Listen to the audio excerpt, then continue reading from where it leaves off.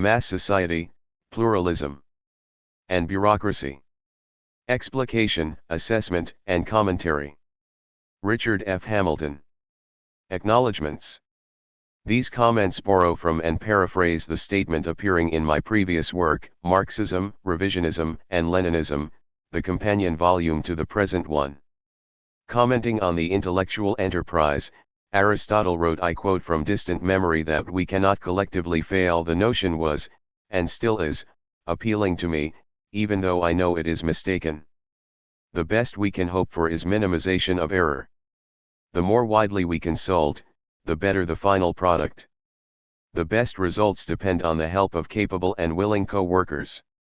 The following persons fit that description: Mark Chavez, Philip Converse, Frederick Cruz, Claude S. Fisher, William H. Form, Norval Glenn, Andrew M. Greeley, Pamela Paxton, Stanley Rothman, Michael Smith, and James D. Wright. I wish to thank all of these collaborators. Their generous assistance is very much appreciated. My friend, colleague, and co-worker, Bill Form, deserves special commendation. For his services, a summa cum laude. He has read the entire manuscript, several times over, and provided many pages of comments. Special thanks are due also to the Mershon Center, Ohio State University, for financial support and for many other kinds of assistance. I am much indebted to Richard Ned Levo, the center's director, and to Mershon's superb staff, most especially to Win Kimball. A special note of thanks and appreciation goes to Young Ho Kim, my research assistant during much of this work and author of the appendix. For exceptional diligence and dedication, he too deserves a summa cum laude. The many contributions of Irene Hamilton are gratefully acknowledged. Introduction. This volume will explicate, assess, and critique three major social theories. As used here, the word theory refers to a set of general statements purporting to describe and explain a complex reality. In social affairs, one is dealing with an infinitude of events. Finite minds cannot handle such quantity. All thought, therefore, whether one recognizes it or not, involves some arrangement for simplification, that is, some theory or theories. The social, political, and economic arrangements of the world's richest countries are based on liberal principles. First formulated in the 18th century, the intellectuals of the Enlightenment provided a critique of the old regimes that in later elaboration came to be called liberalism. Armed with that powerful critique, the liberals gradually dismantled the old regimes, ultimately replacing them with the new rational, free arrangements. All of the other major social theories, those appearing in the 19th and 20th centuries, derive in one way or another from liberalism. Some are critiques of the liberal achievement, the most obvious being those of Marxism and its derivatives. Some others are best seen as modifications or extensions of the liberal original. Liberalism created the individual. A principal aim of its advocates was to free humans from the restrictions and obligations of handed-down institutions. Defenders of the old regime, not too surprisingly, offered their critique pointing to some alarming consequences of the new arrangement. Their critique, later called the mass society theory, holds that the new liberal arrangements disrupt or break down traditional social groupings, leaving individuals isolated, anxious, and powerless. Manipulative demagogues then make appeals to the vulnerable masses, offering them plausible but unrealistic solutions. Moved by the demagoguery, the gullible masses then overthrow the established regimes. Dictatorship, death, and destruction follow. The accounts are embellished with examples drawn from ancient Greece and Rome. The French Revolution is cited as the archetypical modern case. Commenting on the same societies and recognizing some of the same problems, the pluralist theory sees a solution to the problems of isolation, anxiety, and powerlessness through the creation of voluntary associations of formally organized groups. Making use of liberal freedoms of speech, press, and assembly, individuals sharing a given concern could form associations and work together for their goals, thereby gaining power or influence they would not have as individuals. Put differently, this allows some degree of representation, some channels of influence that would not exist either in the old regime or in the mass society. A wide and diverse range of associations results, this bringing about a dispersion of power. The pluralist theory challenged the claims of Marxism and its many variants and also those of the mass society theory. The early formulations of liberalism focused on individuals and on social arrangements allowing them free choices.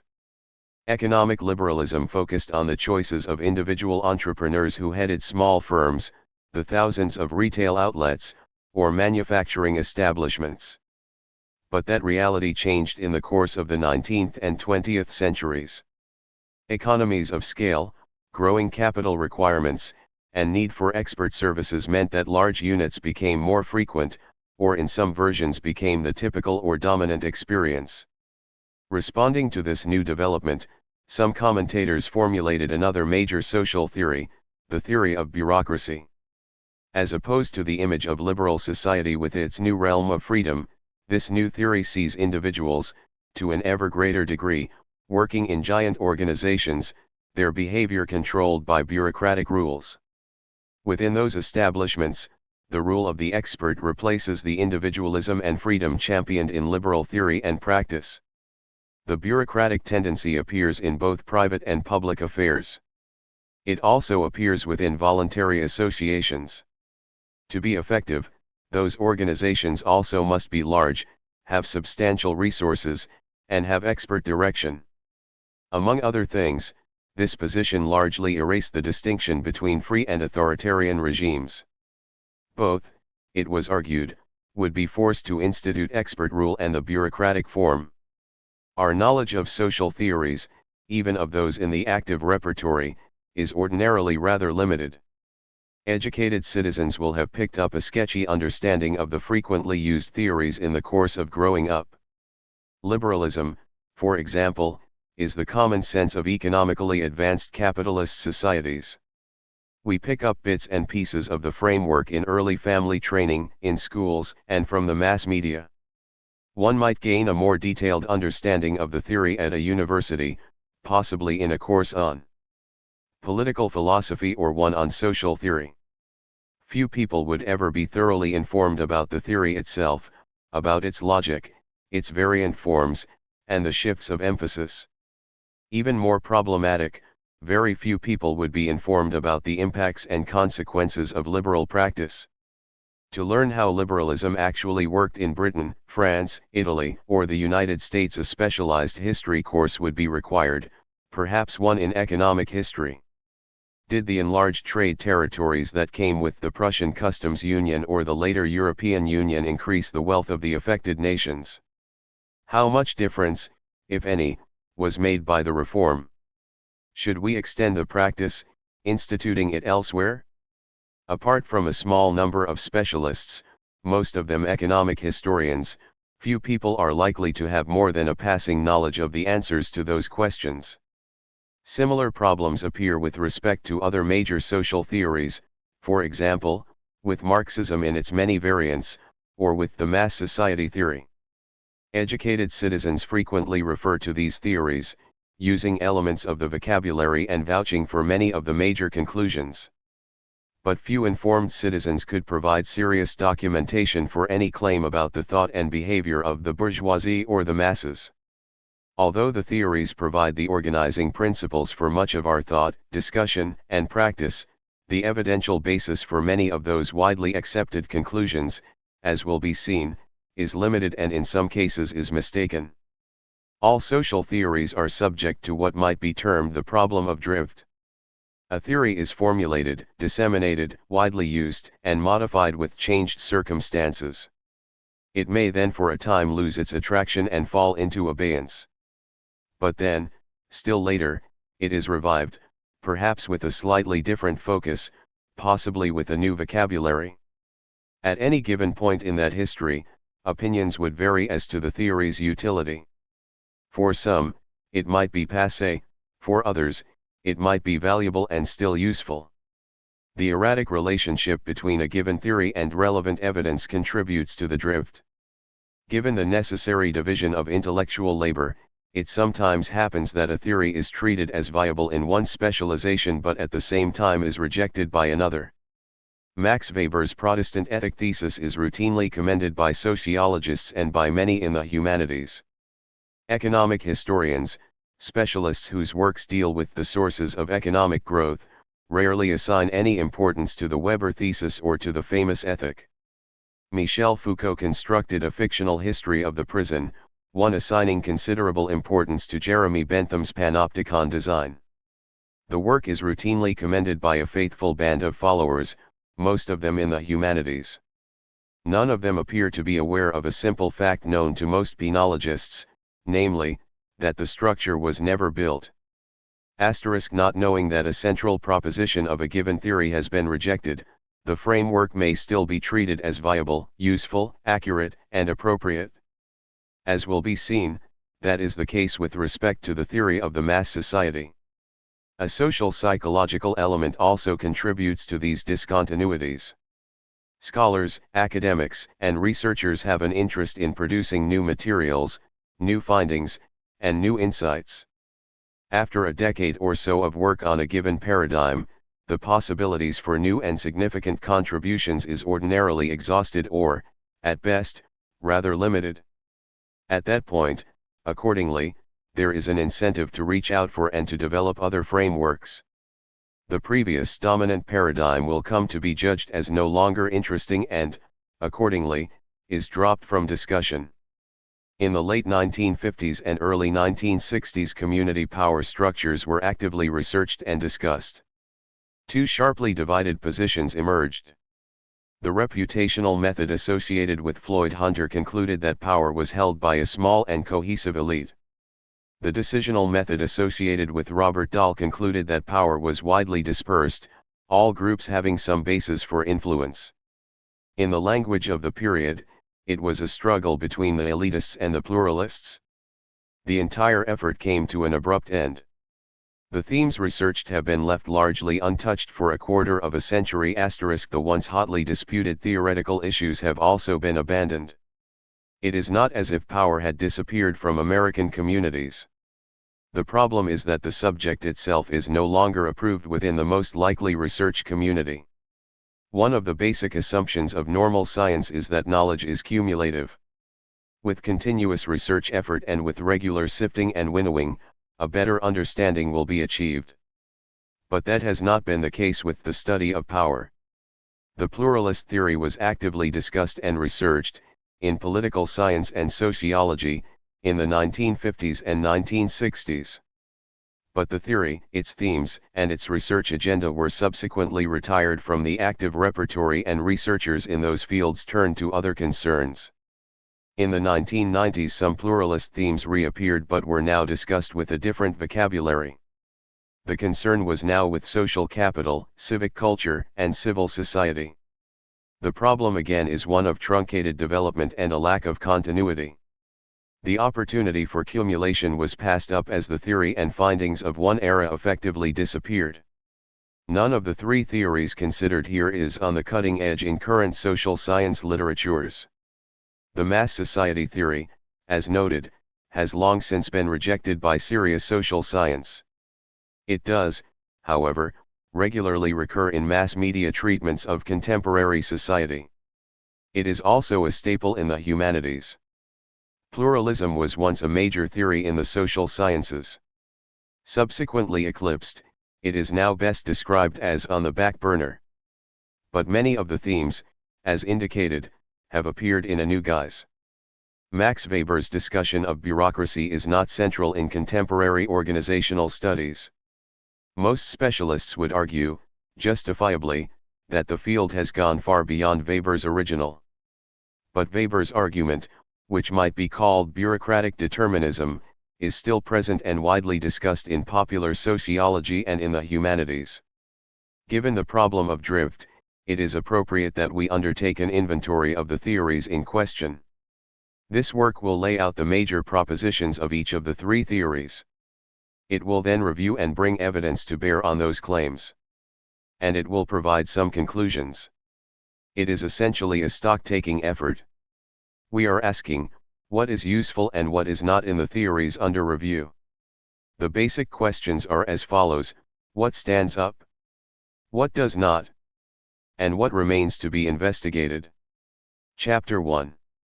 The mass society theory, in all of its various formulations, is based on a sweeping general claim about the modern world, one announcing a breakdown of community. These formulations argue the collapse of the stable, cohesive, and supportive communities found in the days of yore. In modern times, as a consequence, one finds rootlessness, fragmentation, breakdown, individuation, isolation, powerlessness, and widespread anxiety. The original formulations of this position, those of the 19th century, were put forth by conservatives, persons identified with or defending the old regime. These were critiques of the liberal theory or, more precisely, of liberal practice. The basic aim of the liberals was to free individuals from the restraints of traditional institutions. That aim was to be achieved by dismantling the irrational arrangements of the old regime. Liberals, understandably, were enthusiastic about the achievement free men could do things, accomplish things, create things that were impossible under the old arrangement. The collective benefits, they argued, were enormous. The conservative critics agreed about some aspects of the history, for example, about the general process of individuation. They, however, called it fragmentation or decline of community.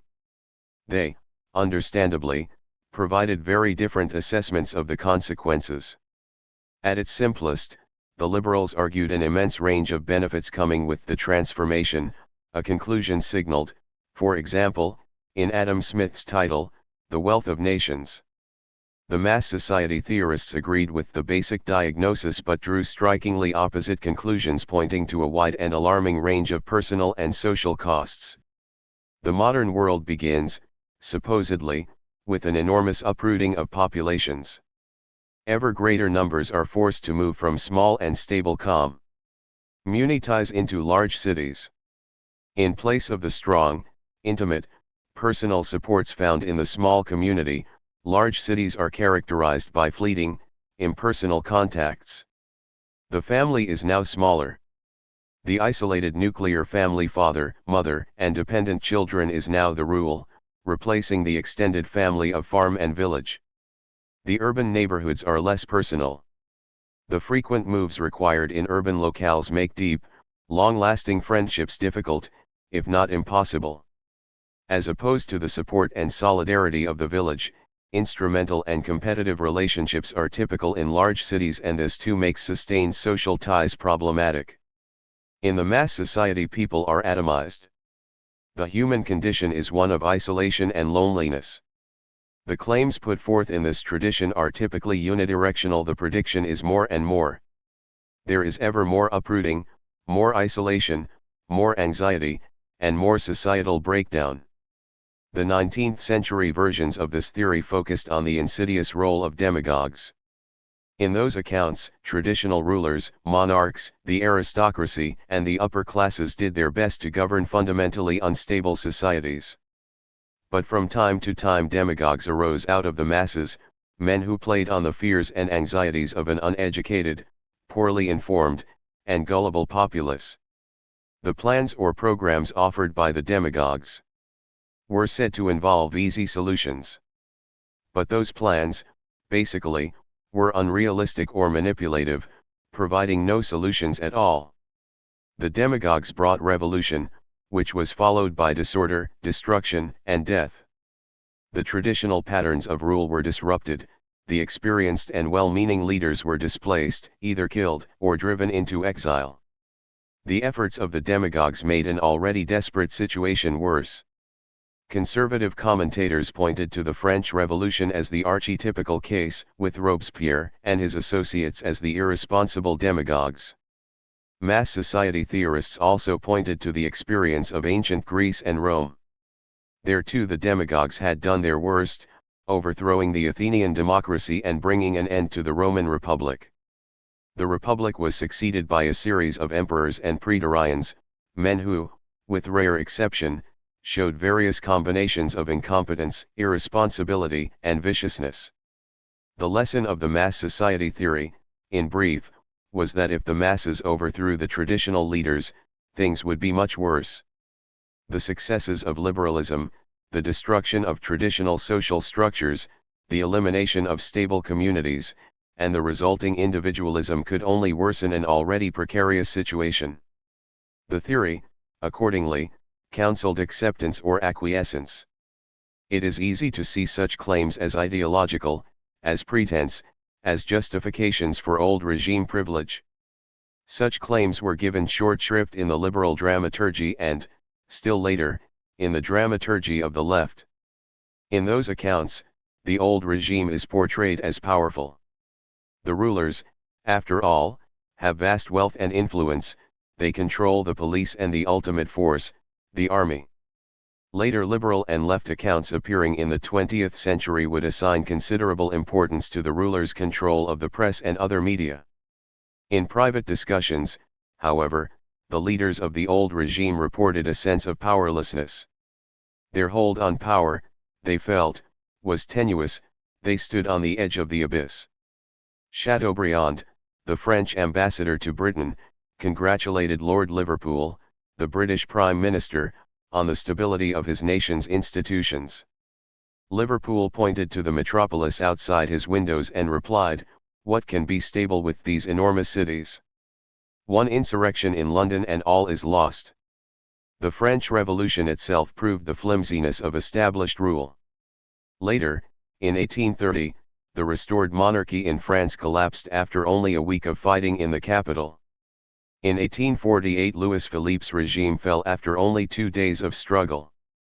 A month later the Prussian king and queen, effectively prisoners of the revolution, were forced to do obeisance to the fallen insurgents. The queen's comment, "Only the guillotine is missing."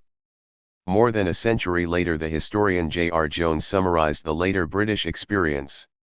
The apparently massive strength and predominant influence of conservatism in the last 75 years have led historians to miss the fact that, during long periods of this time, many conservatives felt that they were irretrievably on the defensive, faced not with just electoral defeat but also doomed to become a permanent and shrinking minority, exercising a dwindling influence on the mind and life of the nation.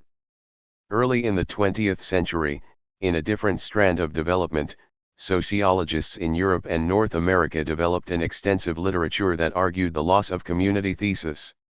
Among the Europeans, we have Ferdinand Tönnies and George Simmel. The latter's essay, The Metropolis and Mental Life, had considerable influence in North America, especially in the development of sociology at the University of Chicago. The Chicago School was founded by Robert Ezra Park, who had studied under Simmel. Park's essay, The City, Suggestions for Investigation of Human Behavior in the Urban Environment, provided the agenda for generations of sociologists. Another central work in the Chicago tradition was Louis Worth's 1938 article, Urbanism as a Way of Life. The city, Worth wrote, is characterized by secondary rather than primary contacts. The contacts of the city may indeed be face-to-face, but they are nevertheless impersonal, superficial, transitory, and segmental. Our acquaintances tend to stand in a relationship of utility to, is overwhelmingly regarded as a means for the achievement of our own ends. Whereas the individual gains, on the one hand, a certain degree of emancipation or freedom from the personal and emotional controls of intimate groups, he loses, on the other hand, the spontaneous self-expression, the morale, and the sense of participation that comes with living in an integrated society. This constitutes essentially the state of anomie, or the social void, to which Durkheim alludes. Writing almost a half-century after Worth, sociologist Barrett A. Lee and his co-workers in an important challenge to those claims commented on this tradition as follows. Few themes in the literature of the social sciences have commanded more sustained attention than that of the decline of community. In its basic version, the thesis exhibits a decidedly anti-urban bias, stressing the invidious contrast between the integrated small-town resident and the disaffiliated city dweller. As human settlements increase in scale during societal modernization, Individuals are presumably uprooted from their web of Gemeinschaft relationships and cast socially and psychologically adrift in a sea of strangers. One alleged consequence of the modernization process is an attenuation of local sentiments and ties. Just as the urban setting reduces allegiance to the family and other primary groups, so does it weaken attachment to the neighborhood. Conventional wisdom asserts unequivocally that in the city environment the neighborhood tends to lose much of the significance which it possessed in simpler and more primitive forms of society. Asterisk. The sociologists do not appear to have had any clear political orientation. Their work was value neutral, pointing to what they took as a basic fact about modern societies without proposing any specific remedies. Later in the 20th century a new version of the mass society theory was formulated. This may be termed the left variant. All three versions of the theory, right, neutral, and left, agree on the basics, the underlying root causes of the modern condition, all agreeing on the decline of community. But the right and left differ sharply in their portraits of the rulers, the elites, the upper classes, and the bourgeoisie. In the rightist version, the rulers face a serious threat from below, from the demagogues and their mass followings. Their control is said to be very tenuous. In the left version, the rulers are portrayed as skillful controllers of the society. Their success depends on the adept use of the mass media.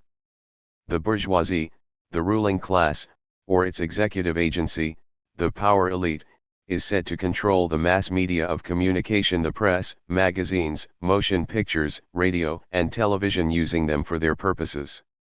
Much news and commentary is said to be self-serving. It is essentially ideological, material, designed to justify and defend the status quo. The entertainment provided is diversionary in character, intended to distract people from their real problems. Advertising in the media serves the same purposes: distraction, creation of artificial needs, and provision of false solutions. The bourgeoisie, it is said, owns and controls the media. With their vast resources, they are able to hire specialists of all kinds, market researchers, media consultants, psychologists, and so forth, to aid them in this manipulative effort. The near helpless audience is psychologically disposed to accept the nostrums provided. Elements of this position appeared in the writings of the Italian Marxist, Antonio Gramsci, with his concept of ideological hegemony. Some writers in the Frankfurt School, most notably Herbert Marcuse, also argued this position. It appeared also in the work of C. Wright Mills, in his influential book, The Power Elite. Many others have offered variants of this position. The left mass society theory provides a third revision of the Marxist framework, that is, after those of Bernstein and Lenin. It is the third major attempt to explain the absence of the proletarian revolution. Registered Marx and Engels assigned no great importance to the mass media. They occasionally referred to items in the bourgeois press, adding sardonic comments about its paid lackeys. But newspaper accounts were treated as of little importance. They could not stop or reverse the will of history. But in this third revision, the bourgeoisie had found the means to halt the inevitable course. The controllers of the media were able to penetrate the minds of the masses and could determine the content of their outlooks. The masses were said to be drugged, or, to use a favored term, they were narcotized. The mass society position appears in still another setting, within the mass media itself. In the 1950s, in the Eisenhower era, the mass media were unambiguously affirmative about society and its major institutions. Families were happy and wholesome, the nation's leaders, at all levels, were honorable and upstanding. In the late 1960s, media content changed dramatically. Programs now made use of the mass society portrait and the themes of social dissolution. Families, neighborhoods, and cities were now falling apart. Many exposés, in books, magazines, motion pictures, and television, in the news and in investigative reports, told tales of cunning manipulation. Unlike the right and left versions of the mass society theory, these critics do not appear to have any clear political program. They appear, rather, to be driven by an interest in exposure. No evident plan, directive, or call for action seems to be involved. Many of the participants appear to be modern-day liberals, not socialists or Marxists.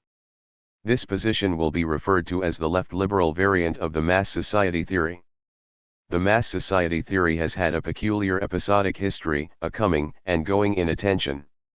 It had a wave of popularity in the 1940s when Karl Mannheim, Emil Lederer, Hannah Arendt, and Sigmund Neumann, all German exile scholars, attempted to explain the major events of the age. A sociologist, William Kornhauser, presented an empirically based synthesis in 1959, but this effort, on balance, had little impact. In the 1960s a wave of left mass society theorizing appeared, beginning with Herbert Marcuse's influential work, One-Dimensional Man. In 1970 Charles Reich's The Greening of America appeared, a book destined to have, for several years, an enormous influence. His depiction of the nation is entirely within the mass society framework. America is one vast, terrifying anti-community. The great organizations to which most people give their working day, and the apartments and suburbs to which they return at night are equally places of loneliness and isolation. Modern living has obliterated place, locality, and neighborhood. The family, the most basic social system, has 12. Been ruthlessly stripped of its functional essentials. Friendship has been coated over with a layer of impenetrable artificiality. Degree. Few research-oriented social scientists have given the mass society theory much credence in the last couple of decades, this for very good reason. Virtually all of the major claims of the theory have been contradicted by an overwhelming body of evidence. Many academics in other fields, however, continue to argue its merit. It is a favorite of specialists in the literary sciences. The theory, as noted, is also a favorite of journalists, of social affairs commentators, of writers, dramatists, and poets. This paradoxical result requires some explanation. The depictions of the human condition in contemporary accounts have a distinctive bifurcated character. The work produced by research-oriented scholars ordinarily has a very limited audience, most of it appearing in limited circulation journals for small groups of specialists. Those specialists rarely attempt to bring their findings to the attention of larger audiences. Attempts to correct misinformation conveyed by the mass media are also infrequent. The producers of mass media content show an opposite neglect. They rarely contact academic specialists to inquire about the lessons found in the latest research. Some X-degree amples of this bifurcation will be reviewed later in this chapter. Those who argue and defend mass society claims, on the whole, have an enormous audience. Writing in 1956, Daniel Bell, the noted sociologist, stated that apart from Marxism, the mass society theory was probably the most influential social theory in the Western world. 4 decades later, that conclusion is still valid. These intellectual productions reach millions of susceptible members of the upper and upper middle classes, most especially those referred to as the intelligentsia. The mass society theory proves well nigh indestructible. It continues to have wide and enthusiastic support in some circles, regardless of any and all countering evidence. Some people know the relevant evidence but engage in various theory-saving efforts, essentially ad hoc dismissals of fact. Some people, of course, simply do not know the available evidence, this stemming from the compartmentalization of academia. Some academics do not make the effort required to find out what is happening elsewhere. Others appear to be indifferent to evidence. Personal psychology or dispositions may also be operating. Some people appear to have a psychological fixation, they are driven to a negative reading of the human condition. The pre-modern experience. The mass society theory, in most formulations, begins with the division of human experience into 2 sharply contrasting epochs. It is the distinction of traditional and modern societies, or, in other words, of arrangements before and after the recent transition. Before, human communities were rooted, people had a place and had identities based on a rooted communal existence. After, we have uprooting, dissolution of community, and continuous movement. Gerhard Lenski and Jean Lenski, in their overview of human existence from the earliest beginnings to the present, provide a strikingly different conclusion. For the first 4 million years or more of hominid history, our ancestors all lived in hunting and gathering societies. This was the only type of society in existence throughout this period. Only in the last 10,000 to 12,000 years, the last 1/4% of hominid history, have other types of societies evolved. Hunters and gatherers are, of course, migratory populations. Their condition differed from the mass society in that entire communities were moving, not isolated individuals. Those populations would have no fixed roots and little sense of place as basis for their identities. Only in the last 10 to 12 millennia did other possibilities appear and become dominant, the two principal ones being horticultural and agricultural societies. These societies would be more rooted than those of the hunters and gatherers. It would be a mistake, however, to see these forms as sharply distinguished from the contemporary experience.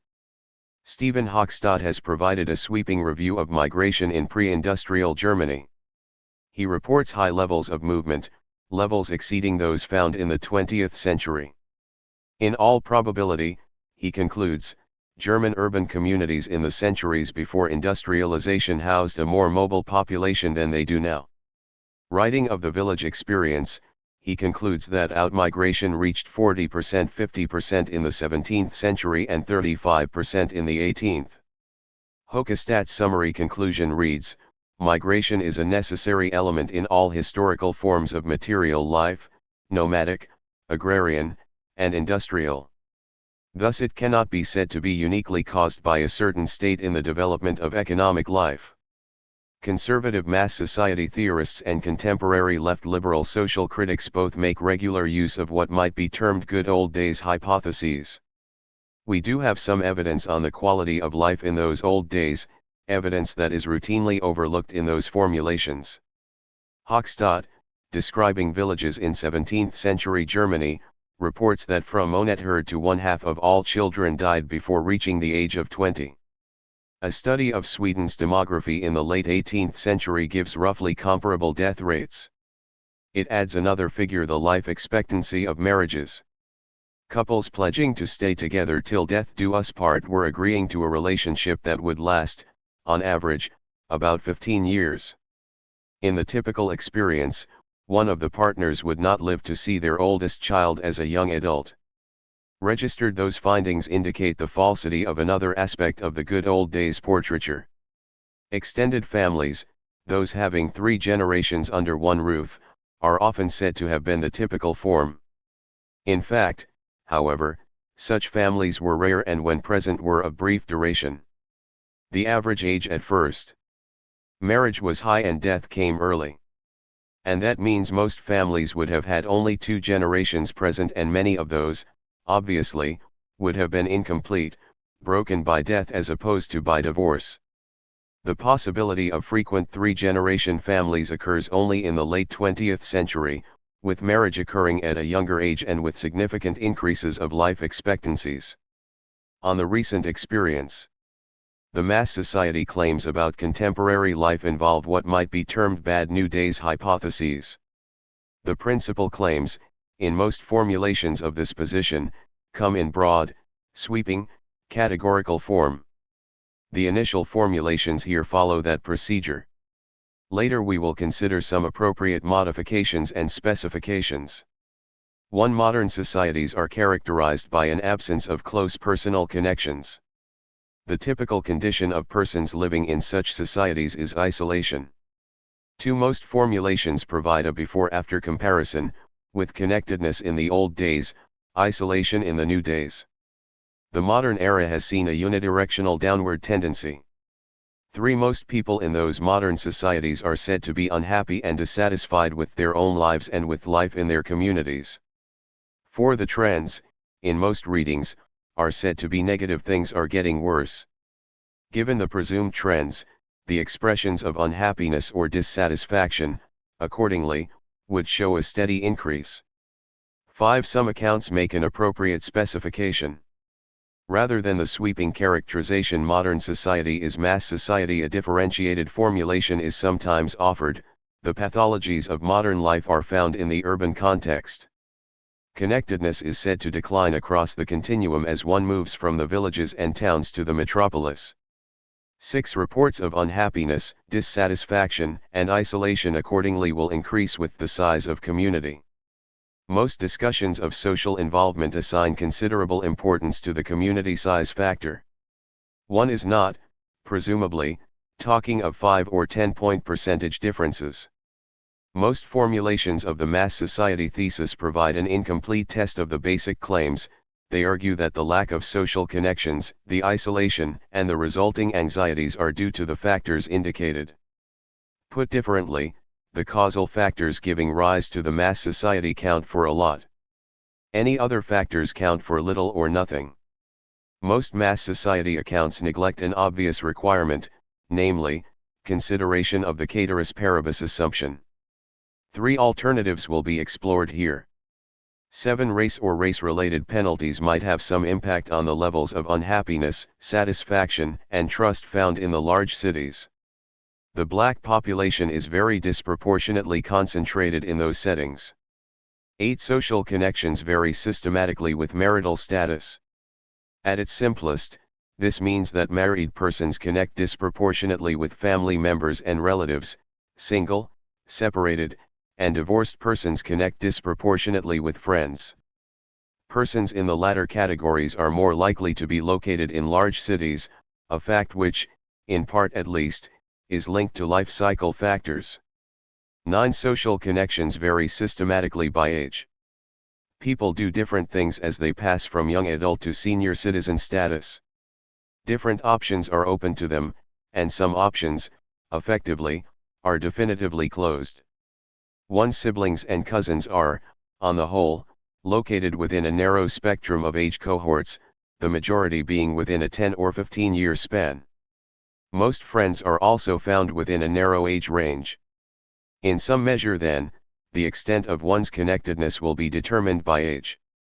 Persons who survive to their mid-70s, with rare exception, will have lost all relatives of the previous generation. They will also have lost roughly half of their siblings, cousins, and friends. Some of the isolation and loneliness present in modern society, in short, is best seen as a fact of life. A review of evidence. The first of these claims might be described as the isolation and loneliness theme. Beginning in 1972, the National Opinion Research Center has conducted annual national surveys that contain a wide range of questions on basic social facts and issues. These are referred to as the general social surveys. Questions are asked about social ties, specifically about the frequency of social contacts. Each survey provides a cross-sectional portrait of the U.S. adult population. These surveys allow assessment of the claims of isolation and involvement and also those about the trends. The key question reads, would you use this card and tell me which answer comes closest to how often you do the following things? Spend a social evening with your parents, a brother or sister, relatives, someone who lives in your neighborhood, friends who live outside the neighborhood. In addition, people were asked about the frequency of visits to a bar or tavern. 7 degrees of frequency were offered, ranging from almost every day to never. Appropriate exclusions were made where no such relative was available, that is, for respondents whose parents had died or those without siblings.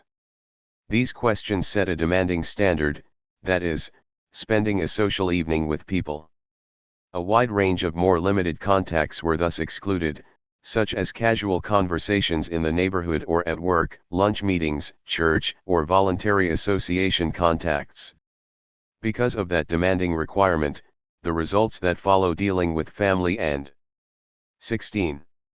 Friendship contacts understate the extent of social connections.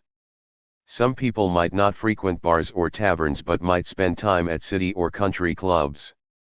Because it is a different kind of connection, and to simplify the discussion, visits to bars or taverns are not reported in the following tables.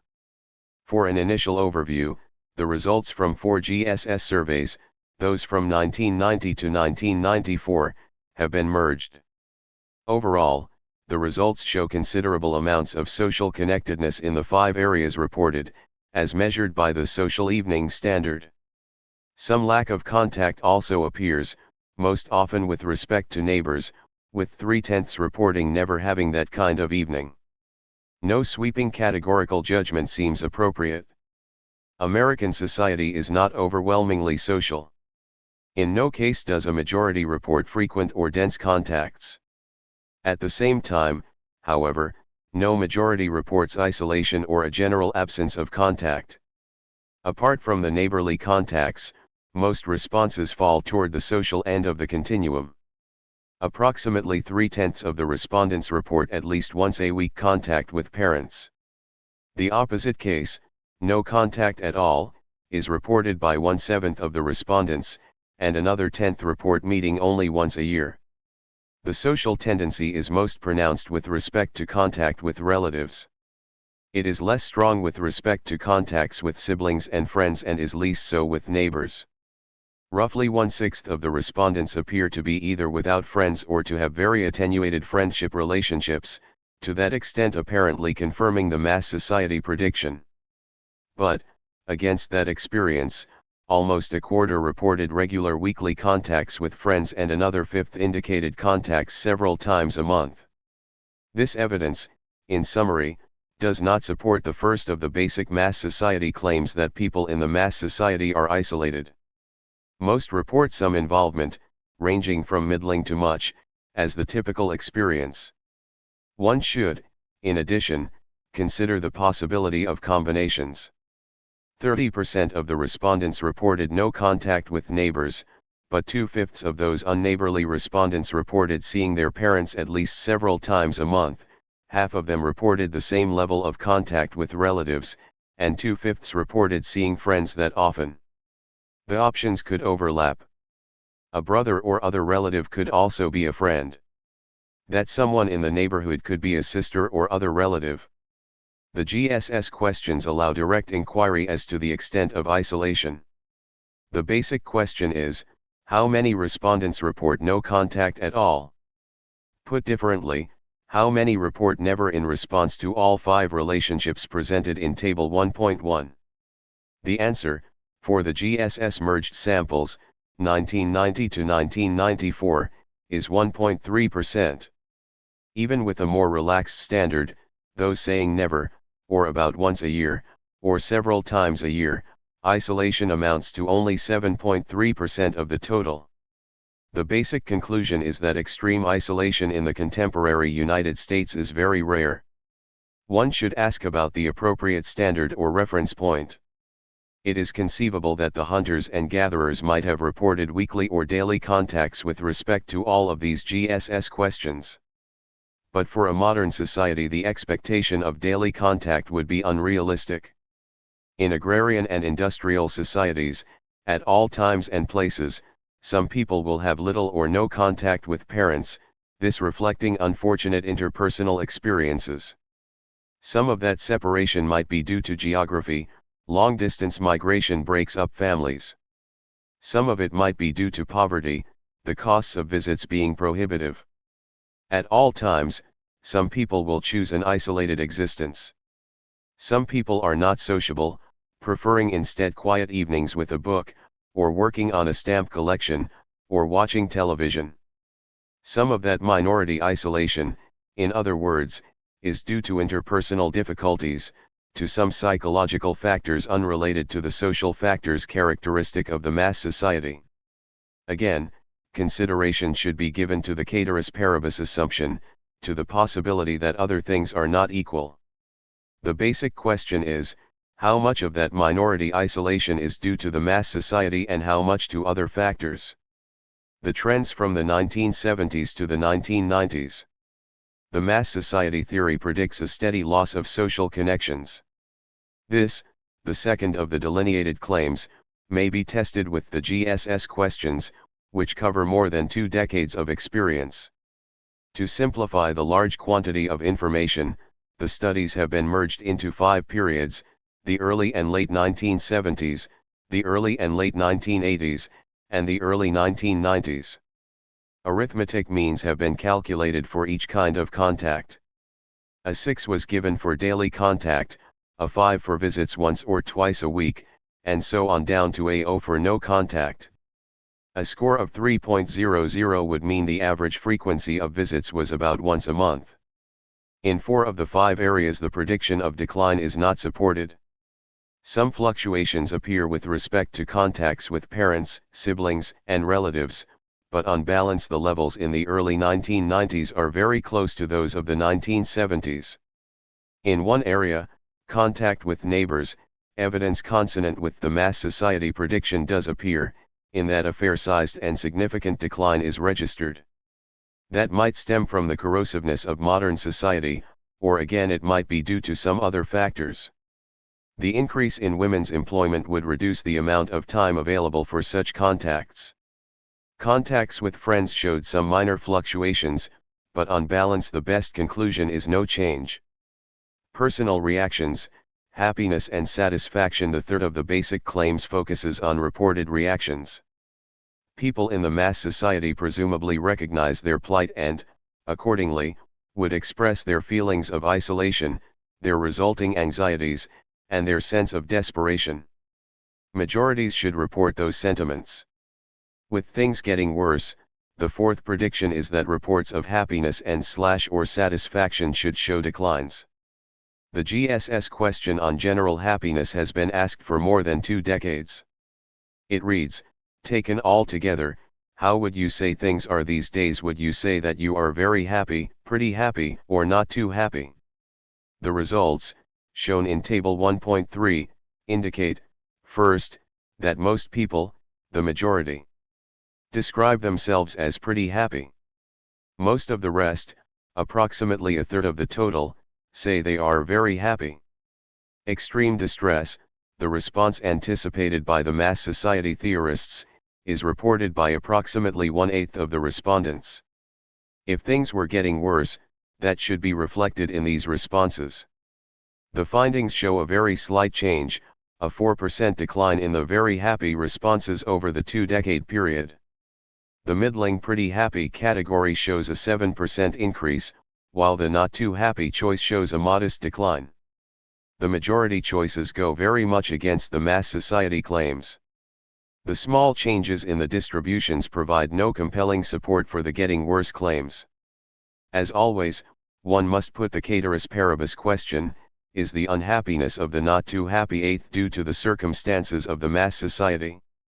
Or is it due to something else, the death of a loved one, illness, poverty, losses associated with age, or a concern with troubles elsewhere in the nation or in the world?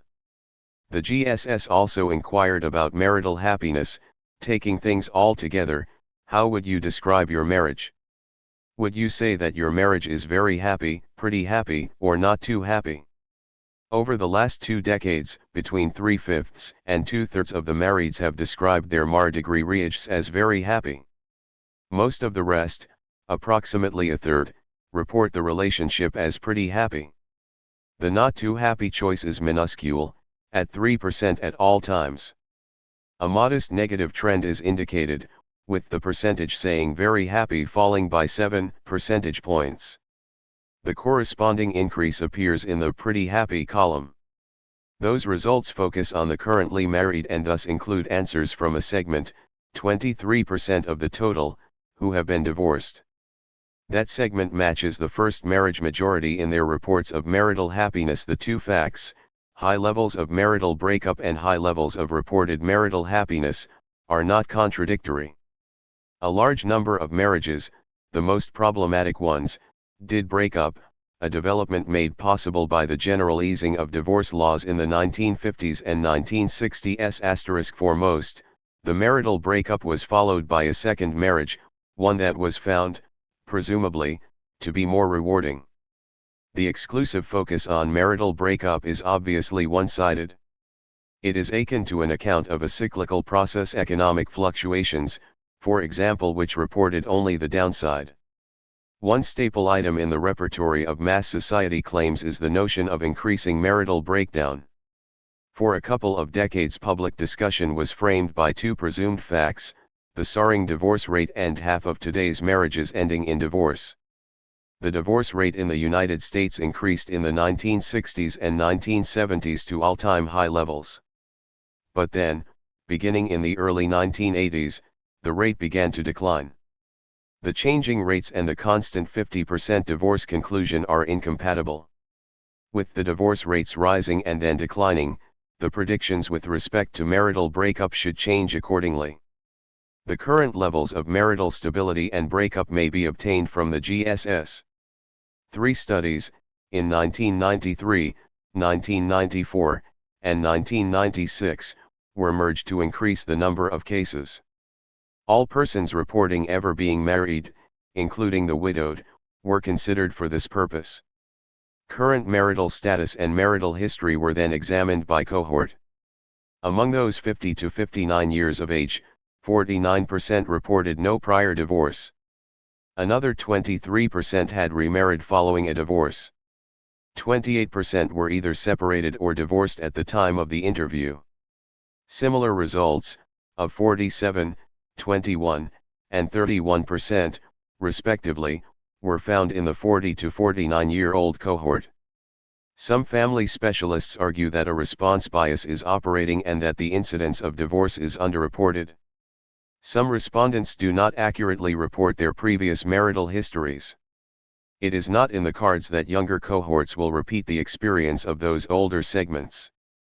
People are now marrying at a later age, both of the partners thus having greater self-knowledge when making the decision. That suggests the downtrend in divorce is likely to continue. Put differently, increased marital stability seems likely. One GSS question asked about the composition of the parental family when the respondent was 16 years old. The responses allow a portrait of family structures across much of the 20th century. Those who were 70 or older in 1990 would have been born in 1920 or earlier. Those who were 29 or younger were born in 1961 or later.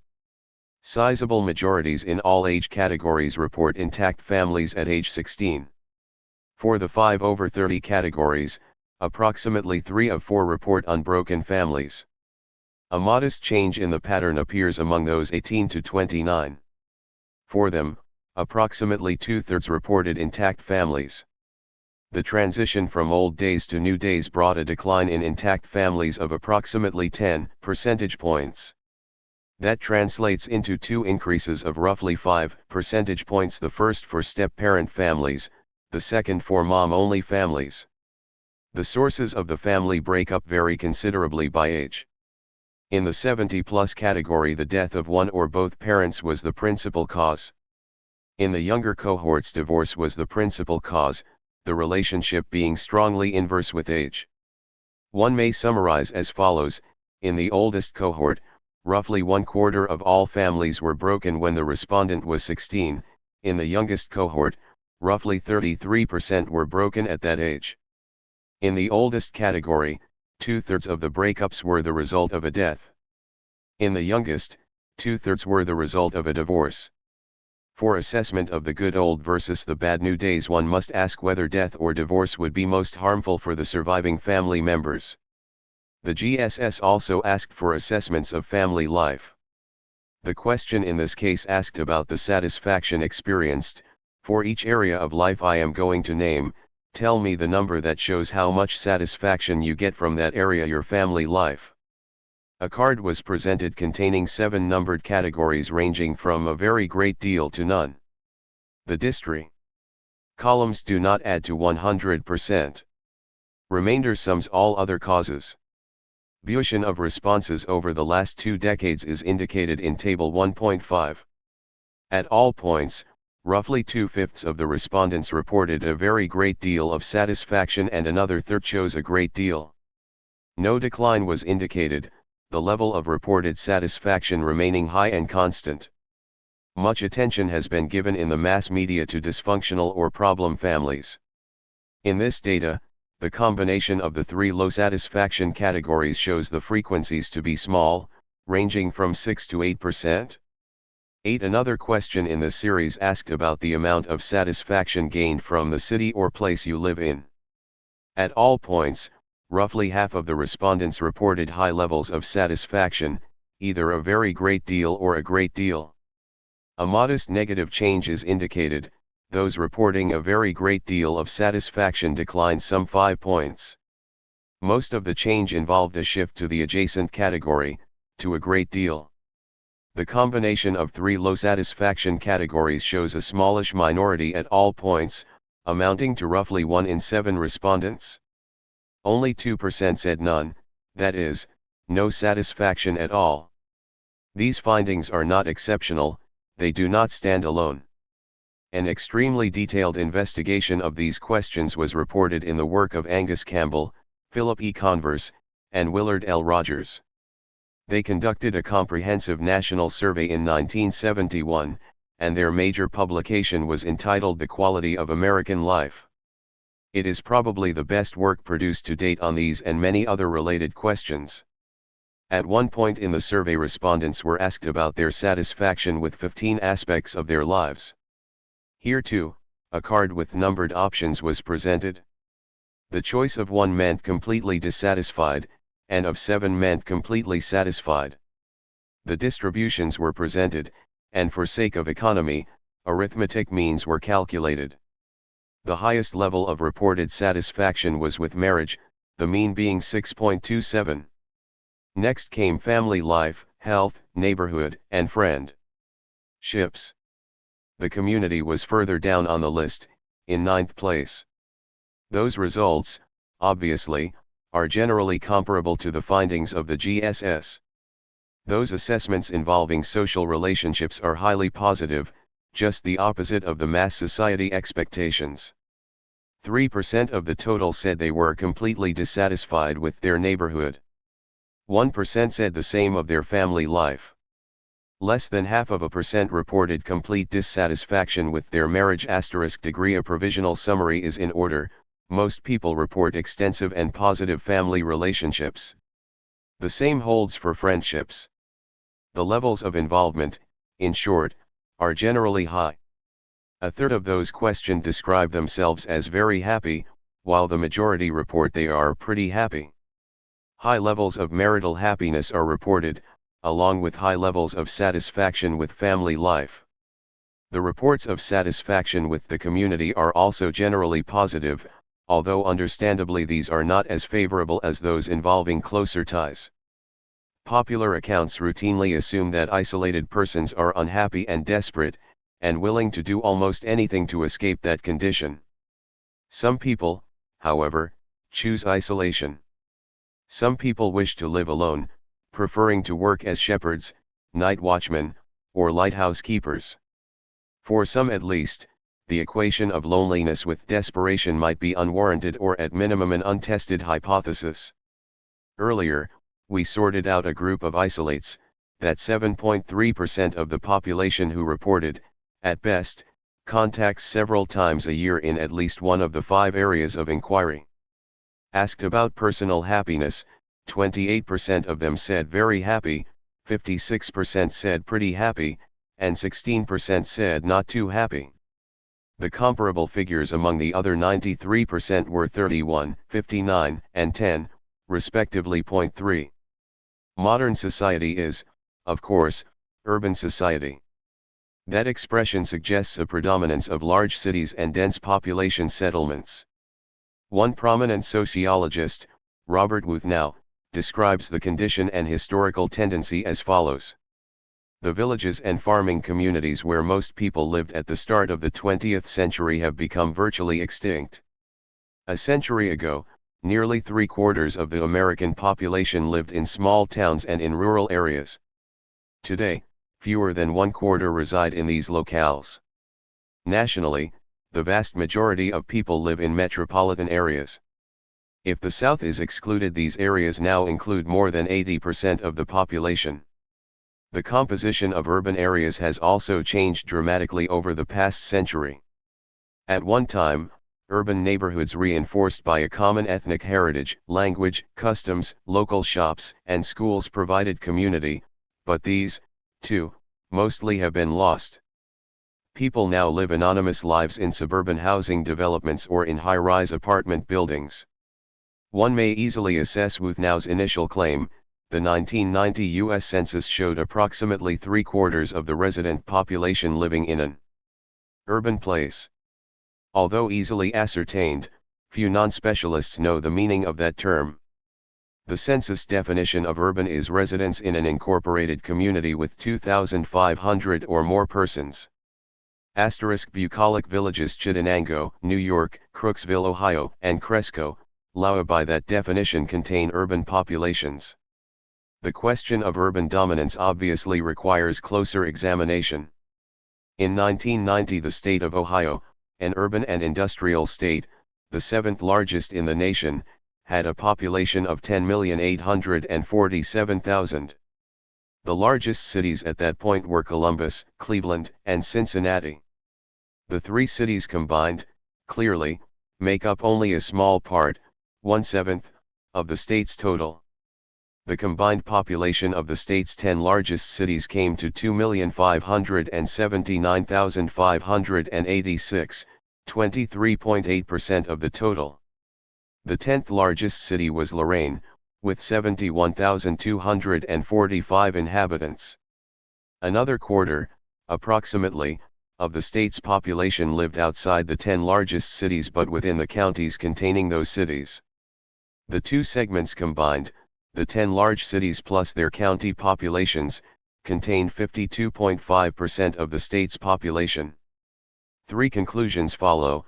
Approximately 1/4 of the state's population lived in the 10 largest cities. Another quarter lived in the immediately surrounding suburbs, in the 9 counties containing those cities. And, just under half of the state's population lived in counties whose largest community was smaller than Lorain. The Census Bureau has developed other definitions, one focusing on metropolitan areas. In this case, the definition was changed from size of incorporated units to one emphasizing economic interdependence.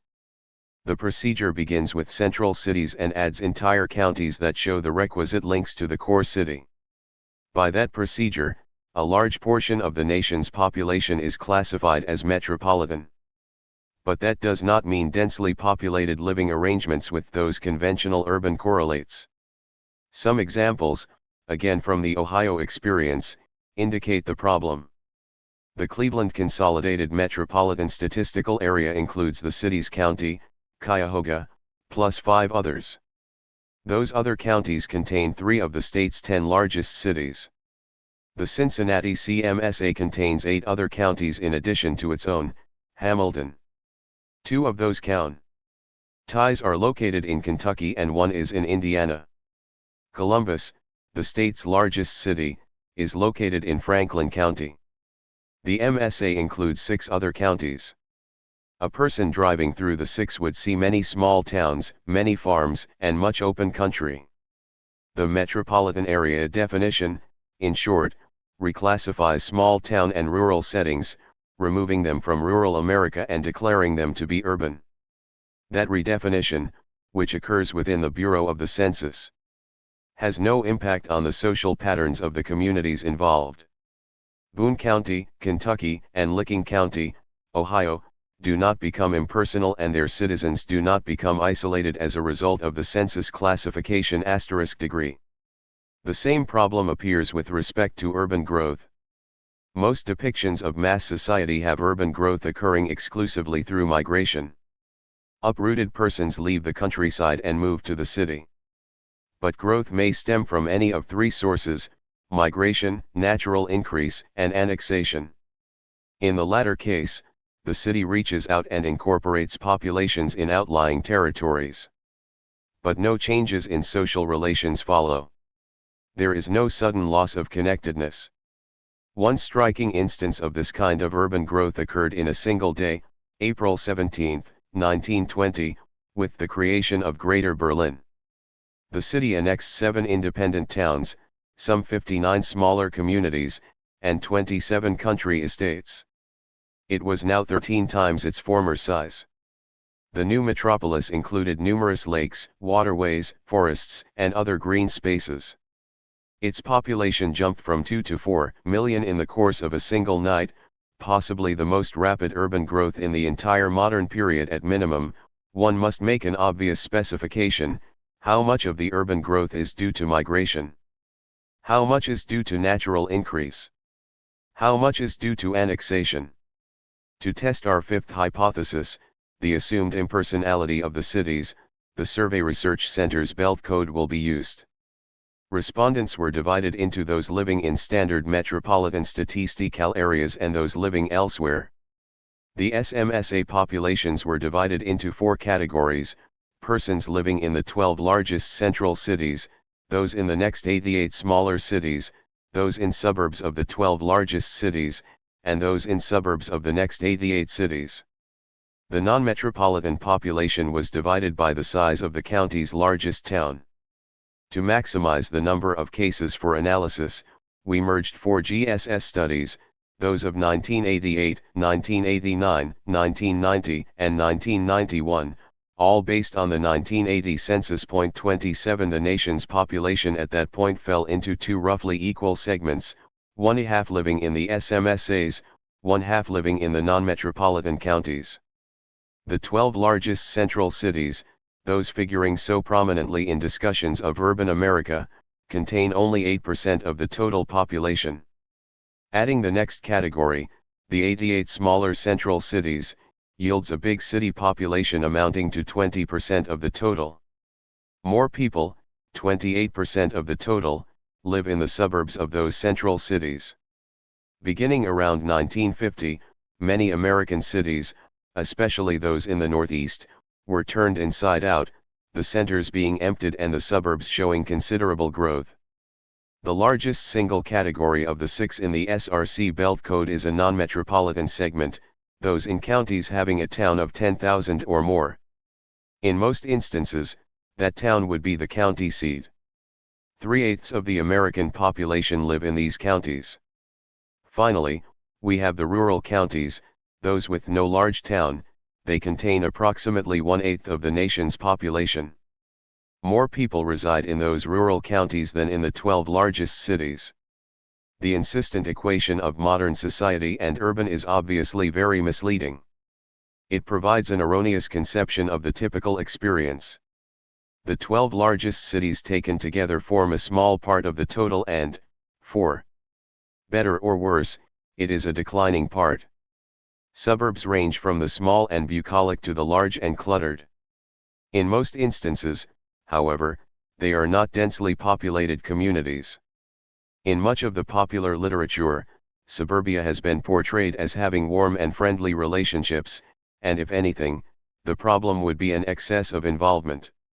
If we were to choose a mid-point, a community to represent the modal or typical experience, the 100th largest city, along with its suburbs, might be appropriate.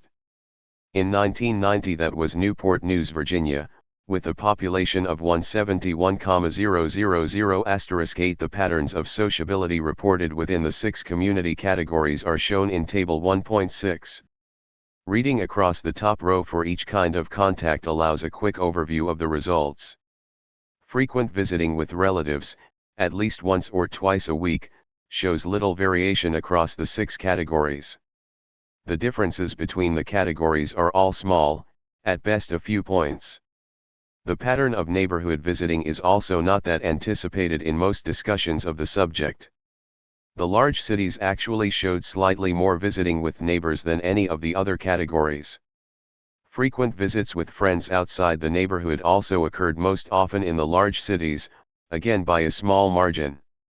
In the extreme size categories, we have 29 and 17%, respectively, visiting once or twice a week. The equivalent amount reporting never visiting are 14 and 16%, respectively. The findings with respect to parental contacts and those with siblings also do not support the standard mass society depiction of the modern condition. As opposed to the expected strong relationship of impersonality increasing with size, the basic result shows a rough constancy of pattern in all 6 categories. The differences, on the whole, are small and irregular. 2 slight reversals appear, in opposition to the mass society claims. Contacts with neighbors and friends are most frequent in the large cities.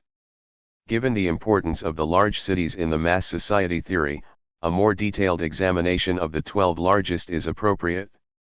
The following figures contrast the very frequent with the infrequent contacts. For visits with relatives, the respective figures are 52 and 19%, for neighborly visits, 40 and 33%, and for visits with friends, 49 and 18%. In all three comparisons, social involvement is far more frequent than isolation. This evidence provides a serious challenge to the basic mass society claims.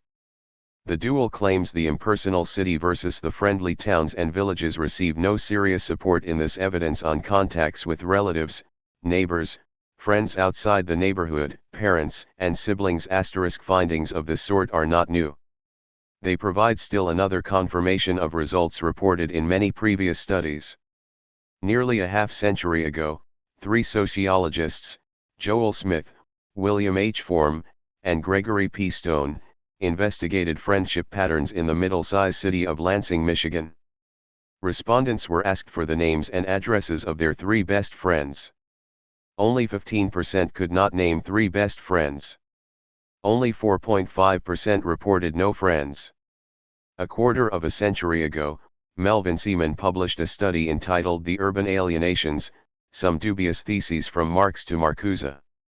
With data from the United States, France, and Sweden, he tested for the lack of community in urban society. His conclusion was that the evidence provokes serious doubt about the established wisdom.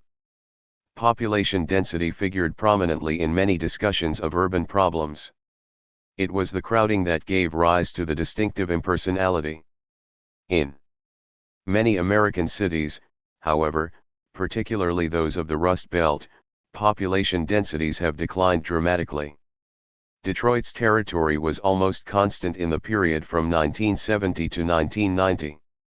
The population density in those 20 years fell from 10,953 to 7,410 persons per square mile. San Diego expanded slightly in that same period, going from 316.9 to 324 square miles.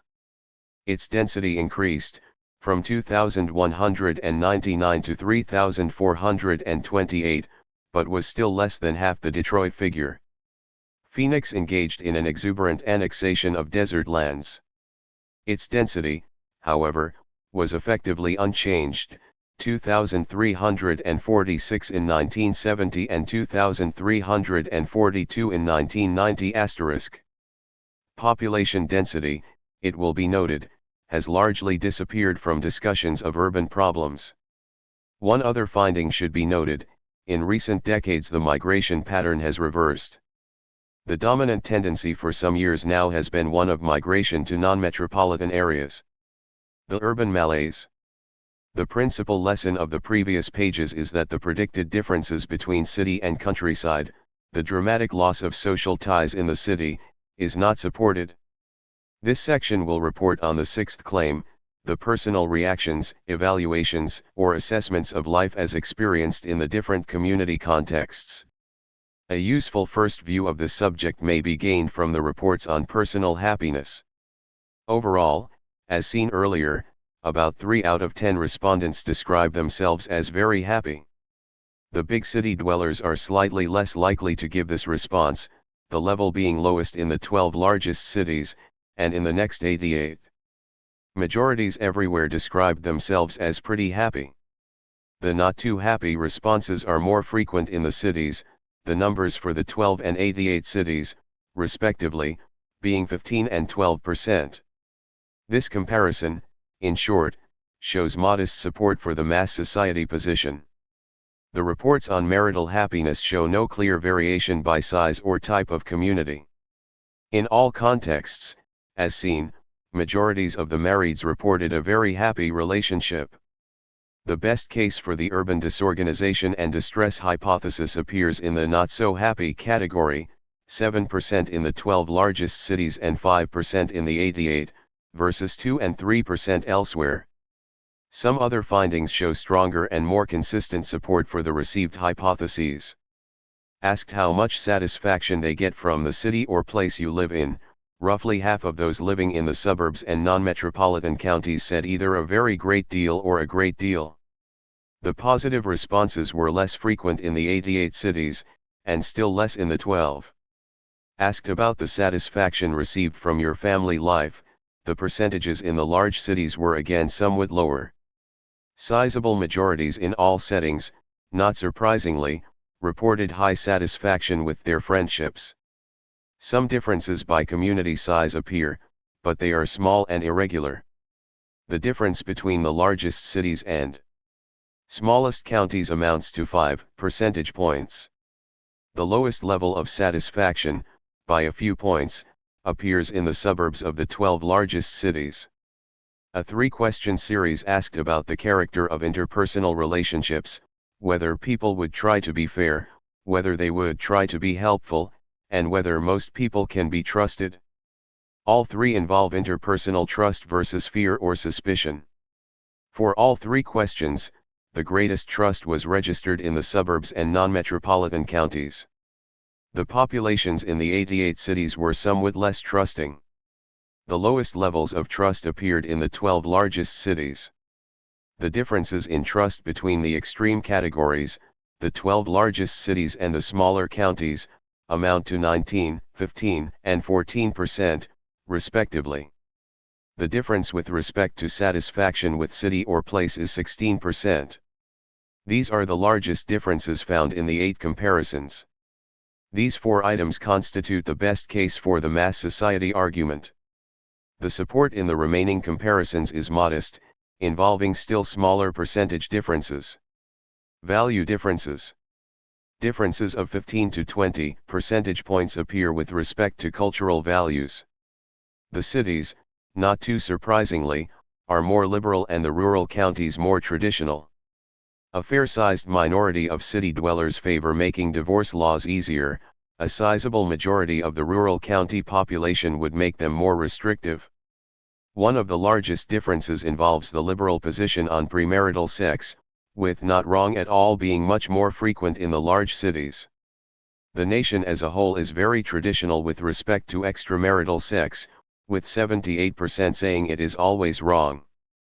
The swingers option, that it is not wrong at all, was chosen by 8% in the 12 largest cities and by only 1% in the rural counties.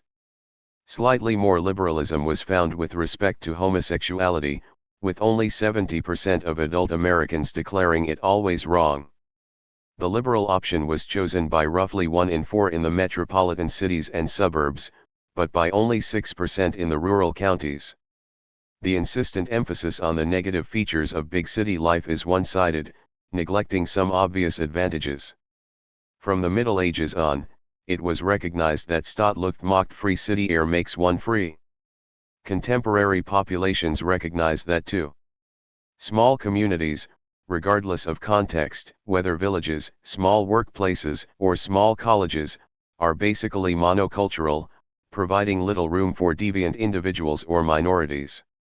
Those who cannot abide the dominant tendency recognize the obvious option, moving to a larger community. The urban condition, its size and variety, makes possible a freedom of outlook and of association that is not available in the small towns or villages. In this case, it should be noted, the city is not a punitive setting, but one that liberates. Some people choose it for this very reason, free spirits. 32. Move to the city to gain those benefits. There is a little noted correlate. Culturally conservative persons migrate to the small towns to find a milieu consonant with their values. Other factors.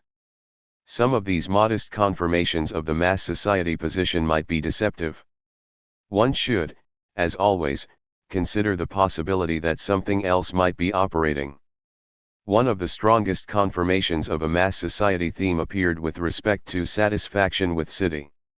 That could stem from the inherent costs of city life, or it could be due to some other related factor. One obvious possibility, our 7th proposition, is that the result is due to the costs or penalties associated with race. Black populations are located, very disproportionately, in the large cities. They form 39% and 24%, respectively, of the total population in the 12 and next 88 largest cities. They form less than 10% in the 4 other contexts. Put differently, that means 51% of the black population is located in the 100 largest cities, as against 16% of whites.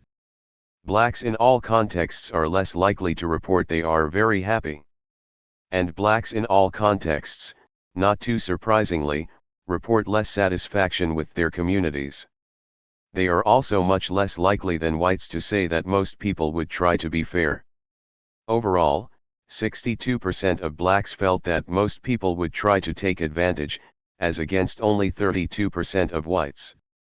Part of the original modest difference in community satisfaction is due to race and race-related penalties.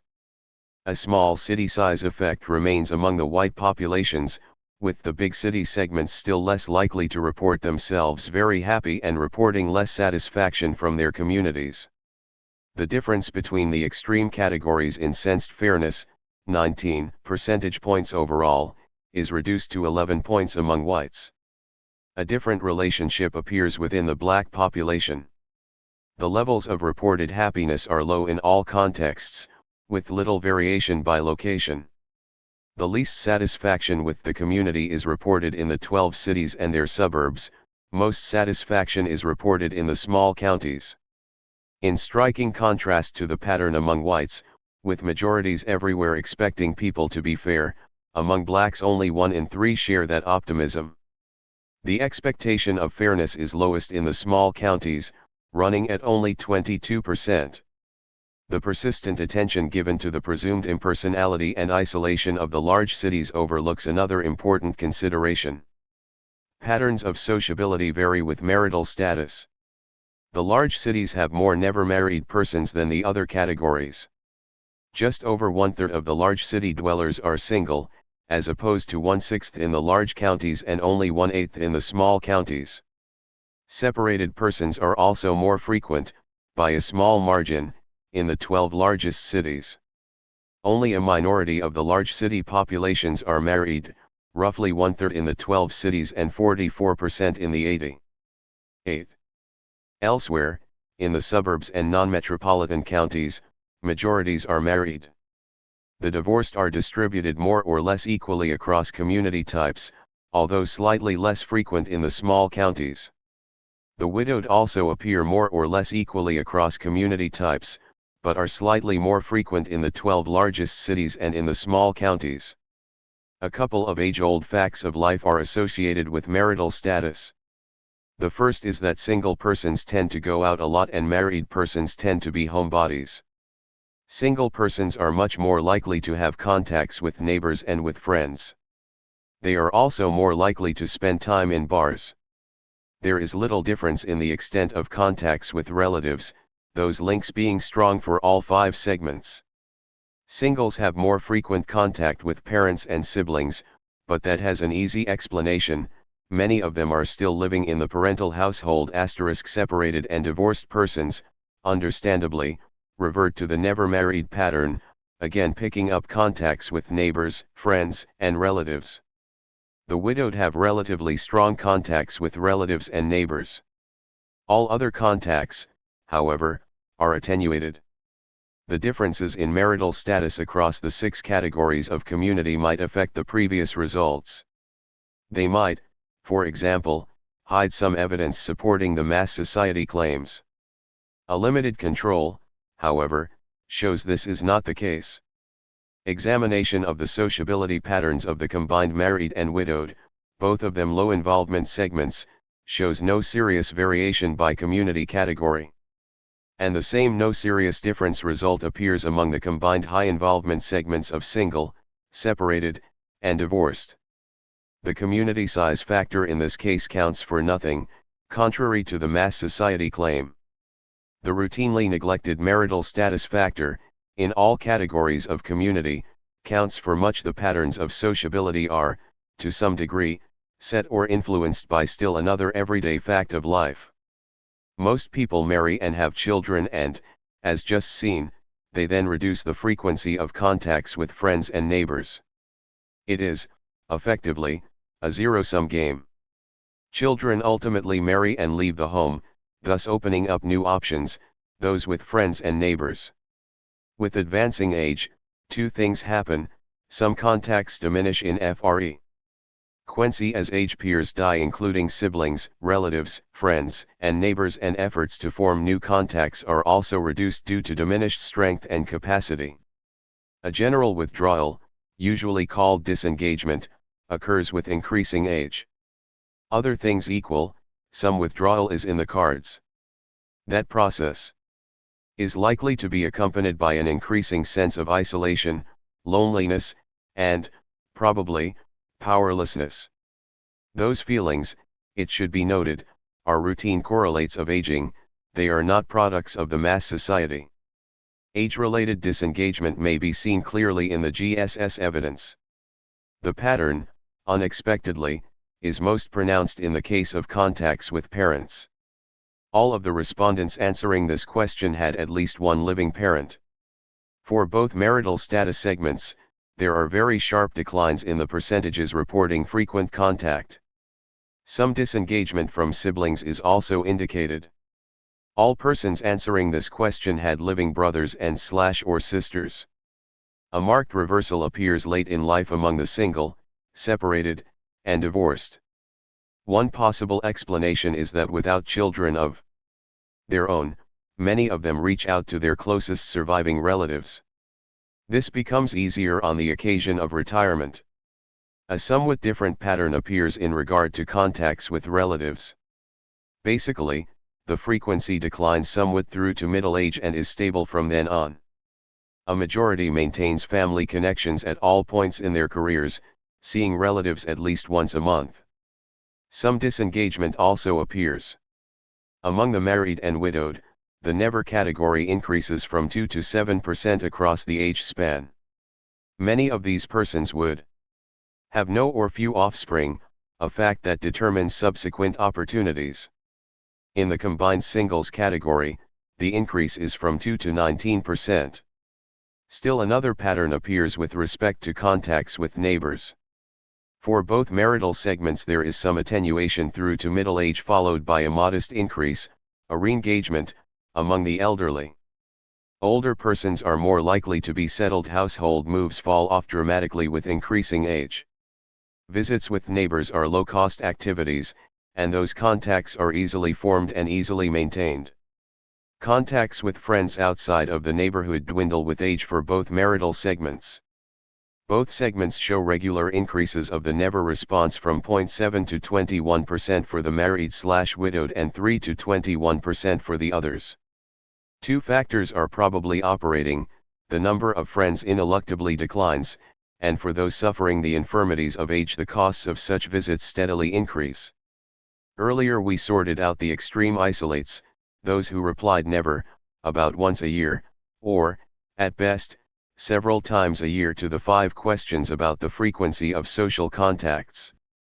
Overall, 7.3% of the respondents indicated that extreme pattern.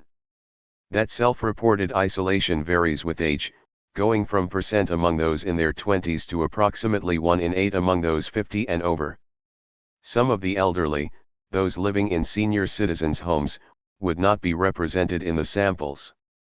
Many persons who moved to such homes would have shifted from an isolated existence to one with frequent daily contacts.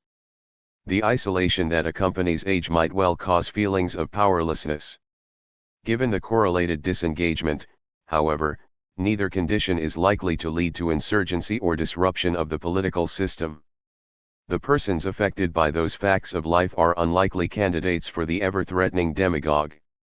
Television viewing increases considerably among the elderly, but that is not likely to generate the pathologies of consumerism.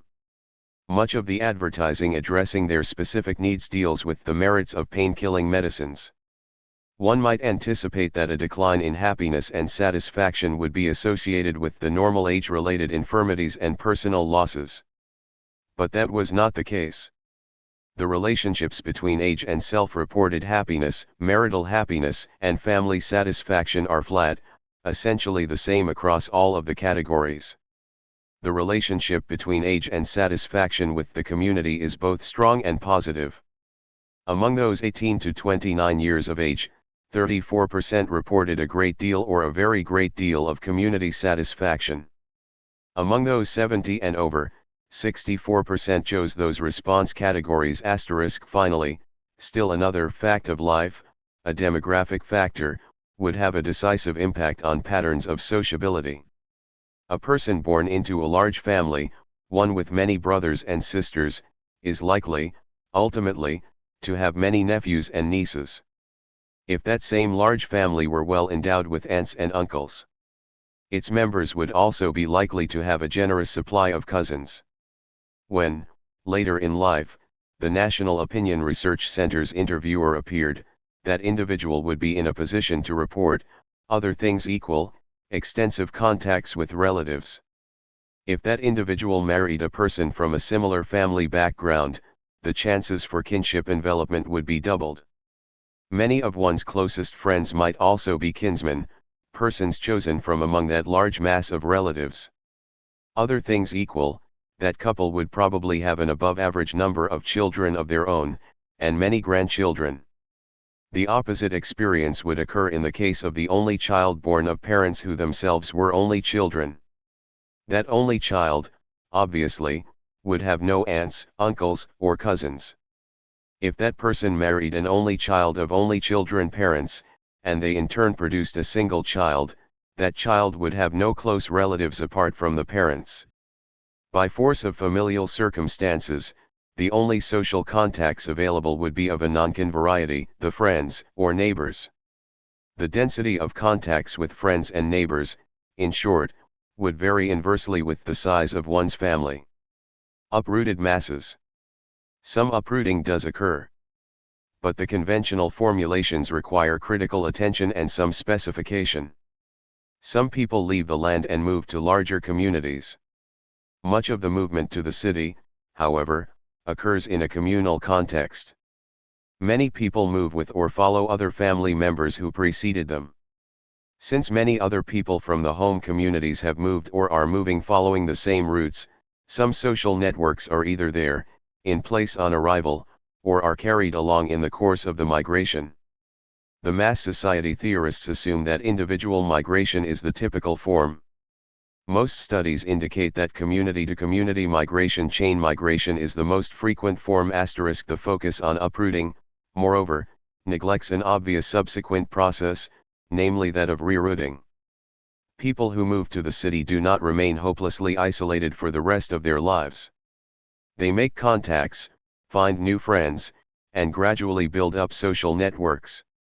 The single-minded focus on uprooting is another instance of one-sided thinking.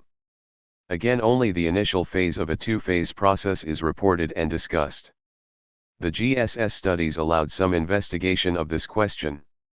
Respondents who were living in non-metropolitan counties at age 16 were found at the time of interview either in metropolitan cities or in the suburbs of those cities, or in the original non-metropolitan category. The three groups showed no serious differences in the frequency of neighborhood visiting or in contacts with friends outside the neighborhood.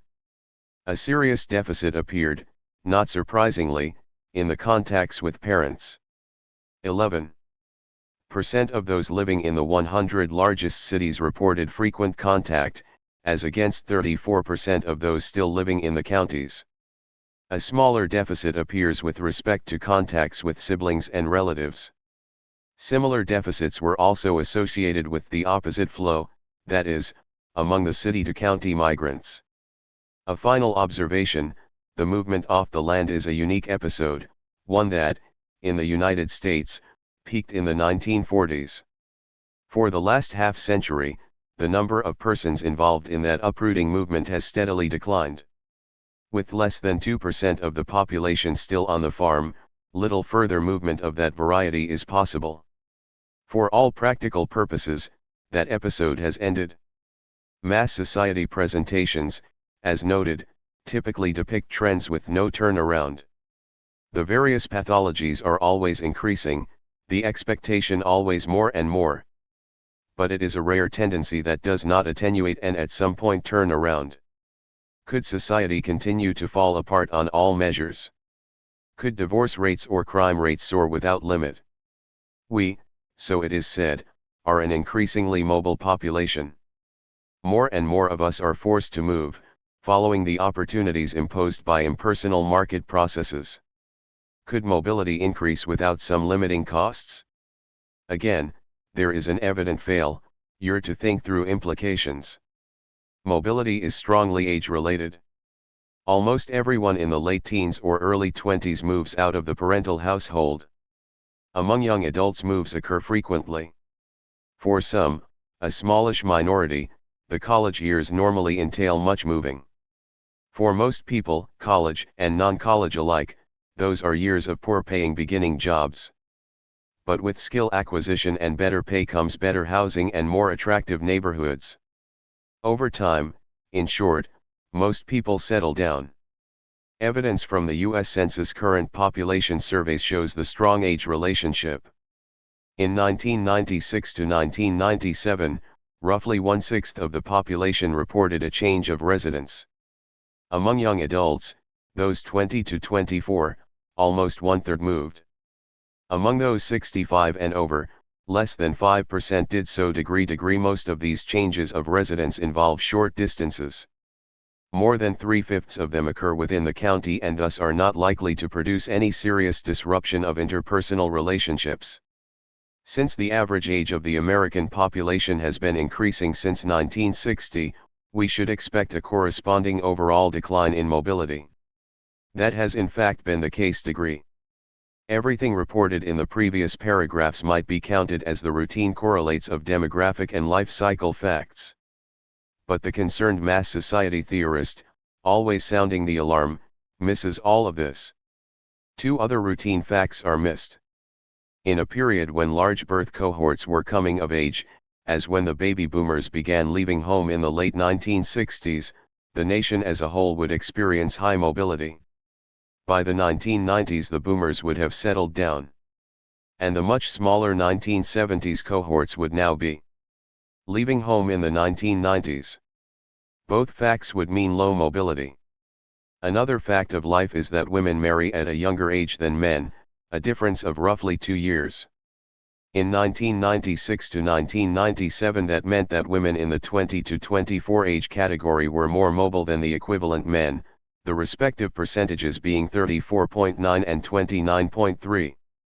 The opposite pattern is found in the two next older categories. Another such fact, in the early 1980s the nation experienced serious inflation and very high interest rates. Those high charges forced many people to postpone their intended moves. When interest rates fell in the mid-1980s, the postponed demand brought a sharp increase in mobility. Conclusions. An assessment of hypotheses may yield one of 4 possible results. 1. Confirmation. Evidence supports the original claim. 2. Rejection. Evidence does not support the original. 3. Mixed results. The original claim might be contingent, or the factual claim might be confirmed but the causal implication either questioned or rejected. 4. Uncertainty. The available evidence does not allow an empirically based conclusion. Evidence might be lacking entirely, or it might be of such poor quality as to make the drawing of conclusions inappropriate. The evidence reviewed here allows the following conclusions with respect to the 8 propositions spelled out earlier. First, the claim that modern societies are characterized by an absence of close personal connections is rejected. The evidence presented here does not support that claim. Most people report extensive social involvement. Very few indicate isolated lives. Second, there is no significant support for the claim of deteriorating social relations over time. This claim, accordingly, is also rejected. The evidence from the general social surveys, covering the last 2 decades, shows stability in most measures. Only with respect to neighborhood contacts is a decline registered. Contacts with friends outside the neighborhood showed little change. Third, we have the claims of pervasive unhappiness and general dissatisfaction with modern life. These are rejected. In their self-reports, most people indicate they are either very happy or, more frequently, pretty happy. A small minority, at all points, say they are not too happy. The other measures of happiness and satisfaction yielded similar results, that is, generally positive reports. Fourth, the claim that unhappiness and dissatisfaction would show a steady increase is rejected. Slight declines in general happiness, marital happiness, and satisfaction with community were found. Basically, this meant a shift of some 5% from the most positive category to the next most positive. Negative judgments were infrequent at all points, the levels of discontent were both low and constant. Fifth, we have the appropriate specification, namely, the focus on the urban malaise. The claim is that the anticipated pathologies will be found at the urban end of the community size continuum. This is rejected. The patterns of social involvement do not vary systematically by type of community. The metropolitan cities are little different from the rural counties. For all of the emphasis on the United States as an urban society, only a small minority live in the giant cities and the percentage doing so is declining. Sixth, some measures of happiness and satisfactions vary as anticipated in this theory, that is, they decline in the larger communities. But the differences are small, and, in part, are linked to another factor, race. The best conclusion is mixed, at best very modest support. The seventh, eighth, and ninth claims are not routinely part of the mass society repertory. They focus on various facts of life, ones regularly neglected by mass society theorists.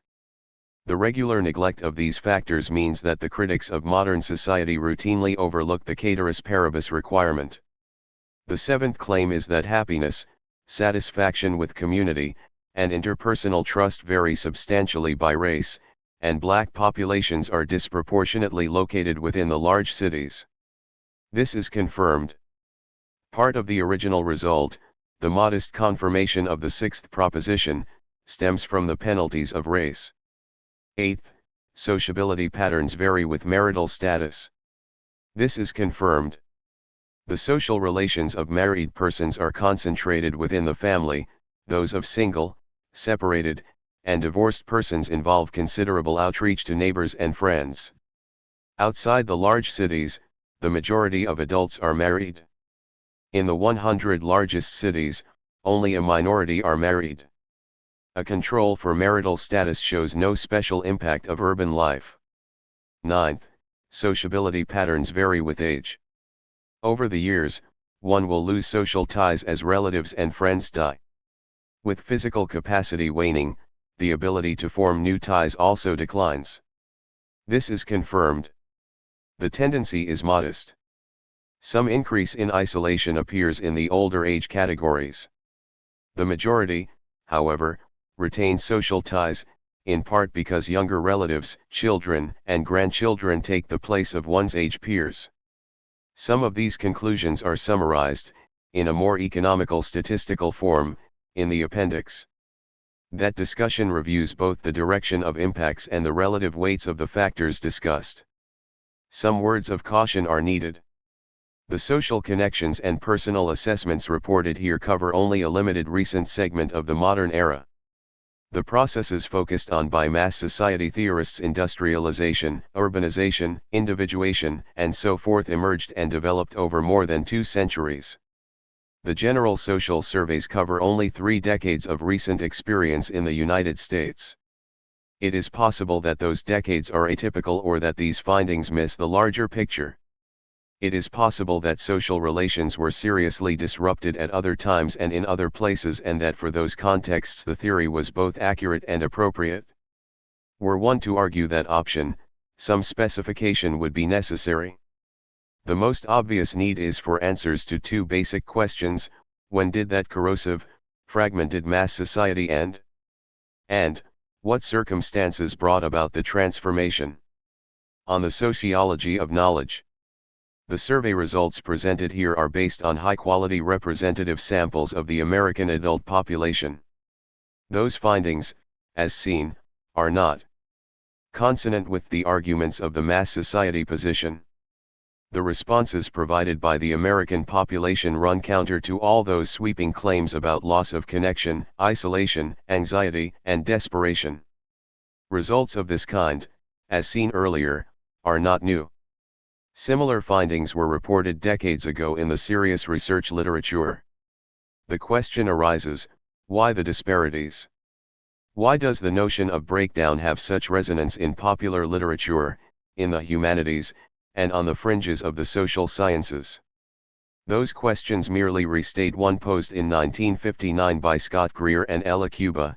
In conclusion, we may ask why, in view of the data reported, so many writers have emphasized the isolation and anomie of the urban individual, his reliance upon secondary relationships, and his loss of community.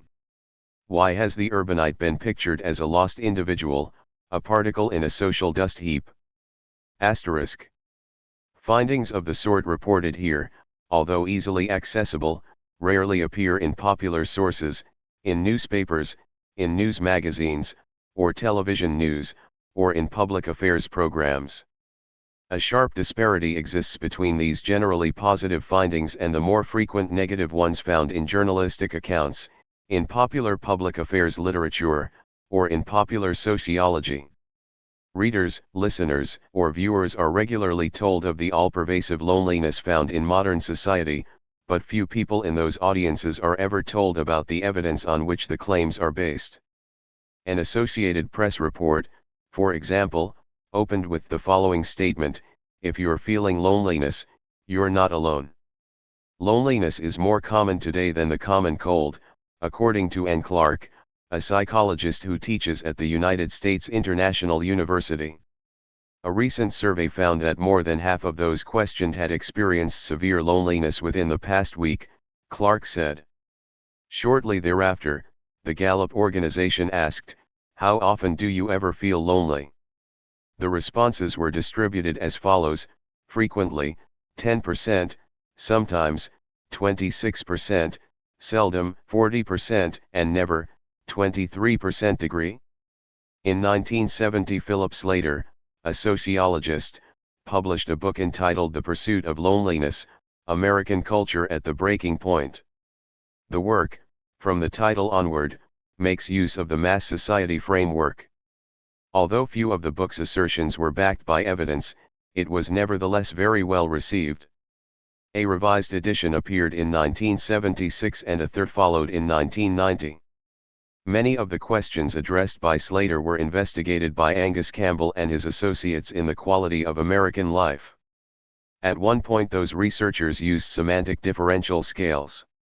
Respondents were presented with paired opposite terms and asked to locate themselves, basically to describe their lives, on a 7-point scale. Of special relevance for Slater's theme is the lonely friendly pair. 3% chose 1, the lonely extreme. Almost half, 49%, chose 7, the friendly extreme. 21% located at 6 and another 11% at 5 *. One explanation for the disparity, a first possibility, might be described as technical. The universities, institutions charged with the generation and transmission of knowledge, have divided their ever more complicated tasks among a wide range of fields or specialties. One result of this division of academic labor is that the professors in one department may not be aware of findings generated elsewhere, especially those of a distant field. Due to this compartmentalization, those critics of modern society may never have come across the countering research literature.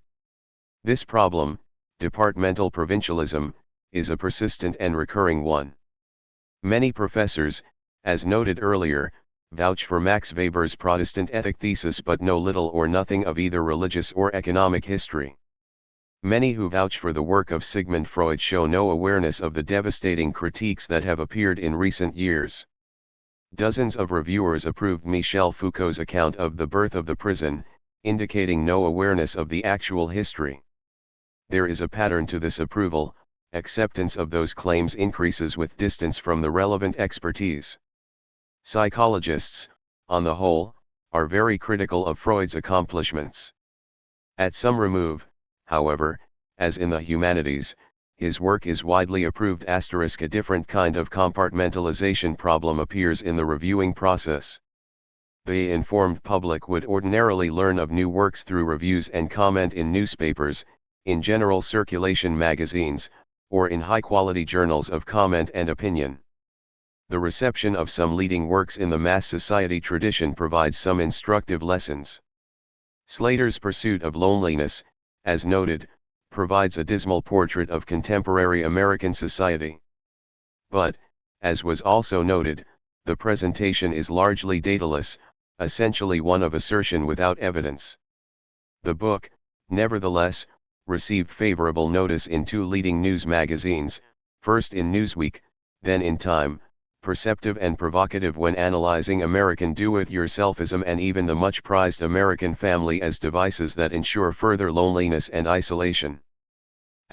Registered shortly thereafter, Edgar Z. Friedenberg, in a long and enthusiastic review, announced, "If I had to select a single book by which to tell a stranger what life in this country has become and why, it would be this one. Reading The Pursuit of Loneliness provides almost physical relief from the agonies of life in America. The book accounts for the real horrors. But it also notes explicitly the small, nasty evils which are ubiquitous and account for far more of the distress, frustration, and ultimately the terror of daily life."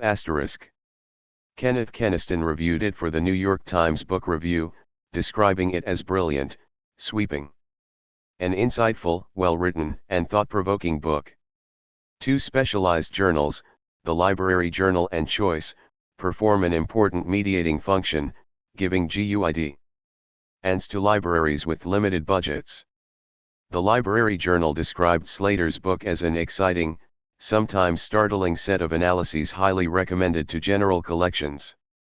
Choice provided its usual paragraph-long summary, ending with this statement: "The book is already popular and should be in demand among socially conscious undergraduates and their contemporaries."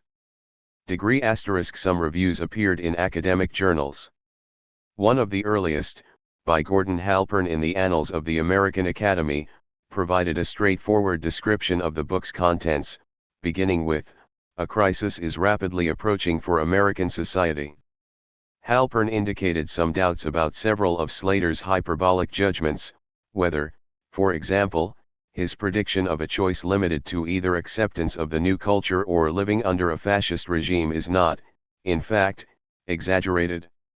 In the last sentences, however, the work was commended as extremely interesting, thought-provoking reading. Slater's ideas are worth listening to. The field of sociology, the most likely producer of that relevant literature, has three leading journals. In order of prestige, these are the American Sociological Review, the American Journal of Sociology, and Social Forces. Charles Winnick's review in the American Sociological Review provided a summary of the book's contents, indicating no skepticism about any of its claims. His summary reads, "Moderates who still belong to the old culture may have a choice, perhaps in the next decade, of either participating in expansion of the new culture or helping to usher in fascism." One of the most extraordinary features of this extraordinary book is its power to convince one that such a choice may have to be made in the near future. The American Journal of Sociology contained a review by Bennett Berger. It signaled serious grounds for doubt. Pointing to the diversity of the American population and to the diversity of trends, he noted that by generalizing from any one or a few of them one can plausibly argue just about anything one wishes, particularly if one discounts the relevance of attitude and other survey data. Berger found some tidbits that made the book very worthwhile reading, this yielding his mixed response.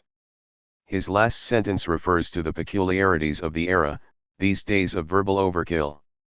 Erwin Deutscher's review in Social Forces was severely critical. Pointing to serious problems in the handling of evidence, he describes the work as a magnificent polemic dressed up with a low level of scholarship. The critical responses, it will be noted, are sharply differentiated. The reviews seen by the attentive public contain very positive assessments. Those seen by the small audiences of specialists in academic journals were divided, some pointing to serious difficulties. The general public would not have learned anything of those criticisms. With some system, it appears, the lessons provided by those knowledgeable experts had been avoided. This points to a second explanation for the problem signaled by Greer and Cuba, namely, a failure of editorial judgment. A third explanation appears in one of Berger's comments in his point about discounting the importance of evidence. Some commentators fail or refuse to consider the implications of readily available evidence. Data avoidance, or what might be called the evidence aversion problem, appears also in the next example. 2 years after Slater's book, Vance Packard, a writer of popular exposés, argued the falling apart position in a book entitled A Nation of Strangers. Packard's thesis appears in a brief introductory statement: personal isolation is becoming a major social fact of our time. A great many people are disturbed by the feeling that they are rootless or increasingly anonymous, that they are living in a continually changing environment where there is little sense of community. Registered. Packard's work differs from most writings in this tradition in that some documentation was provided, 3 appendixes and 7 pages of notes, but that effort proved to be more appearance than reality. Many of the references are to secondary literature, to newspaper and magazine reports, and some are to other exposés, to Packard's The Naked Society, Slater's Pursuit of Loneliness, and Alvin Toffler's Future Shock. Some original studies, some government reports, and some sociological researches are cited. But the question posed earlier, how representative was the selection, must also be considered. The answer is, not very. A small part of the large research literature on social connectedness was cited earlier in this chapter, much of it appearing prior to the publication of Packard's account. None of the earlier works cited, those from the 1950s and 1960s, are referred to by Packard. In this case, the answer to the Greer and Cuba query is easy: Packard systematically avoided the research literature that contained findings going against his main theme. Put differently, the answer to their query is that Packard shows extreme bias in the reporting of the relevant literature. The critical reception of Packard's book parallels the treatment of Slater's work. Harriet Van Horn, a columnist for the New York Post, discussed it in Saturday Review. Accepting all of its major claims, she declared it to be an important book, one that should be read by personnel directors, corporation presidents, and community leaders, and, most of all, by anyone contemplating a move. With every move, it seems, you lose a little of yourself. Granville Hicks, the noted literary critic, reviewed it for the New York Times Book Review, and said Packard does a reasonably thorough and reliable job. He made some objection to the author's style, to the use of jargon and sentences to be marveled at, but in the end judged it a useful book. In a later note, a Times editor commended the book and reported that except for the style, Hicks liked it. The work was highly recommended in the Library Journal, well worth reading because of the fresh material it presents, and its lively and highly readable style. A strong dissent appeared in the New Republic, where Peter Michelson described the conclusions as obvious and superficial and the methodology as simplistic and anachronistic. Registered. 48. The specialists agreed with the latter judgment. The first of these critiques, the work of Herbert Gans, appeared in Psychology Today, a journal that attempts to bring expert knowledge to a wider public. A wide range of problems were indicated, one of these, understandably, being that of data avoidance. Packard provides hair-raising anecdotes about loneliness and pathology, but all the reliable studies of communities indicate that rates of loneliness and pathology are very low and that satisfaction is great. The critiques in the 3 leading sociology journals were also very negative. A brief deprecating 10-line note in Social Forces referred readers to Gans's critique. The American Journal of Sociology arranged a review symposium in which 3 specialists provided 11 pages of comment on A Nation of Strangers. The comments by Amos H. Hawley were very negative, focusing on erratic sampling procedures, odd-lot illustration problems, failure to establish causal connections, misinterpretations, and so forth. Claude Fisher was also very negative. He lists 6 logical fallacies and semantic smokescreens in the argument. Another concern, a major one, was data avoidance, in particular, Packard's use of quotations from pop social scientists. while simultaneously ignoring mounds of sound scientific research. The third panelist, Brian J. L. Berry, also commented on Packard's failure to consider a cumulative-relating contrary evidence to his basic hypothesis that high mobility leads unremittingly to social malaise. Because of the growing volume of book production, in 1971 the American Sociological Review stopped publishing reviews. Thereafter reviews appeared in a separate journal entitled Contemporary Sociology. The latter did not review Packard's work. Questions of timing and sequence should also be noted. The approving reviews in popular sources appear just after the book's publication. The initial reviews of Packard's work, as seen, came in August and September 1972. The disapproving academic reviews came later, those in the sociology journals appearing in June and July 1973. A significant time lag occurs before the experts are heard from. Even then, that expert opinion was not heeded. A subsequent New York Times comment, from February 1974, ignored the assessments of Gans, Hawley, Fisher, and Berry. Only the judgment of their reviewer, Granville Hicks, that he liked it, was reported. The book review audience was never informed of the criticisms. The work of Angus Campbell and colleagues, The Quality of American Life, as noted, is a serious scholarly volume. Because of its detail and complexity, it would not ordinarily be recommended for popular consumption.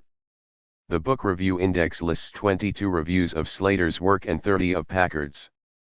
The Campbell and colleagues' work received a total of 8 reviews, 1 in science, the rest in specialized academic journals. Several appeared in political science journals, the home field of the lead authors. 2 of the leading sociology journals reviewed the book. The reviews were generally approving.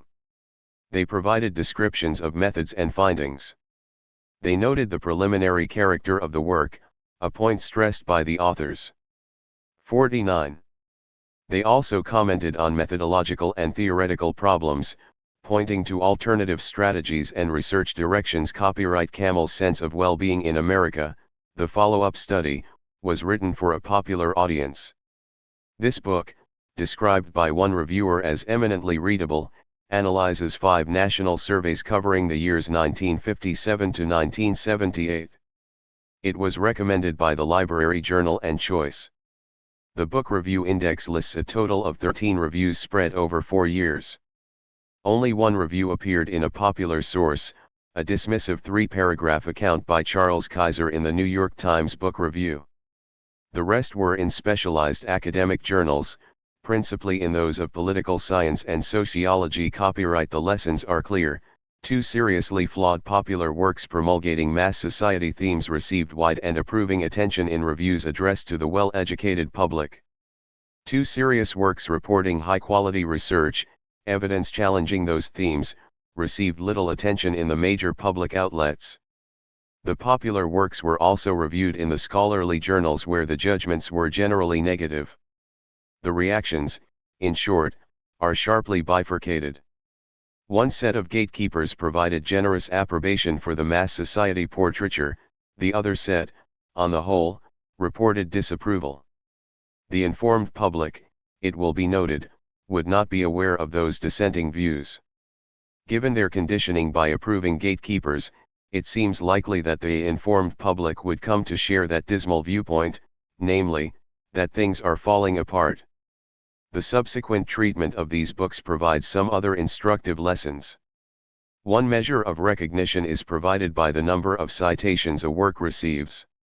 Slater's Pursuit of Loneliness received much attention in the 1970s but later disappeared from view. Packard's Nation of Strangers had a very short active life. Campbell and colleagues' Quality of American Life has received considerable attention over the years. More than 80 citations were listed in the 1990 Social Sciences Citation Index, and some 60 in 1994. Some compartmentalization, a different variety, appeared in this connection. None of those citations appeared in the 3 leading sociology journals. Campbell's follow-up study, The Sense of Well-Being in America, was cited 33 times in 1990 and 20 times in 1994. Only 2 of those were in the leading sociology journals. Sociologists, it appears, either do not know of these leading studies or for reasons unknown have dropped them from discussion. Registered in a 1992 publication, 33 years after Greer and Kubo posed their question, Robert Wuthnow, the sociologist quoted earlier, reviewed the standard mass society claims. His initial conclusion was that the social fabric has not unraveled nearly to the extent that many critics have suggested. That qualified statement is followed by his main argument, namely, that small support groups have taken the place of the traditional social ties that in fact have now disappeared. These support groups may help us adapt to the emotional pressures of living in a diverse, individualistic society, but cannot truly 50. Replace the traditional communities that we have lost. A passing reference, in a note, is made to Fisher's work, but otherwise the lost community thesis appears intact and is treated as a valid depiction. Again, the extensive evidence on the subject has not been reported to the reader. Registered Wuthnow comments as follows about attitudes toward neighbors: instead of feeling a common bond with our neighbors, we fear them. The accompanying note refers the reader to a major study based on hundreds of qualitative interviews. A cautionary sentence is added: it is, however, written for a popular audience and many of its claims would require further substantiation. Some U.S. government agencies conduct annual national surveys that focus on housing and neighborhood quality.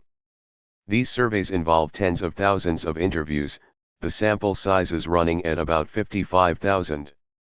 In the 1970s and early 1980s, respondents were asked for an overall opinion of neighborhood.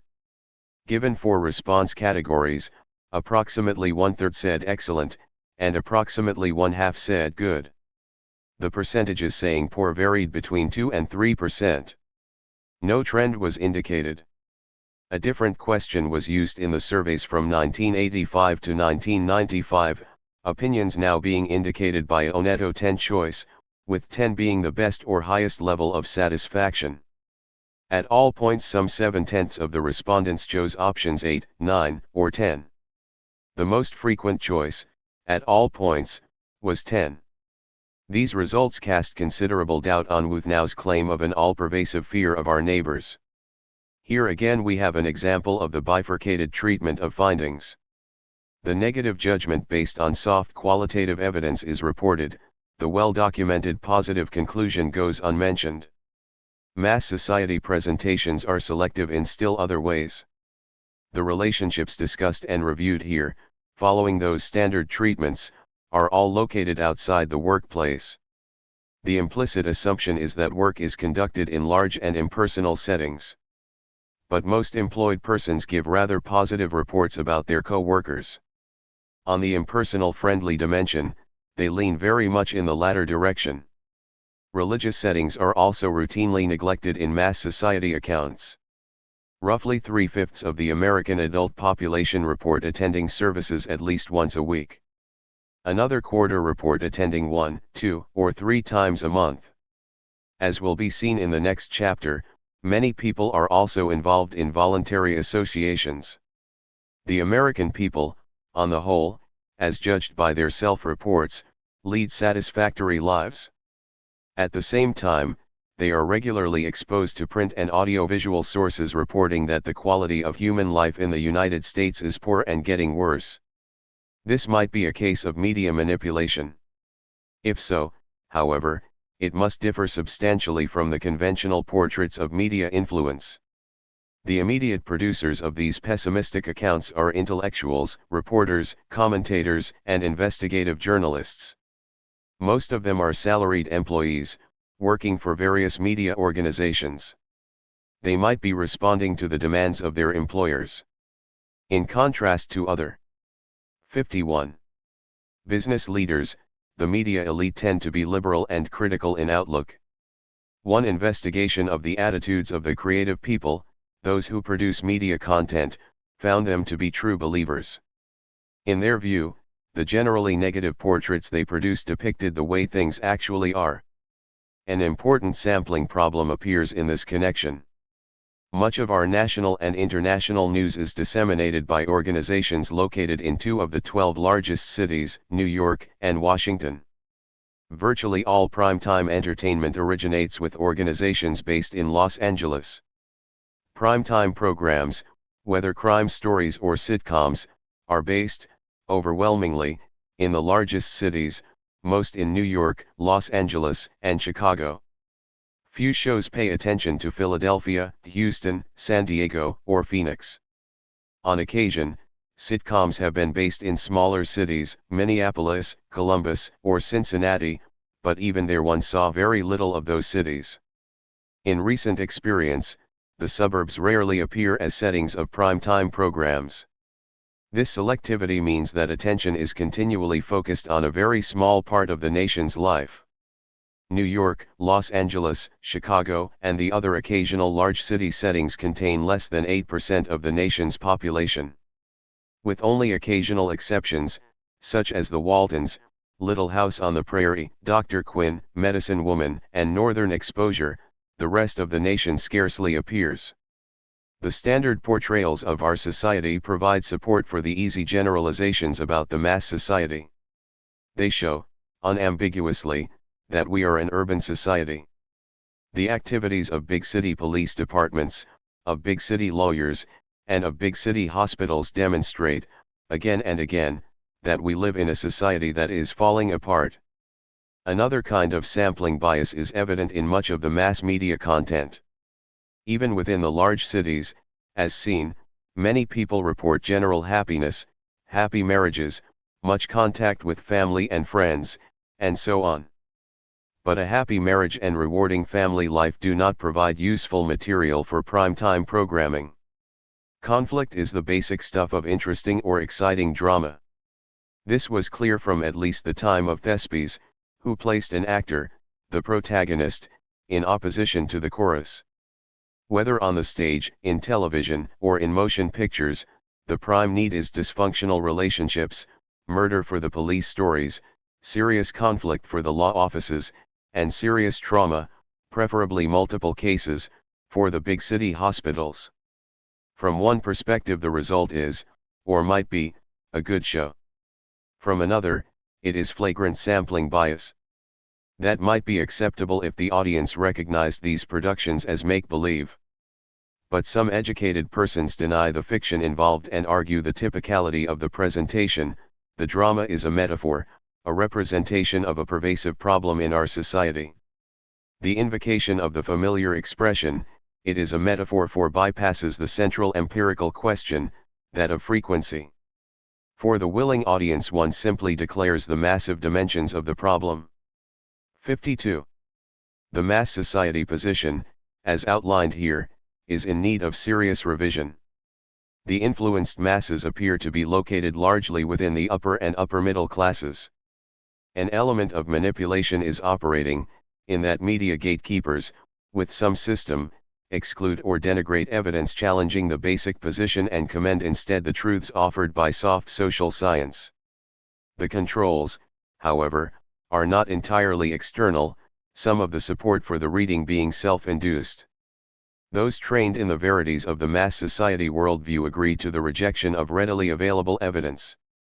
Faced with recalcitrant evidence they engage in either denial or reinterpretation, in a recoding of the evidence. Yes, there is much social contact, but we know those relationships to be of a superficial character. In another line of argument, those happy and or satisfied citizens are said to be mistaken in their assessments, the saving claim here being that of false consciousness.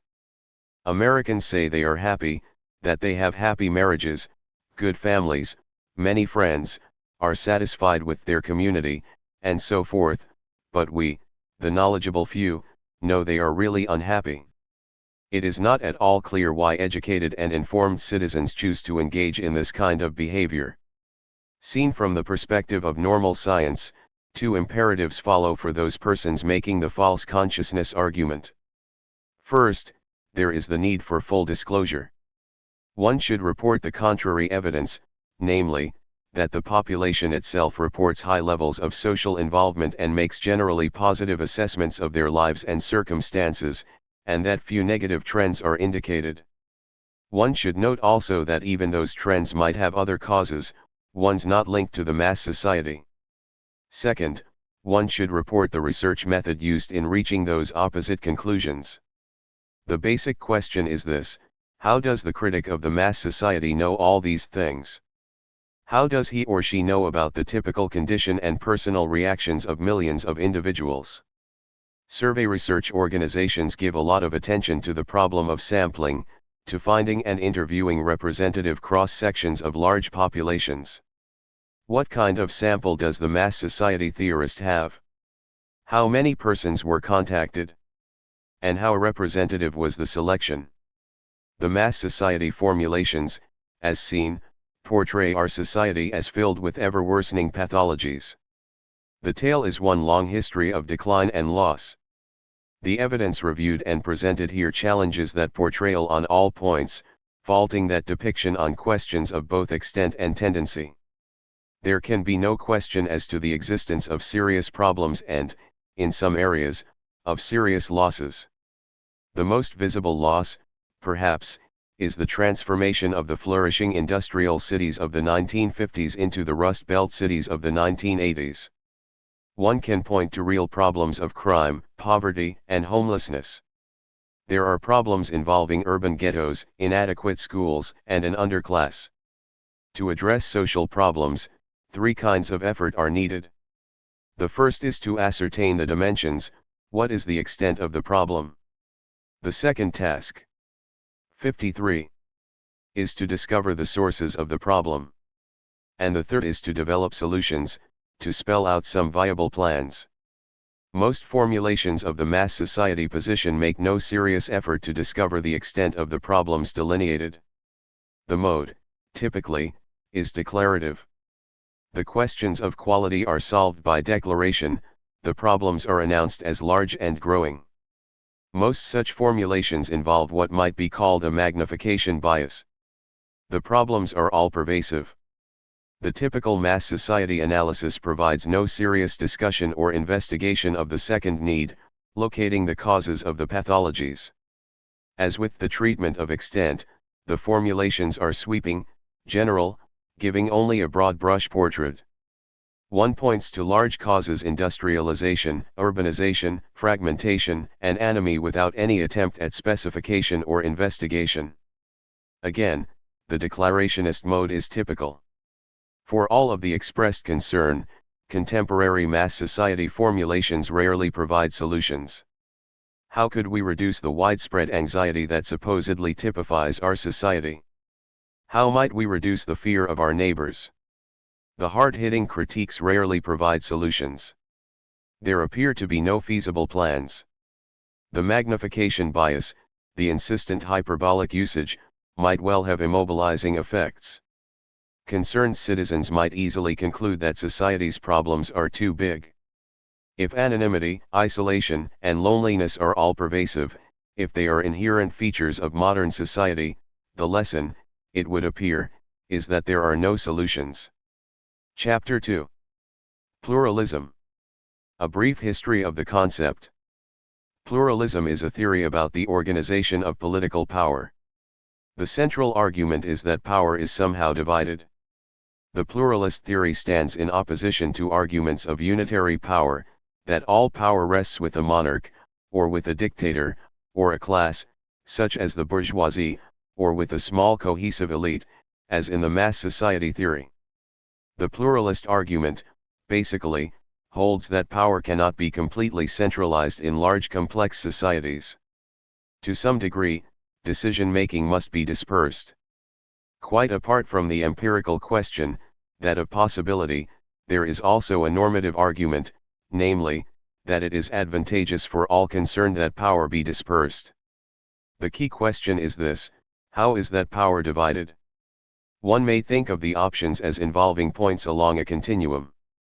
We have, first of all, the single center of power, as for example in the case of the so-called absolute monarch. Charles V, the powerful Holy Roman Emperor, ruled over a large sprawling empire that included Spain, much of the newly discovered Americas, the United Netherlands, Austria, and the Kingdom of the Two Sicilies.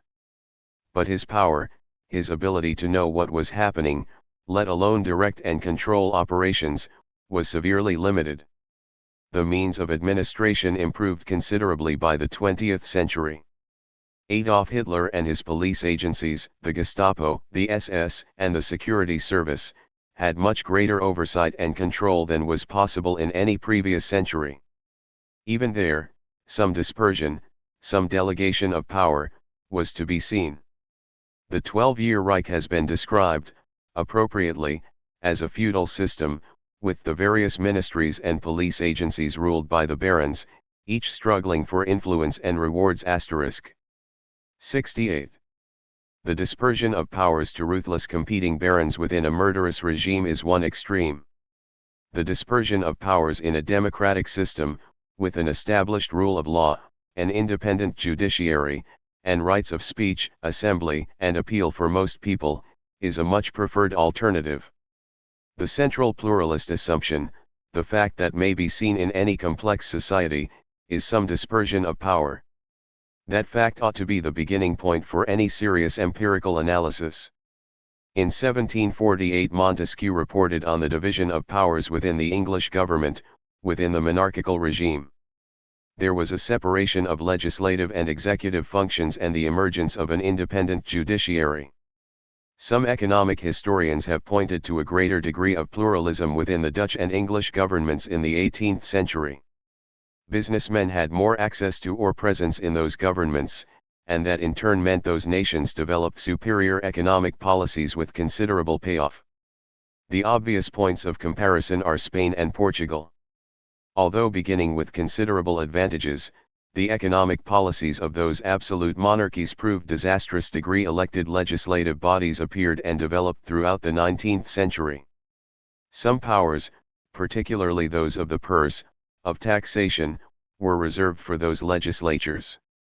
Suffrage initially was very restricted, in Europe typically to some well-off 5 or 10% of the adult male population.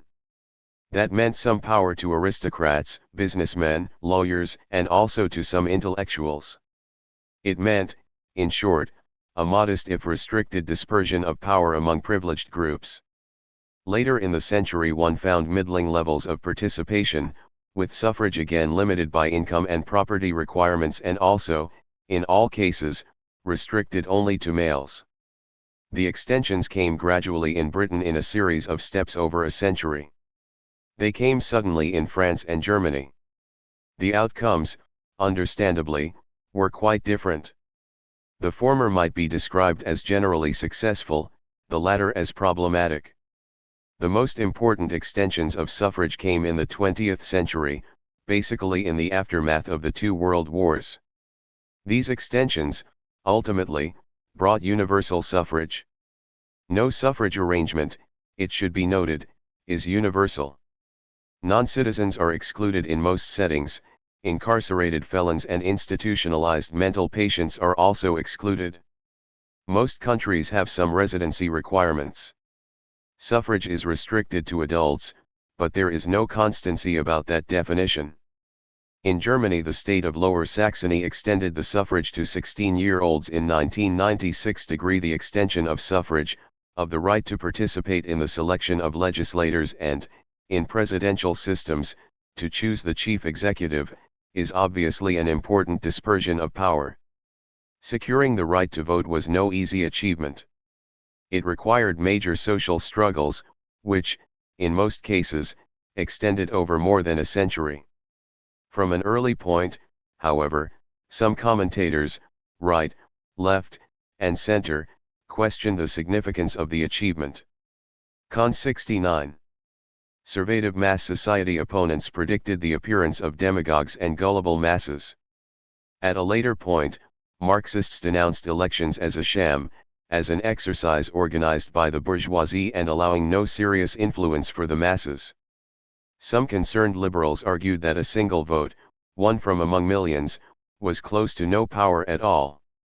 Early on, Edmund Burke, the eminent conservative thinker, argued the normative case. Periodic voting gave individuals some power of review. But between elections, incumbents should be free to make their own choices. Because they were more informed, Burke argued, they should not be bound by the judgments of the electorate. Some commentators recognized and addressed the problem. An effective democracy required opportunities for public influence between elections. The vote itself was a very limited communication, indicating only a preference for one candidate or party over another. Opportunities for more detailed or specific expressions of public sentiment were needed. Some commentators saw a solution in a new institutional development, voluntary associations. Those agencies would serve the important purpose of mediating between the masses and the government. One of the first analyses arguing this position was that of Alexis de Tocqueville, in his De la démocratie en Amérique. The work is one long brilliant analysis of the world's first modern democracy. His conclusions, put forward as general propositions, would have implications for all the other democracies that, he argued, would surely follow. His work made continuous comparisons with the experience elsewhere, but most insistently with that of aristocratic France registered out of his wealth of insights. Later commentators have focused on his discussion of voluntary associations in a chapter entitled, Of the Use Which the Americans Make of Public Associations in Civil Life. His most cited statement reads as follows. Americans of all ages, all conditions, and all dispositions constantly form associations. They have not only commercial and manufacturing companies, in which all take part, but associations of 1,000 other kinds, religious, moral, serious, feudal, general or restricted, enormous or diminutive. The Americans make associations to give entertainments, to found seminaries, to build inns, to construct churches, to diffuse books, to send missionaries to the antipodes. In this manner they found hospitals, prisons, and schools. If it is proposed to inculcate some truth or to foster some feeling by the encouragement of a great example, they form a society. Wherever at the head of some new undertaking you see the government in France, or a man of rank in England, in the United States you will be sure to find an association. Tocqueville assigned considerable importance to those associations. Nothing, in my opinion, is more deserving of our attention than the intellectual and moral associations of America. The chapter ends with this statement, if men are to remain civilized or to become so, the art of associating together must grow and improve in the same ratio in which the equality of conditions is increased. These associations were essentially small communities, each 70. With its own government, each serving as a training ground for leadership. The United States would, in these settings, be training a large staff of leaders. As a consequence, he argued, democracies would have exceptional capacities, they would be capable of achievements not possible in other regimes.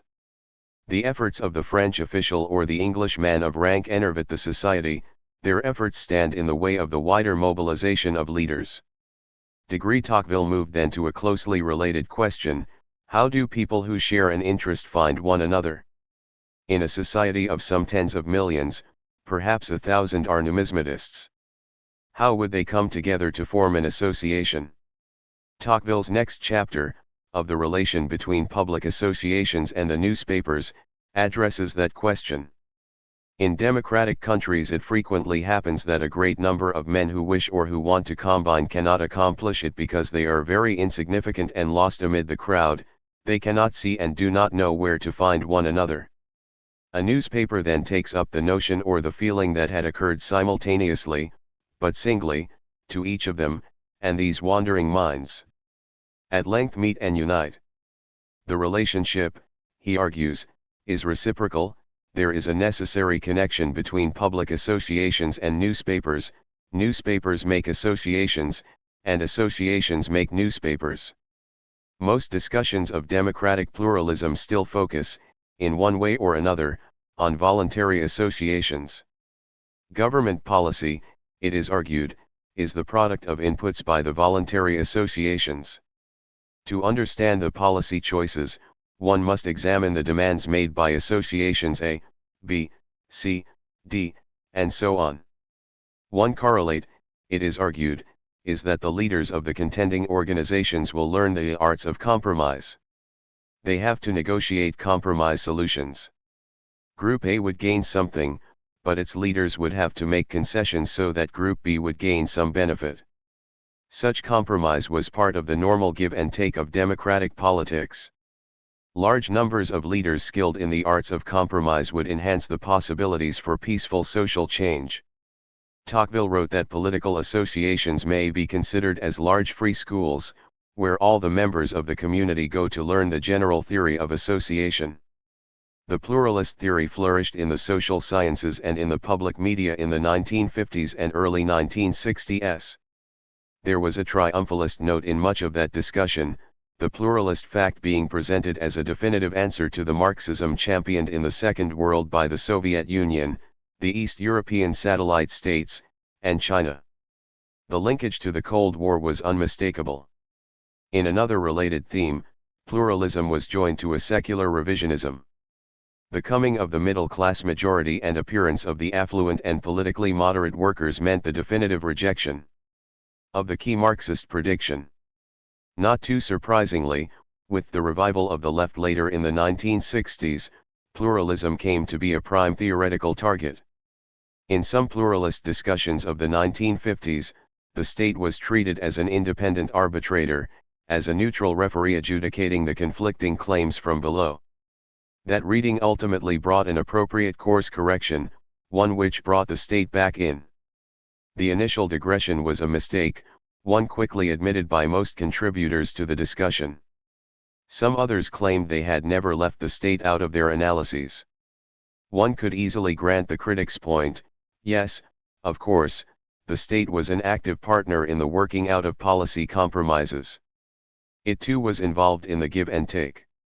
Its members, ministers, department heads, and civil servants were also practicing the arts of compromise.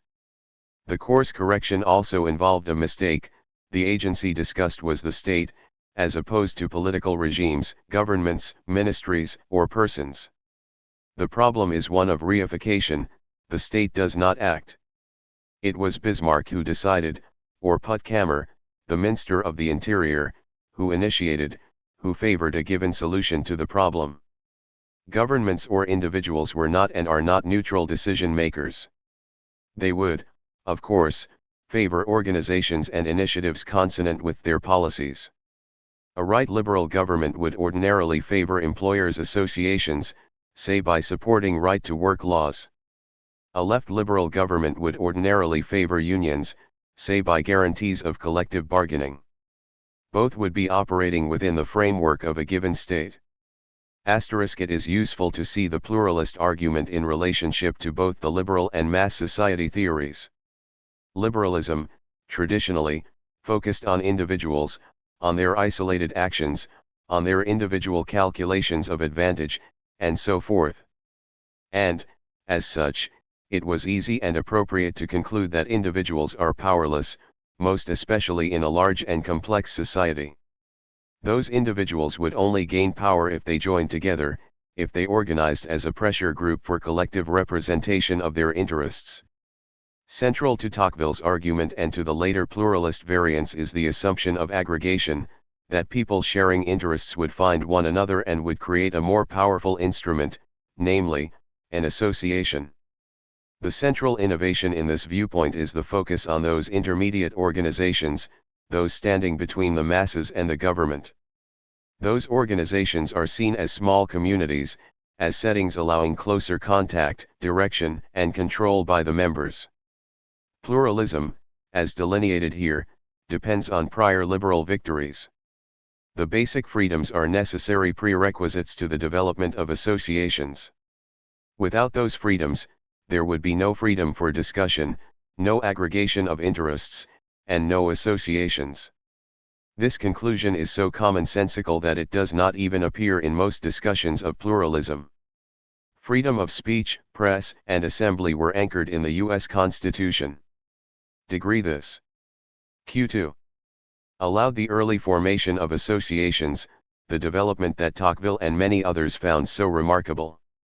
The United States also had a significant early extension of suffrage. Even before the age of Jackson, almost all adult white males had the right to vote. And, accordingly, one saw the emergence of the first mass parties of the modern era. Many accounts of American exceptionalism place emphasis on the absence of a feudal past. Those formulations point to what was not present, neglecting the positive side of the lesson, namely, what was there. As a new nation, one reaching out to settle thinly populated areas, very little de facto central government presence was possible. The limited administrative outreach, from Washington or from state capitals, meant that government, what there was of it, was necessarily local and broadly participatory. In many areas the first task faced was to make the land safe for settlement. That meant defeating and removing the previous occupants. A key agency in this effort was the militia, an organization that enlisted all able-bodied adult white males. Although not initially a voluntary association, after the victory it typically developed free and easy club-like ways and, more important, provided the basis for the first political party of the territory. Many of the victorious officers turned to political careers in addition to managing their newly acquired real estate holdings. The votes and efforts of their former comrades in arms helped them to gain state and national offices. Andrew Jackson provides an obvious example of this kind of career. William Henry Harrison led regular army forces, but his later political efforts were also aided by militia units. The election of officers was customary in the militia.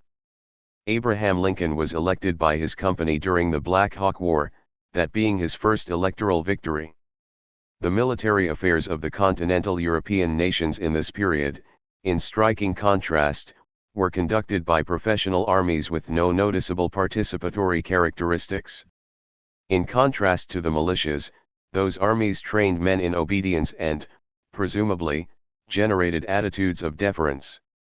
The absence of a feudal past means no centuries-old arrangement of landholding linked to an aristocratic class structure. The landholding arrangements in the United States were all new or of recent vintage. Those holdings, in part at least, were linked to the previous military experience. The soldiers, in the Revolution and in the War of 1812, were paid with land, in both cases allocated by rank. All social arrangements in this new society necessarily differed from those of Europe's old regimes. In the feudal arrangement the lord of the manor would ordinarily oversee the dispensation of justice. On the American frontier, justice was a hastily extemporized collective affair. The basic freedoms contained in the American Constitution appeared in France in 3 separate episodes, in the First, Second, and Third Republics. The First Republic collapsed into Jacobin totalitarianism, then into Napoleonic authoritarianism. The Second Republic, in 1848, again brought an instant declaration of rights. The explosion of voluntary associations and newspapers allows a very precise before and after comparison. The experiment, on the whole, was not very successful. Louis Napoleon Bonaparte's coup d'état. 73. In December 1851 brought another authoritarian regime. Not until the 1880s, in the Third Republic, were most basic rights secured for more than a brief period. Serious restrictions on freedom of association continued until 1901. The difference between an open society, as in the United States, and the closed practice of the European continent may be seen in another comparison. The old regime, obviously, did not allow freedom of association. If some concerned or enlightened citizens wished to get together, if they sought to aggregate their individual interests, that effort had to be secret or underground. In many contexts the secret organization was the Freemasons. The Marxian practice also depended on the liberal achievement. It assumes a general aggregation of working-class interests. The formation of trade unions and the Workers' Party were greatly facilitated by free speech, press, and assembly. Without those freedoms, the revolutionary effort would have had to be underground, like that of the Masons. The will of history, in that case, would presumably have moved at a much slower pace. The assumptions of pluralism. The following are 7 basic assumptions of pluralism. 1. A democratic society will be characterized by a widespread, general involvement in voluntary associations. The argument, essentially, is that most adult citizens are represented in associations. This formulation, it will be noted, alters Tocqueville's original, which, literally, placed the stress on Americans. The key underlying question is one of the author's intentions. Was Tocqueville's argument intended to be cultural or systemic? Was he arguing some unique propensity of Americans? Or was he arguing a characteristic expected of all democracies? His introduction indicates the latter. There, on the opening page, he points up his general aims. The democracy which governs the American communities appears to be rapidly rising into power in Europe. It is evident to all alike that a great democratic revolution is going on among us. Later, he describes his intention: my wish has been to find instruction by which we may ourselves profit. 2. Reflecting the diversity of individual interests, people will join several associations. The expectation, in short, is that multiple memberships will be typical. Membership in a single organization could lead to intolerance, with like-minded individuals showing exceptional dedication to some exclusive purpose. Involvement in several associations broadens one and forces recognition of other competing views. 3. The growth of affluence and extension of education will bring an increase in associational memberships. 4. Newspapers will facilitate the aggregation of interests. In a later period one must expand the repertory of means to include magazines, radio, television, and mail solicitation. 5. The voluntary associations are internally democratic. They will, accordingly, accurately express member interests. 6. People are viewed as rational individuals making unconstrained choices. As in liberalism, a high degree of rationality is assumed. Knowing their own self-inter. 74. Est, people will choose an association to aid in achieving that interest. 7. Voluntary associations train leaders in the arts of compromise. Put differently, participation in decision-making generates moderate attitudes. Assessment. The first of these propositions argues widespread involvement in voluntary associations. It is the argument of America as a nation of joiners. Tocqueville's original statement is unequivocal: Americans of all ages and all conditions joined associations. Some 90 years later, Charles and Mary Beard seconded that conclusion, adding another claim about the frequency. They state that the tendency of Americans to unite with their fellows for varied purposes, a tendency noted 100 years earlier by de Tocqueville, now became a general mania. It was a rare American who was not a member of 4 or 5 societies. A decade or so after the Beards' confident judgment, the first public opinion polls addressing this question appeared. Those early studies, based on local rather than national surveys, found substantial minorities having no voluntary association membership. The largest segment of joiners had only a single affiliation. In 1953, the first national survey, by the National Opinion Research Center, asked about families having members in voluntary associations. It found 52% reporting positively. A 1954 Gallup study found 55% of adult respondents reporting one or more memberships. A 1955 NORC study found 46% in at least one association. The 1950s studies, in short, found approximately half of the adult population to be members. In 1960, a NORC study found 57% responding positively. It was easy to assume a favorable trend. With growing affluence and increasing education, more joining seemed the obvious consequence. A major study done in 1989 found 79% reporting organizational involvement. In the 1990s, the General Social Surveys found 2/3 of adult Americans reporting one or more memberships. Another study from the early 1990s, the World Values Survey, reported 82% belonging to at least one group. Several methodological problems must be addressed at this point. One could count all memberships equally, including those in churches. But church memberships have ordinarily been treated differently.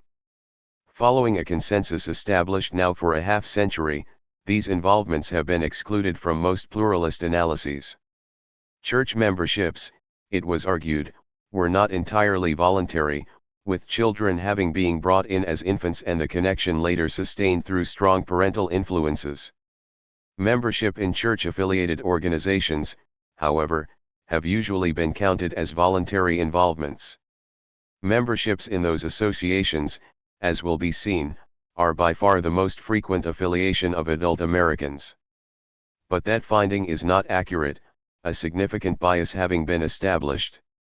Tom W. Smith reports an analysis of the 1987 GSS that found 54% of those saying they belonged to 75 church-affiliated groups belonged only to the church/congregation as a whole. Many respondents, obviously, did not make the distinction intended by the researchers. One could exclude the church-affiliated groups entirely, as Smith did in one series. That reduced the overall level of affiliation by approximately 10 percentage points. In the tables contained here, those groups have been retained. One should, as a rule of thumb procedure, discount the church-affiliated percentages by half. Degree union membership is a condition of employment in closed or union shops.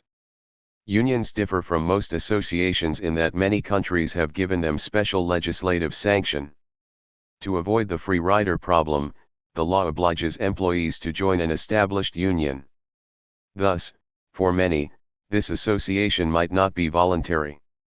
Some analyses, accordingly, give two figures: membership totals with and without the union connection. Point 2 Following a second long-standing consensus, pluralists have focused on instrumental organizations, those that somehow attempt to influence government policies. Many organizations, it is argued, are expressive in character, having no significant political goals.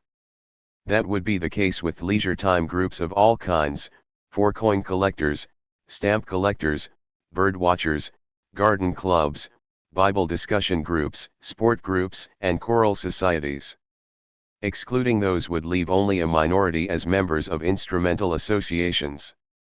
As a limited test, the church-related and sports associations were excluded from the count of memberships in the merged GSS data from the early 1990s. The result was that 58% had no affiliation with the remaining organizations and 24% had only a single membership. Only 7% had 3 or more memberships, and some of those would have been in other expressive organizations. Amond and Verbo put an appropriate question, asking respondents if any organization they belonged to was in any way concerned with governmental, political, or public affairs. For instance, do they take stands on or discuss public issues or try to influence governmental decisions? Only about 1 in 4 of all respondents responded positively to that question.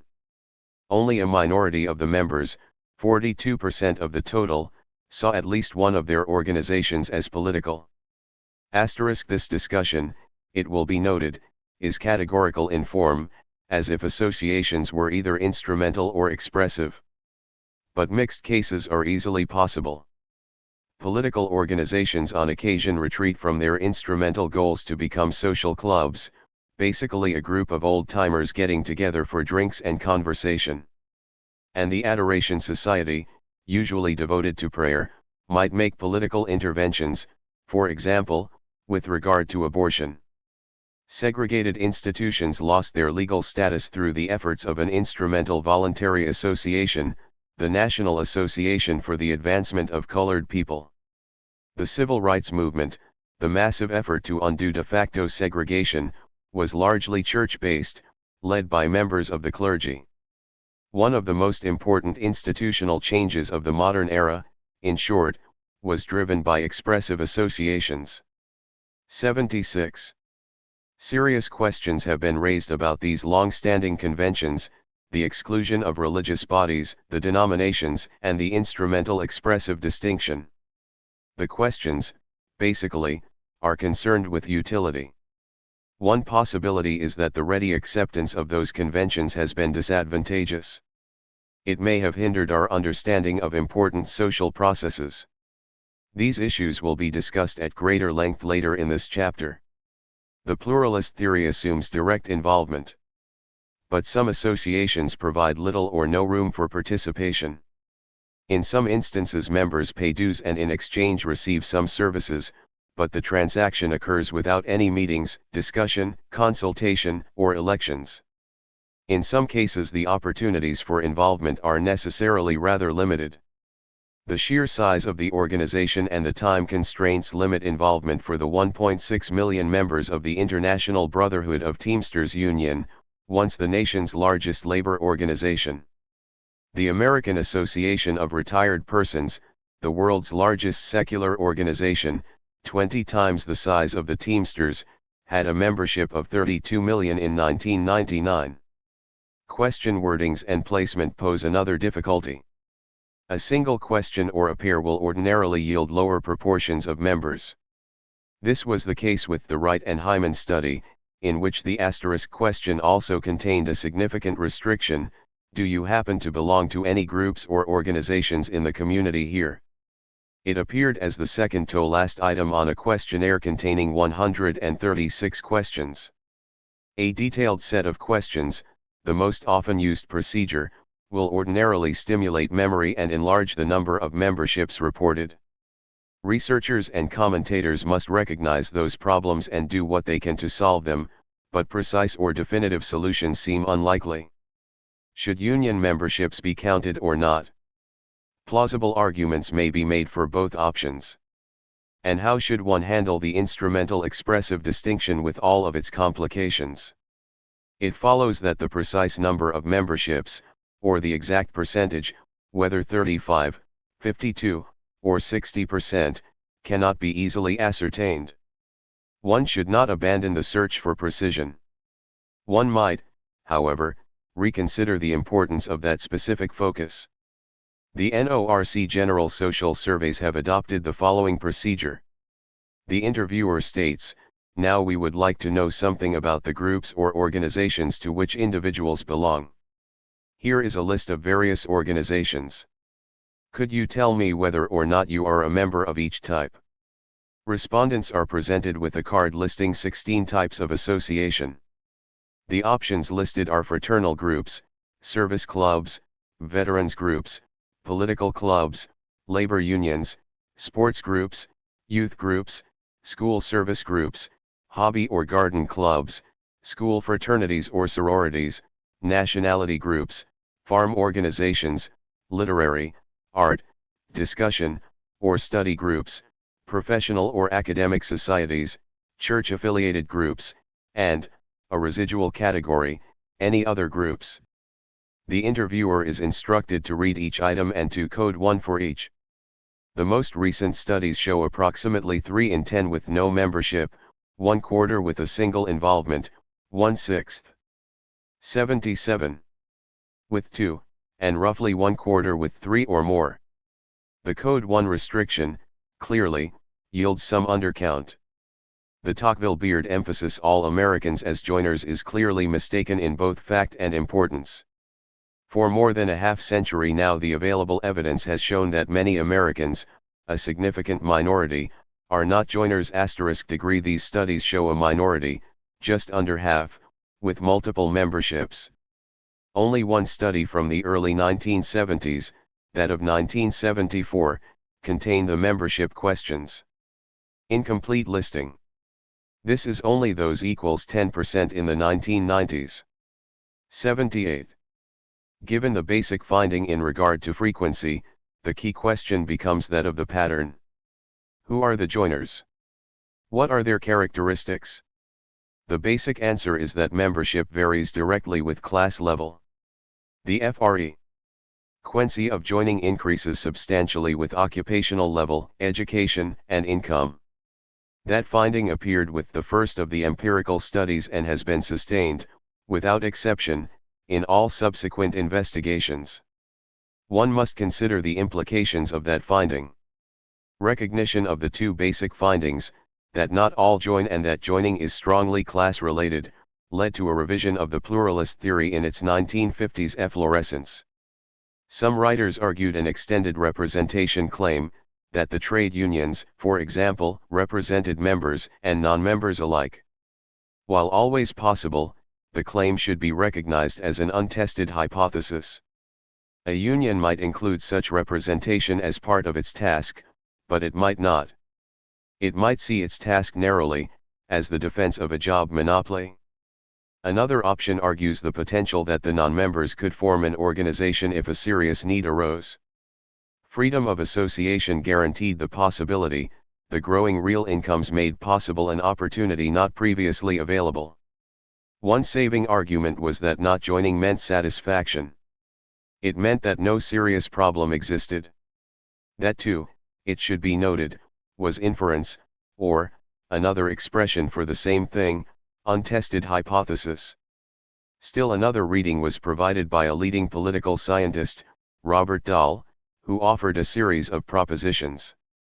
He wrote, "Many different kinds of resources for influencing officials are available to different citizens, and, realistically, added that with few exceptions, these resources are unequally distributed."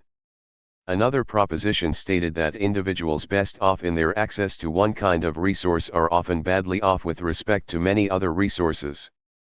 Rich persons and/or those holding high positions in corporate hierarchies have many resources at their disposal, but they are very poorly supplied with respect to one key resource, votes. But the often badly off qualifier seems unlikely. Apart from votes, well-off populations are more amply endowed with all other resources. Dahl's final proposition holds: virtually no one, and certainly no group of more than a few individuals, is entirely lacking in some influence resources. Asterisk. This reading shifts from an exclusive focus on voluntary associations, supplementing the initial argument with a consideration of other instrumentalities that might give some power to the general populace. One can easily agree that other sources of influence need consideration. But the no one entirely lacking proviso seems overextended, an attempt to save the broad-based pluralistic imagery. Homeless men sleeping under the bridges and along the river, to be sure, are not entirely lacking sources of influences. But the combined weight of their influence vis-a-vis almost any other group of comparable size must be very limited. The second assumption, that of multiple memberships, holds that people will join several associations. It is obvious, given what has been reported thus far, that multiple memberships continue to be a minority experience. The General Social Surveys of 1990 to 1994 found 1/6 of the adult population reporting 2 memberships and only 28% with 3 or more association involvements. That, of course, includes both instrumental 80 and expressive associations. The most frequent memberships at that point were probably expressive in character, these being church-affiliated groups, 34%, and sports groups, 19%. The point may be put more forcefully. The Beards's original statement is obviously in need of correction. It should read, "It is a rare American who is a member of 4 or 5 societies." In the 1990s, 8% reported 4 memberships, 4% reported 5, and 5% indicated 6 or more. The 17% with 4 or more memberships possess 49% of all memberships. If organizational involvements were the decisive instrumentality, that would mean a significant concentration of power in the hands of that 1/6 of the adult population. Many of the 1950s formulations made generous assumptions about the ease of joining or, alternatively, about the ease of organizing for the representation of interests. But such formulations lack realism, neglecting a rather basic consideration: memberships cost money. The more memberships, the greater the cost. And the greater the involvement, the greater the cost. Those facts of life, those obvious realities, are regularly overlooked. 7 cents, plus degree. The third assumption focuses on the anticipated trend, the expectation of increased joining. For the period from 1970 to the 1990s, we have had 3 different assertions or findings. Baumgartner and Walker argue, largely by logic and inference, that the upward trend has continued, that is to say, more and more joining through to the 1990s. A countering statement, by Robert Putnam, based on some evidence, reports that joining has declined, that there has been a loss of involvement. A third position, put forth by Tom W. Smith and based on the GSS series, argues no significant change. Everett C. Ladd has presented a large collection of evidence challenging Putnam's claim the GSS series shows a slight decline in association memberships in the 1970s. The percentages reporting 3 or more memberships fell from 30 in 1974 to 27 in the late 1970s, but thereafter little change is evident. The best conclusion to be drawn from this evidence is stability over the last 2 decades. These data continue Smith's series and, not too surprisingly, sustain his earlier conclusion, that is, no significant change. These results clearly go against the earlier expectation of steadily increasing affiliation, and the recent argument, the claimed loss of social capital. An examination of the types of organizations joined provides some further lessons. The most frequent kind of membership reported, at all points and by a considerable margin, is church-related groups. In most cases, presumably, these are expressive associations. The second most frequent kind, sports associations, is also expressive. In the 1990s, 2 varieties of instrumental associations follow in the ranking: professional or academic and school service groups. The 2 principal losers over the 2-decade 81 period are the church-related groups and the labor unions. The church-related memberships declined early on, in the 1974 to 1984 period. The fall in union membership continued over the entire period. Membership in unions, the organizations that figured so prominently in the 1950s discussions of pluralism, has fallen to the level of the hobby or garden clubs. Membership in fraternal and veterans organizations declined. Membership in political clubs was constant at 4% throughout the period. Some other factors affecting association involvement deserve attention. Membership, on the whole, is age-related, with such ties increasing to midlife, peaking at 40 to 49, then tapering off with more advanced age. The basic pattern, clearly, is an inverted U** degree other things equal. That means the overall level of joining should change depending on the size of the cohorts in the midlife years. The overall rate should move upward when the baby boomers, those born between 1946 and 1964, reach middle age. The 1946 cohort, the leading edge of the boomers, would have been 40 years old in 1986. The overall rate should accordingly have increased in the following years. A very modest increase is indicated in Table 2.1, but one would have expected much more in the 1990s. Not shown in Table 2.1 is a fragment of relevant evidence. In the early 1990s, the younger and middle-aged categories showed less involvement than the equivalent cohorts in the late 1970s. The decline was greatest among those in their 40s, with the percentage having 3 or more memberships falling from 37 to 26. Older respondents, those 60 and above, actually increased their involvement by a few percentage points in the same period. The decline of memberships in the younger cohorts might stem from the increased involvement of women in the labor force. Age affects the specific kinds of membership in several ways, reflecting diverse age-related life events. Memberships in sports organizations vary inversely with age. Memberships in church groups vary positively with age. Some of the positive relationships with age appear to be due to period effects. An obvious correlate of a declining farm sector is a decline of memberships in farm organizations, especially among the younger cohorts. Fraternal organizations have lost popularity among the young. Given the history of military involvements since the early 1940s, it is not surprising that membership in veterans organizations has a strong positive relationship with age. Memberships in school organizations have an inverted U pattern, with the frequencies greatest for those in their 30s and 40s. Memberships in professional organizations and labor unions, also not surprisingly, have an inverted U pattern. Some organizations, finally, show no clear relationship with age. This fourth pattern is found with respect to hobby, literary, and nationality groups.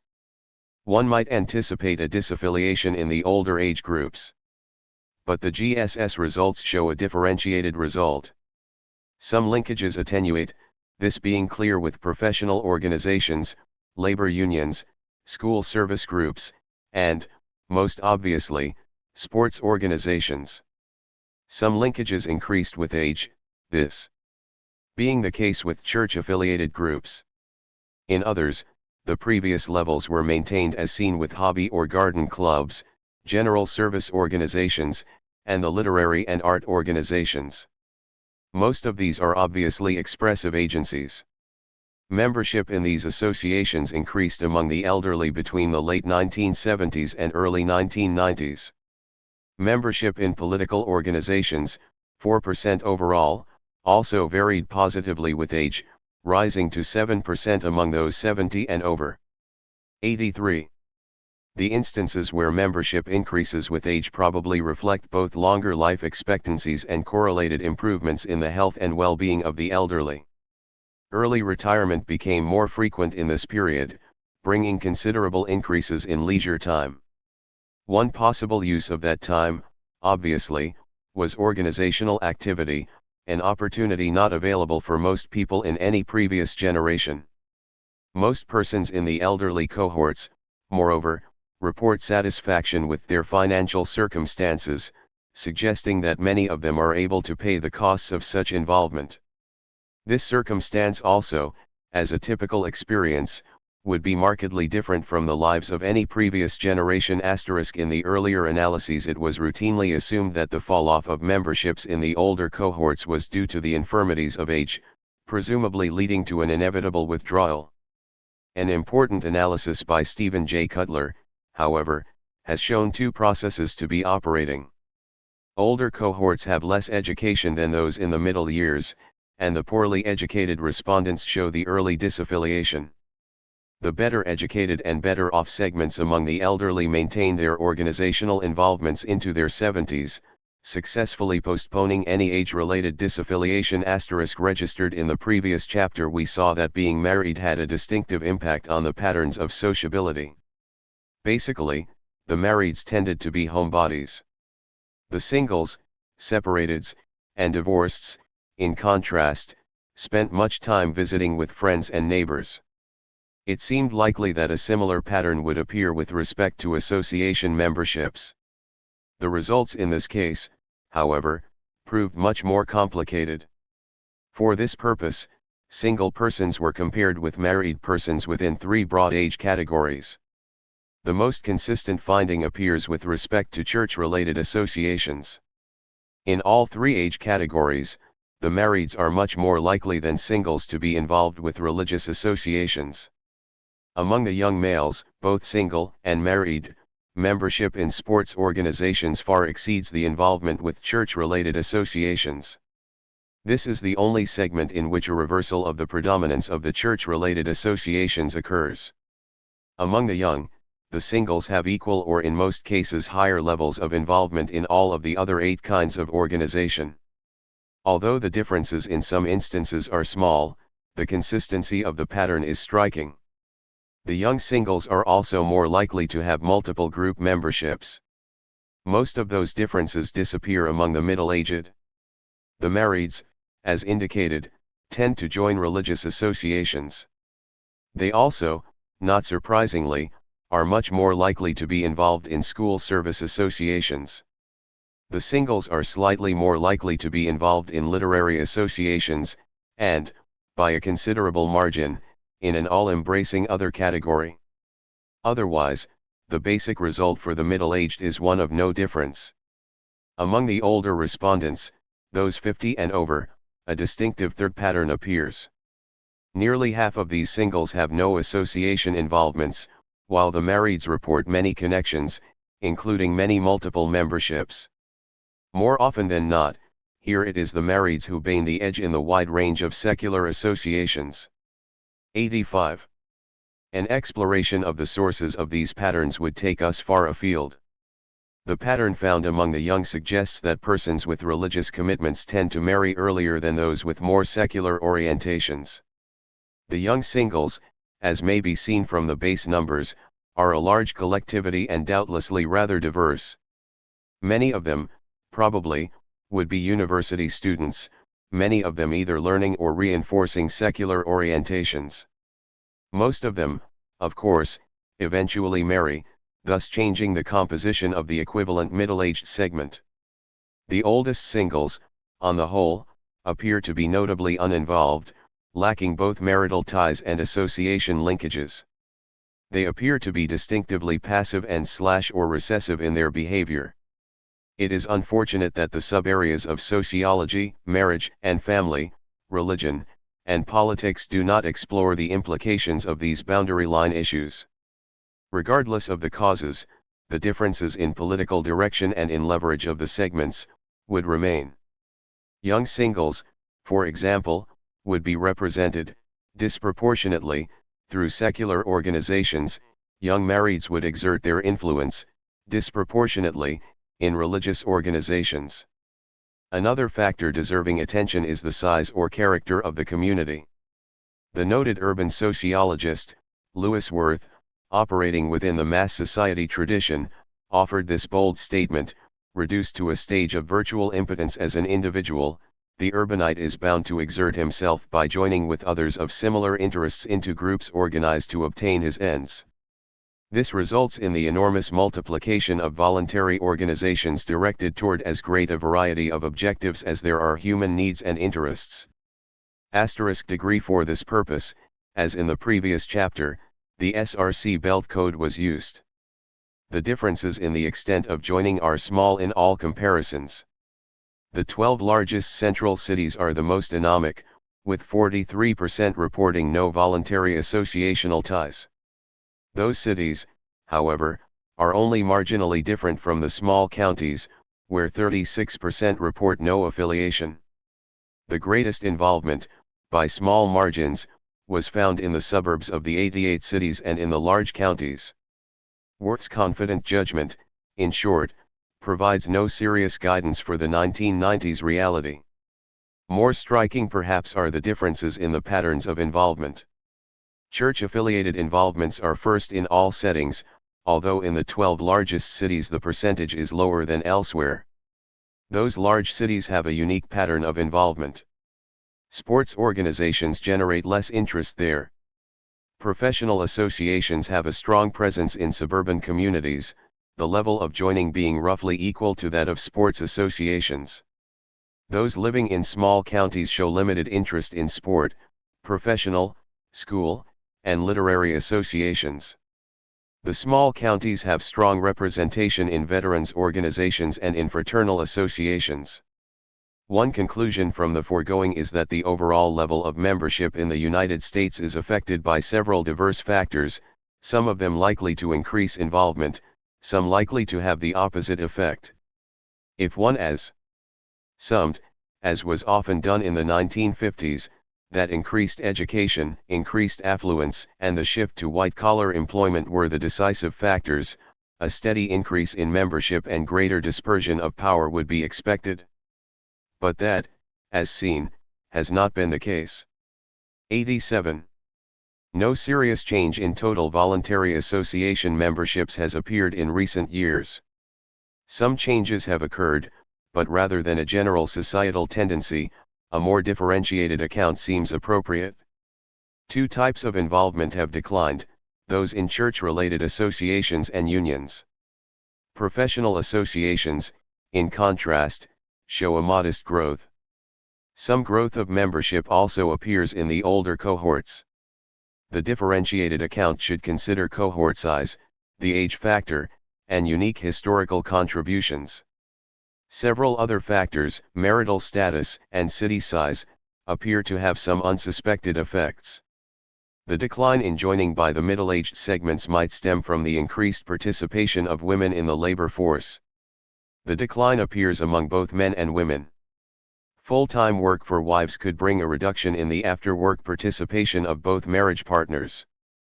Exploration with the GSS merge 1975 to 1979 showed that housewives have the lowest levels of association involvement. Both the full-time employed women and the housewives in GSS 1990 to 1994 showed less involvement than the equivalent categories in the late 1970s. The presence of children is another largely neglected fact of life consideration. Among married women, membership in hobby, political, and professional groups declines as the number of children increases, while membership in school associations varies positively. The growth and decline in the latter affiliations closely follow changes in average family size. All of the exploration reported here, which is of course very preliminary, was done with an appropriate age control. The fourth proposition holds that newspapers facilitate the aggregation of interests. This hypothesis has not been put to systematic test. Although a central part of Tocqueville's argument, this claim has, on the whole, been neglected in subsequent discussions of pluralism. Those discussions, accordingly, make an untenable assumption about the ease with which individuals sharing interests would find one other. They effectively beg the question of mechanism, that is, how the concerned individual finds the appropriate organization or how individuals sharing a given concern would come together to form an organization. Tocqueville, it should be noted, was making a sweeping and untenable assumption about the character of newspapers. He was assuming unbiased treatments of the events of the day.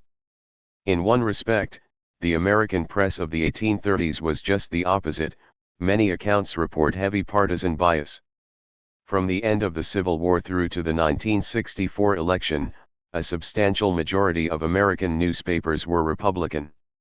A majority of the Democratic newspapers were conservative in outlook and most of them were located in the South. That partisanship would pose serious difficulties for any other political direction. 88. Discussions of newspaper bias typically focus on the treatment of factual material, indicating a slant, or an angle, some distortion or misrepresentation, or, in the extreme case, the outright lie. The effect of such treatments would be cognitive and possibly behavioral. Such treatments would also, presumably, have an impact on the formation and growth of associations, favoring some and discouraging others. While most accounts of bias focus on slanted or distorted news, another even more decisive option is available.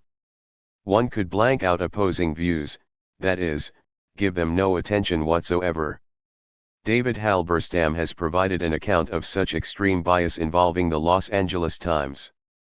Over 3 generations, he reports, the newspaper was devoid of fairness and justice. Was publishing in the tradition of his father and grandfather, and publishing for his peers, the big boys in the California Club, the conservative anti-labor barons of Southern California. The friends of the Chandlers were written about as they wished, their enemies were deprived of space, or attacked. The Times sanitized and laundered the operations of a rich anti-labor establishment and its politicians. It repeatedly used red scares to crush any kind of social welfare legislation. It gave its enemies no space and no voice. It was intensely, virulently partisan. The Times was not an organ of the Republican Party of Southern California, it was the Republican Party. It chose the candidates for the party. If anything, the Republican Party was an organ of the Times*. Ultimately, some enlightened family members prevailed and, in 1958, it was announced that the paper would be fair. In the 1960 presidential election, in a major departure, the paper reported on both Nixon and Kennedy. A grandson, Otis Chandler, took over at that point and completed the transformation, making it into a quality newspaper. The transformation of the Times was part of a nationwide change, the political usage and direct controls of the media yielding to more open or permissive procedures allowing greater freedom or autonomy to reporters and commentators. The transformation began with a competitive struggle between the media for advertiser dollars. Initially the struggle was between the mass circulation magazines and television, but it spilled over and affected other media. The magazines that had celebrated the affluence and moderate politics of the 1950s, the Saturday Evening Post, Life, Look, and, to a lesser extent, colliers, sought out and published controversial content as their economic circumstances worsened. A major move toward newspaper concentration and chain ownership occurred between 1950 and 1990, with the percentage of group-owned papers increasing from 24 to 75. Some critics emphasize the controls by an ever smaller number of capitalists, members of the power elite. Many commentators, especially those of the critical persuasion, do not recognize the possible diversity of motive, that is, between political influence and profit. 89. Seeking. In the 19th century, newspapers tended to be party-linked or commercial. The latter, often called the penny press, aimed for large circulation and advertising dollars. The penny press, emphasizing crime and scandal, tended to avoid politics, since a partisan emphasis could hurt circulation. Many critics do not make this distinction, seeing the media, in its entirety, as engaged in a defense of the system. If interested in profits, the imposition of a political line could be damaging. Some chains, accordingly, allow individual papers to continue their previous traditions, their concern being profitability, not political influence. The shift from individual ownership to a chain brings another important change. The chief executive will be a manager, frequently someone from outside the community. The manager might not be part of the local power structure and thus not subject to the same set of loyalties and influences as the previous owner. The New York Herald-Tribune was once an important and influential newspaper, one closely linked to the so-called Eastern establishment. But in the post-World War II years, its owners made a series of management errors, among them failing to invest and upgrade its capital plant. That choice ultimately brought about its demise. Those moderate Republicans, Eastern elites, then had to make do with the New York Times. In its years of decline, the Herald-Tribune became more permissive, allowing content not previously seen in its pages. The so-called new journalism began there with the writing of Tom Wolfe and Jimmy Breslin, who reported on, respectively, top dog and underdog foibles. The Tribune developed an insistent hunger for flair. One staff member said there was a willingness to be a little outrageous. Richard Kluger reports that the paper was willing to take chances because had nothing to lose by doing so, not to was to hasten its oblivion. The more permissive reporting began, in the early 1960s, with accounts of the civil rights struggle. Most subsequent histories of that movement indicate the decisive role of media coverage in generating public approval, membership in supportive associations, and financial contributions. Theodore White reviewed the television treatment of Bull Connor's police in the Birmingham riots of April 1963. CBS was trying to recapture its audience lead from NBC at that time, and Birmingham gave them a major opportunity. White, who was with CBS at that point, writes that they would have done anything, within the ethics of television, to outdo NBC. In 1955 to 1956, in the course of the Montgomery bus boycott, a dynamite bomb destroyed the front of the leader's house. The subsequent media coverage made that leader, Martin Luther King, a national figure. At a later point, King and 100 other leaders of the boycott were arrested. The photograph of him with a numbered plaque hanging from his neck captured national and international attention. Statements in support of the boycott, as well as cash contributions, poured in from all over the world. Degree that struggle was followed by the uprising in the universities and by the widespread opposition to the Vietnam War. By the 1980s, the nation's mass media were more open than at any time in its history. That would mean, fall. 90. Loewen Tocqueville's prediction, that a wider range of opinion was represented and, accordingly, a wider range of associations developed implicit in Tocqueville's formulation is an assumption of unbiased reporting, as if all interests and associations were receiving appropriate and fair attention. The news, in that view, consists of reports on the entirety of the day's major events. But a wider range of reports is not the same as a cross-section. Basically, the new arrangement brings a different set of determinants. The imperious demands of the publisher were replaced by the needs of working journalists. Two significant biases appear at this point. First, the need for hot, exciting, or controversial material, and second, the need for simplicity. The report of a controversial story in television news programs ordinarily involves interviews with representatives of associations having polar opposite positions on the issue. That means the polar positions will be systematically overrepresented in the news, and that all other positions, centrist positions, ones necessarily more complex, will be underrepresented. In general, the polar positions fit the need for simplicity and slogan-like summary, as in the familiar pro-life versus pro-choice polarity, or the gun control versus National Rifle Association opposition. Associations, understandably, welcome the opportunity to air their views. It gives them a free advertisement. As opposed to the passive imagery, the press merely reflecting the day's events, many associations initiate the effort, actively competing for attention. Contextual factors play a role in the competition of associations. In a dialectical process, one association advertises its services, pointing to the need to counter the threat posed by its opposition. Stressing the growth of conservatism in the Reagan years, the American Civil Liberties Union nearly doubled its membership. The organization was transformed in this period. At the beginning of the 1980s, it had virtually no computers.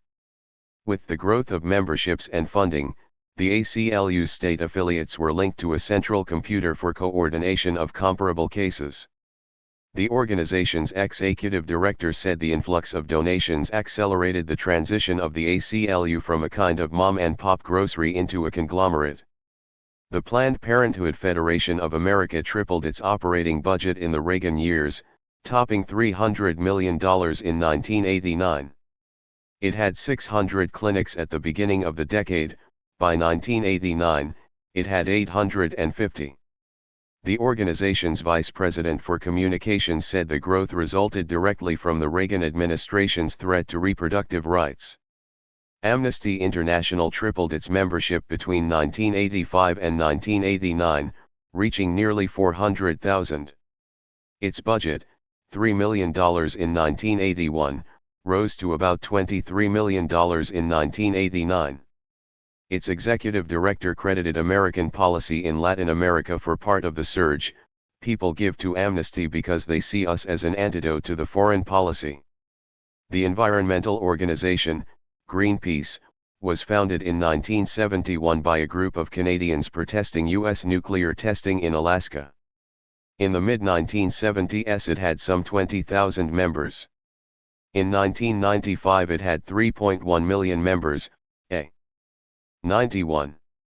Budget of $145 million, 43 offices in 30 countries, a staff of 1,200, and, as part of their capital equipment, 4 vessels, a helicopter, hundreds of dinghies, and the latest communications equipment. Its greatest strength, according to one account, is its ability to draw on tens of thousands of volunteers. The largest increase in members followed the destruction of the Rainbow Warrior, when French intelligence agents blew up the Greenpeace ship and killed a photographer. The subsequent wave of public sympathy enabled the organization to expand into Eastern Europe and Latin America. The dialectical struggle was evident again in 2 subsequent episodes. With the advent of the Clinton presidency in 1993, the Reagan-Bush threat was removed and, according to one account, some people believed there was less need to support environmental causes. One presumed result was that the combined membership in 5 leading environmental groups fell, from a peak of 2.4 million in 1990 to 2.1 million in 1994. Another account reports that after Clinton's election liberal groups fell on hard times financially, while conservative groups enjoyed a boon. The Sierra Club laid off workers after the environment-friendly administration took office, while the Christian Coalition claimed its membership doubled thanks to the Clintons. The subsequent Republican congressional victory in November 1994 led to renewed growth of liberal advocacy groups and optimistic expectations for others. The National Organization for Women reported that in the weeks following the election they collected 5 times the usual level of gifts over $500, and 10,000 new members joined up. The director of the Advocacy Institute, an organization which trains and nurtures liberal interest groups, saw a silver lining in this disaster to remove from the proletariat, to deproletarianize, some of the most capable and best informed of its members. The fifth proposition, the assumption of internal democracy, requires reformulation. As stated, the claim calls for a yes or no, for a confirmed or rejected judgment. If rejected, a positive alternative hypothesis is needed. The suggested alternative is that some associations are disguised business organizations. Put differently, they are enterprises intended to generate income for their owners. The proprietors, understandably, show little enthusiasm for internal democracy. The drive for income and personal benefits appears dramatically in an unexpected context in the case of some socialist leaders. August Bebel and Wilhelm Liebknecht were in the socialism business, an enterprise that brought them very handsome returns. Other entrepreneurs are in the trade union business, one labor leader generating an annual income in the mid-1980s of $530,000 plus expenses. The proposition holds also for various philanthropic organizations soliciting funds for the cure of major diseases. These are all, of course, non-profit organizations. They do not function as ordinary enterprises, attempting to maximize returns on invested capital. In lieu of capital, these organizations are sustained by membership dues and by contributions. The returns to the managers in these cases would be salaries.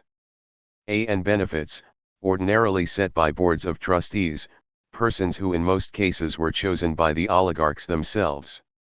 The concern with income maximization gives rise to a little noted characteristic found in some voluntary associations, namely, elasticity in the definition of the eligible membership.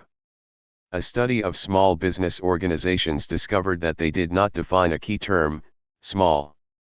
That reluctance allowed them to secure the support of sizable enterprises, some with more than 1,000 employees, some actually from the top giants of the nation. The American Association of Retired Persons is not restricted to the retired, but allows non-retired persons from age 50 to join. The American Farm Bureau Federation, as noted, had a membership in one state that exceeded the number of farmers. That outreach depends on a generous definition of the underlying population, of those claimed for representation.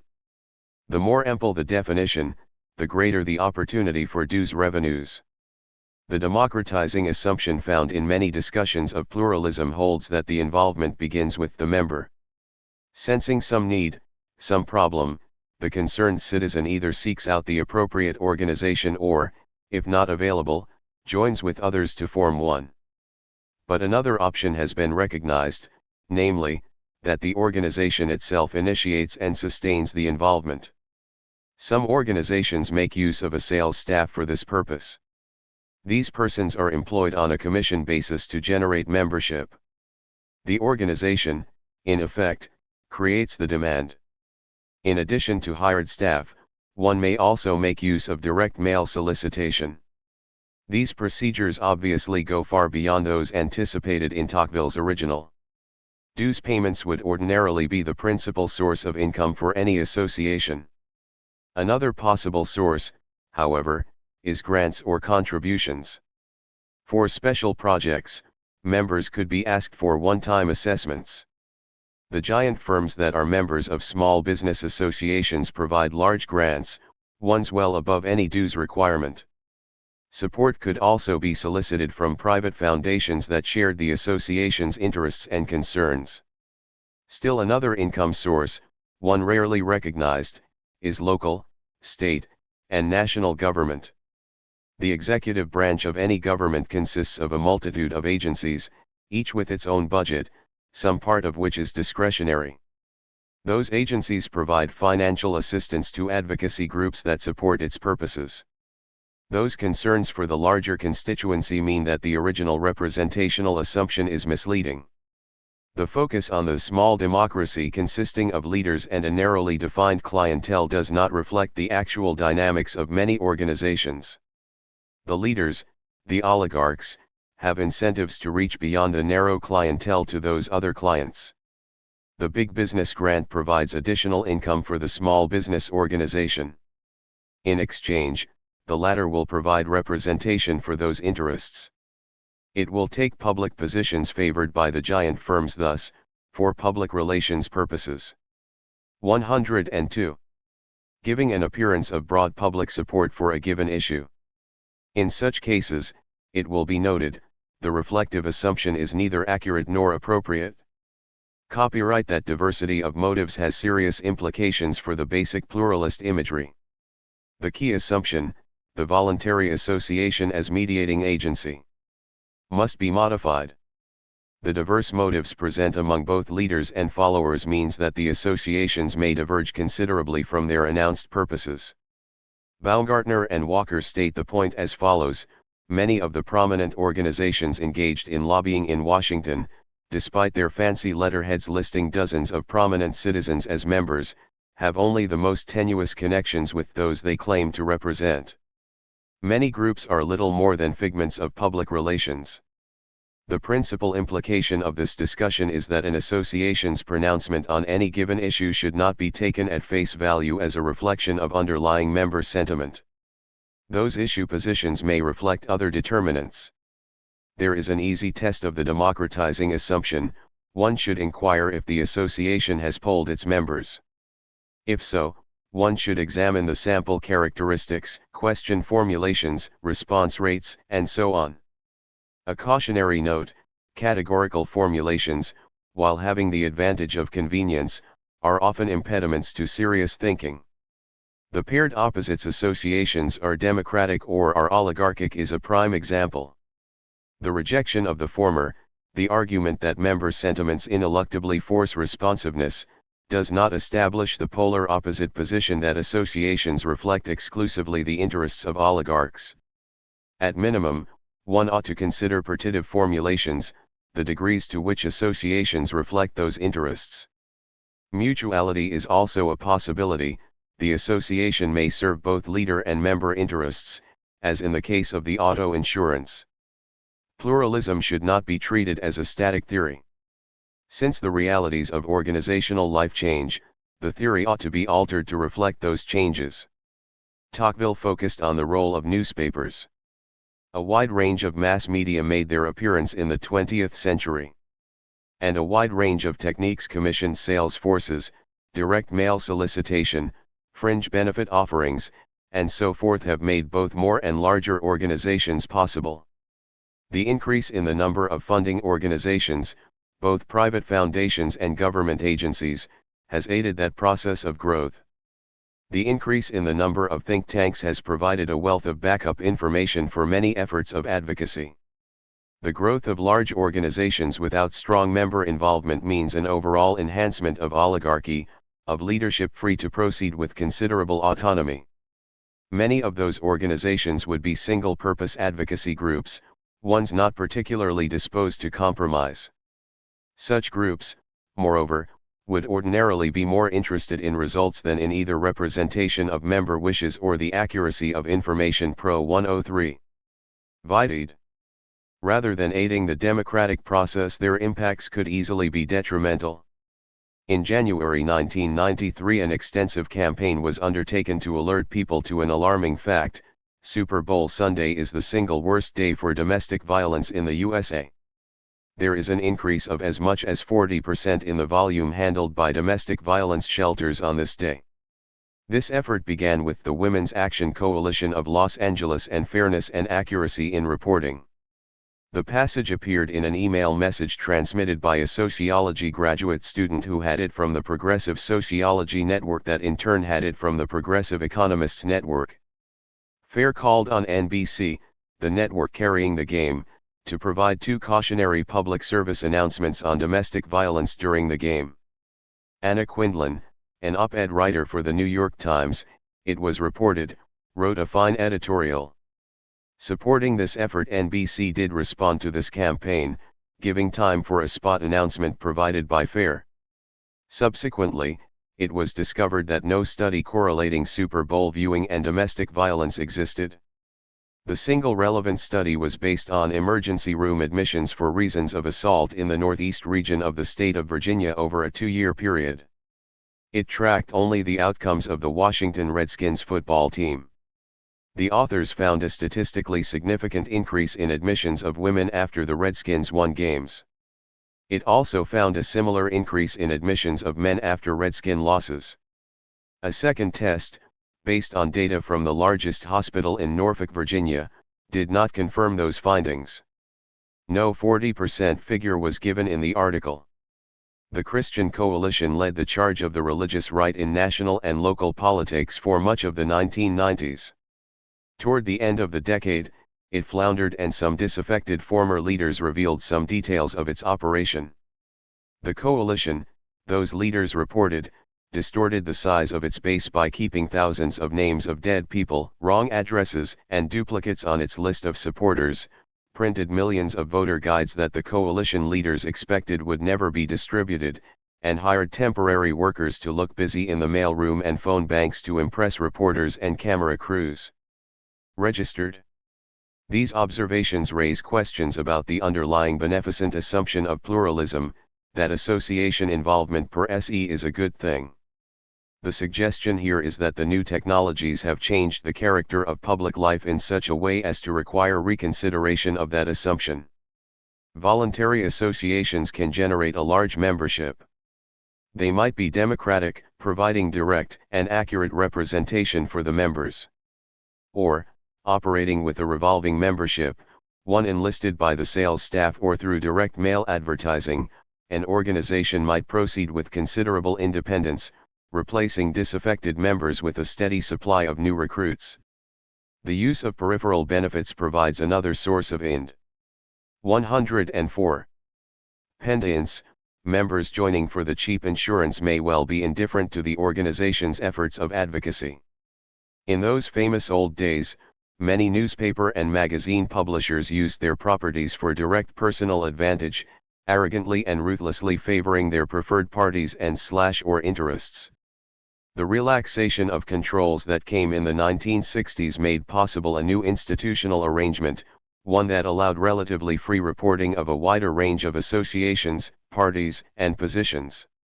Following Tocqueville, that made possible new and different aggregations of interests.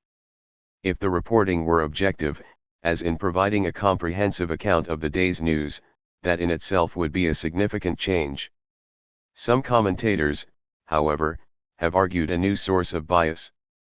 They claim, with some evidence, that liberal journalists favor news that supports their political values*. If so, the shift from old days to new days would have brought an important change in the principle guiding news selection.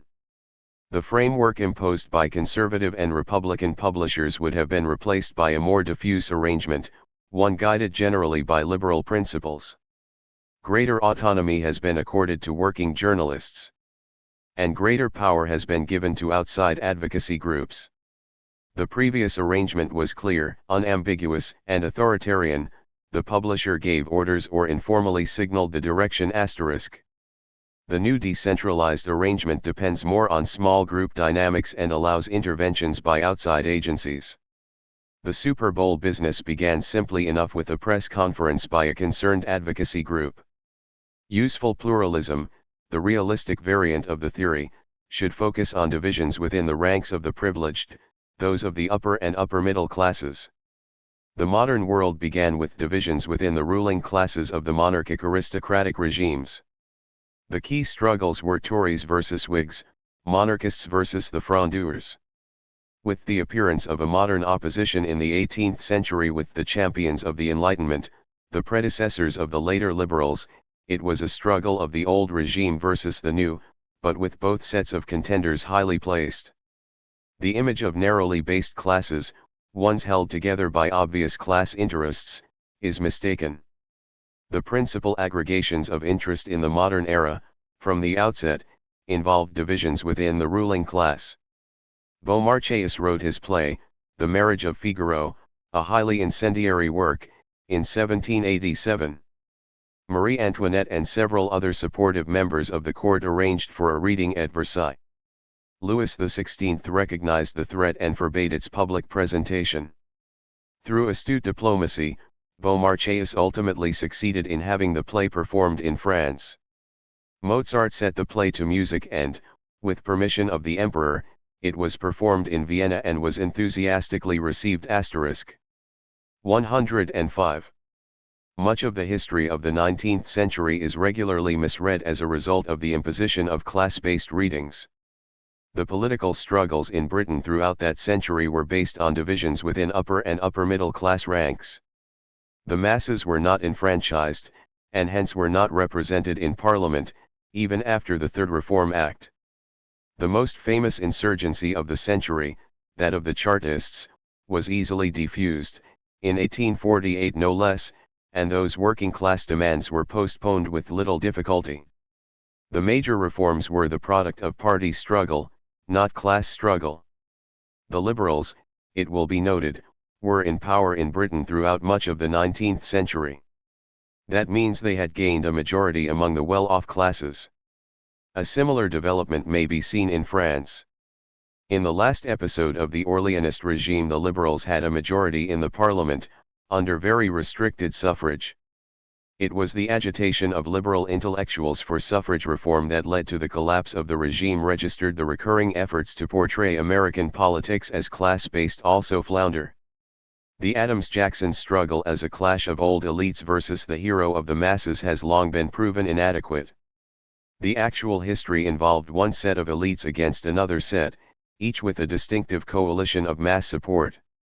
In one way or another, that arrangement has persisted to the present. The appropriate image, therefore, is one involving diverse aggregations of elites at the top of the society and diverse masses reacting to their various offerings.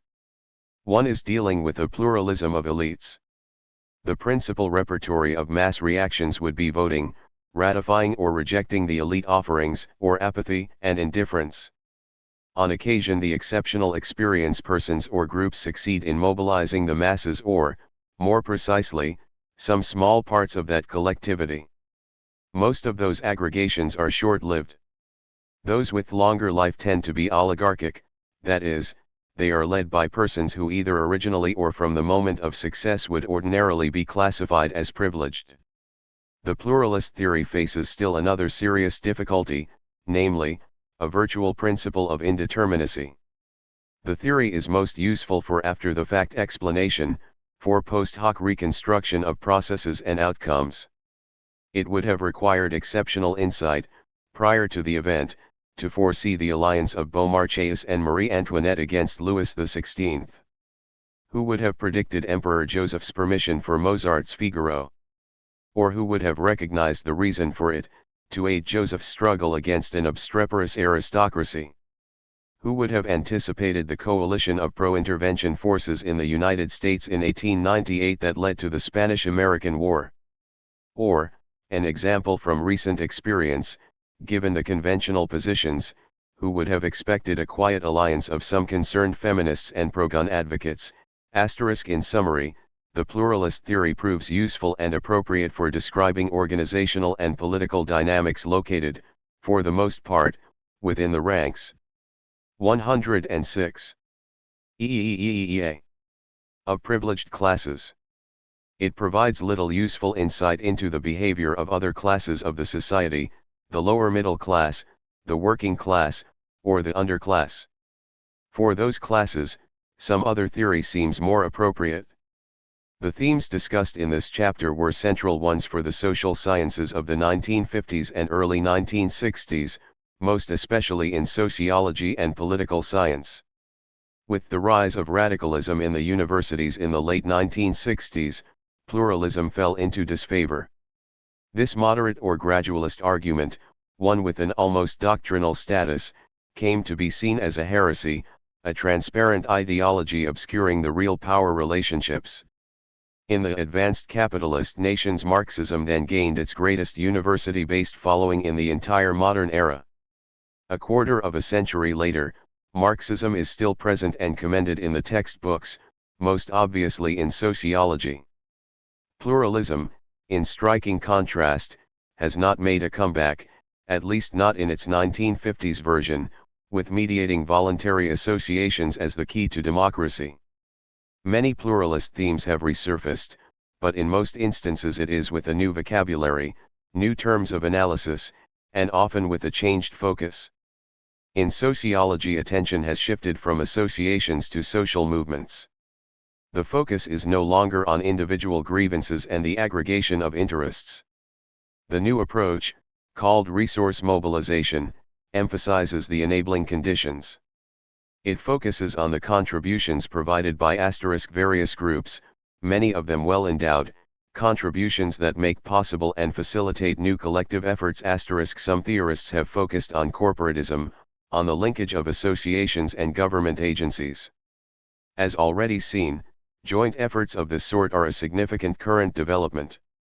Much of the theoretical effort has focused on a tripartite linkage, on the cooperative efforts of business, unions, and government. Other theorists have changed the focus and terminology to concentrate on social capital. This enlarges the range of social connections to include many kinds of social ties, not just formal associations.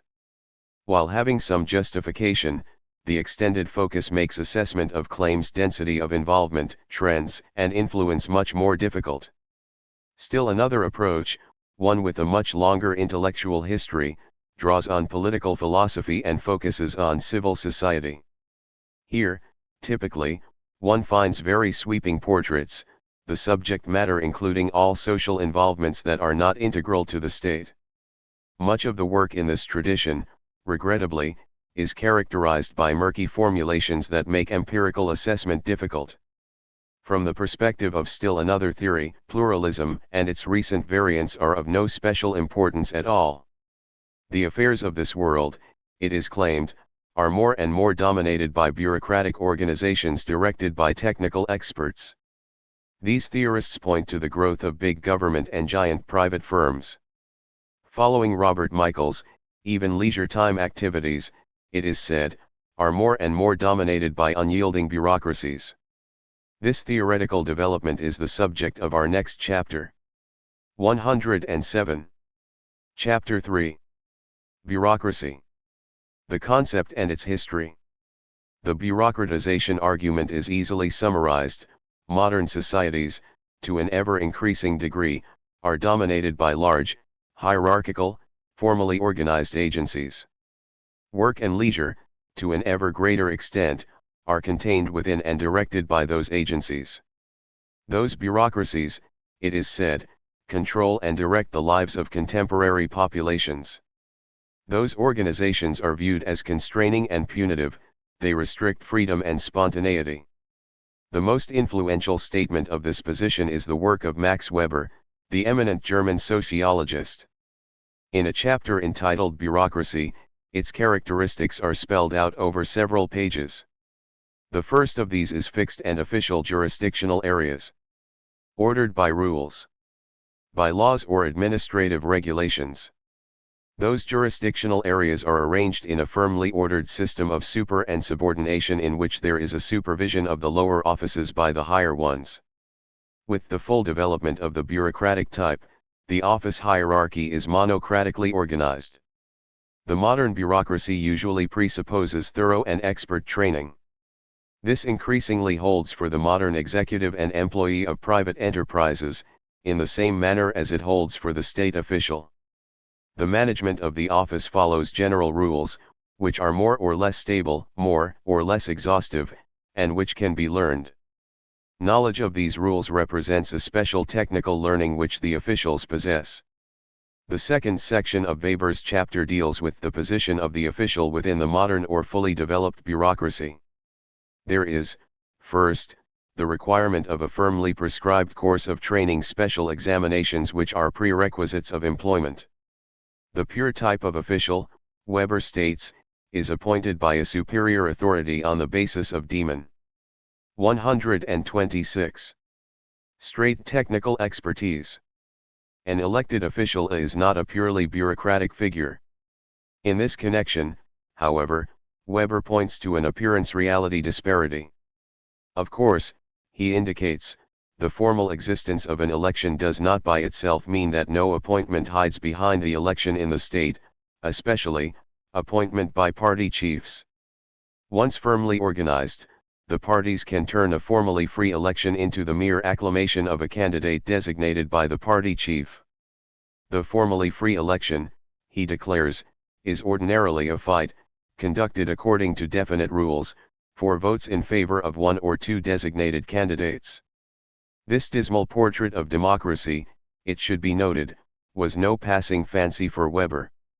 It is inherent in the logic of his theoretical system. The parties will bureaucratize. They will become mass organizations, they will develop hierarchies that will be ruled by experts who will make expert appointments. The people's choice is between two candidates chosen by the party chiefs. Weber's realism in this respect was consonant with and supported by the findings of Robert Michels's Political Parties, reviewed in Chapter 2. Weber's outlook was manifested subsequently in his attitude toward Germany's new democracy, the Weimar Republic. In conversation with General Ludendorff, he declared, "In a democracy the people choose a leader in whom they trust. Then the chosen leader says, 'Now shut up and obey me.' People and party are then no longer free to interfere in his business." Ludendorff replied, "I could like such democracy." Weber added, "Later the people can sit in judgment. If the leader has made mistakes, to the gallows with him." For his ideal is clearly plebiscitary as opposed to participatory democracy. Weber argues further that the position of the official is held for life, at least in public bureaucracies, and this is increasingly the case for all similar structures. The training, expertise, and knowledge acquired will benefit the agency, presumably until retirement. A notion of career is also assumed, specifically that the official will move within the hierarchical order. From the lower, less important, and lower paid to the higher positions. Bureaucratic organization differs from previous forms in that office holding is conceived of as a vocation or, put differently, according to Weber, the position of the official is in the nature of a duty. The office is no longer treated as a personal possession, one to be exploited for rents or emoluments, as was normally the case during the Middle Ages and frequently up to the threshold of recent times. Entrance into an office, including one in the private economy, is considered an acceptance of a specific obligation of faithful management in return for a secure existence. The affairs of the organization, in this reading, will be conducted according to calculable rules, that is, without regard for persons. It is in this sense that the bureaucracy is described, appropriately, as impersonal. Registered Weber has presented a theory of history, specifically of modern history, which stands in sharp contrast to Marx's and Engels's summary depiction of 127. All hitherto existing society at the beginning of the manifesto. Weber's single-sentence equivalent would read, "The history of the modern world is a history of the extension of bureaucracy." In contrast to Marx's and Engels's economic determinism and class struggle, Weber's is a theory of bureaucratic determinism, of the irreversible domination of this form of organization in human affairs. The underlying causal factor, the determining consideration forcing the extension of this form of organization, is efficiency. Because of its importance, an extensive quotation is appropriate. The decisive reason for the advance of bureaucratic organization has always been its purely technical superiority over any other form of organization. The fully developed bureaucratic mechanism compares with other organizations exactly as does the machine with the non-mechanical modes of production.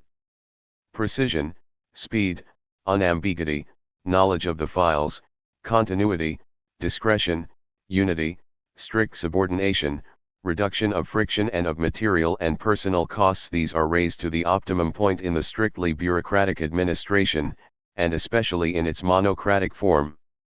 The logic of the case is spelled out in several long paragraphs. A large bureaucratic army would be technically superior to the private regiments that preceded it.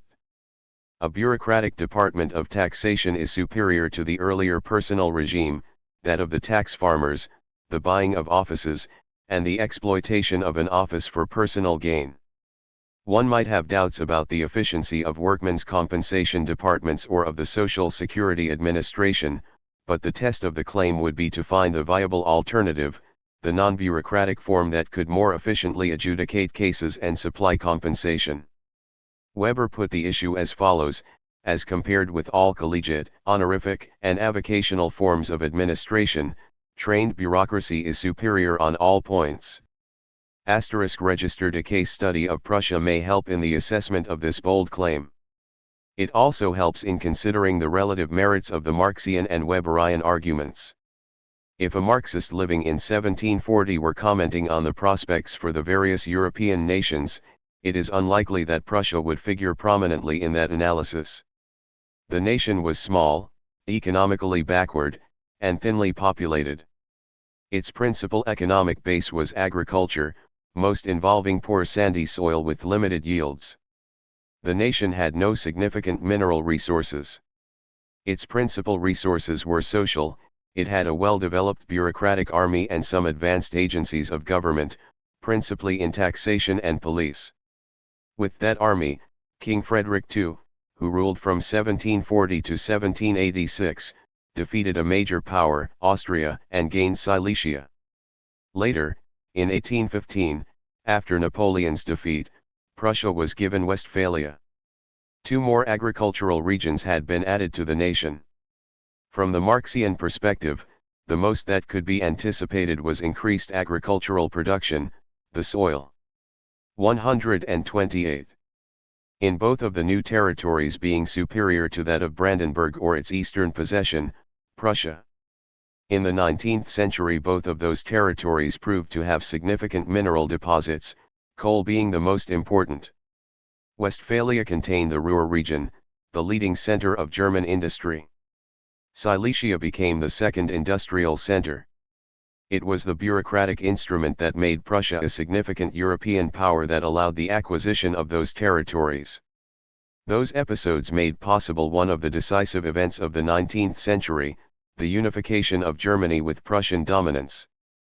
Max Weber, the son of a prominent Prussian legislator, had an intimate knowledge of that history. It is no accident, borrowing a standard Marxian cliché, that Weber assigned decisive importance to the bureaucratic form.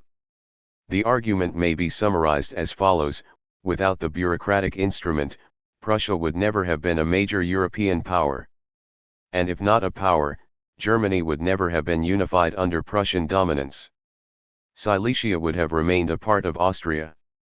Westphalian industry might, conceivably, have been located within a loose confederation of German states, or within a confederation under Austrian dominance. Weber's account of bureaucracy was intended primarily as an analytical statement, as a depiction of a given organizational form and an explanation for why it was gaining dominance. On occasion, however, Weber also provides an evaluation. Unlike the Marx-Engels statement, which portrays history leading to a new epoch that would be unquestionably better, Weber had serious doubts about the desirability of the bureaucratic tendency. The final pages of Weber's Protestant Ethic and the Spirit of Capitalism have often been linked with the bureaucratic argument, although, strictly speaking, they deal with a separate but related concern. The Puritan wanted to work in a calling, he wrote, but we are forced to do so. Puritan asceticism, it seems, did its part in building the tremendous cosmos of the modern economic order, now bound to the technical and economic conditions of machine production which today determine the lives of all the individuals who are born into this mechanism. This modern cosmos, he declared, has become an iron cage.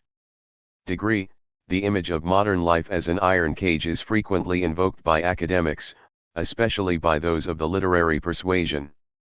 That image, it should be noted, is usually taken out of context when applied to bureaucracy.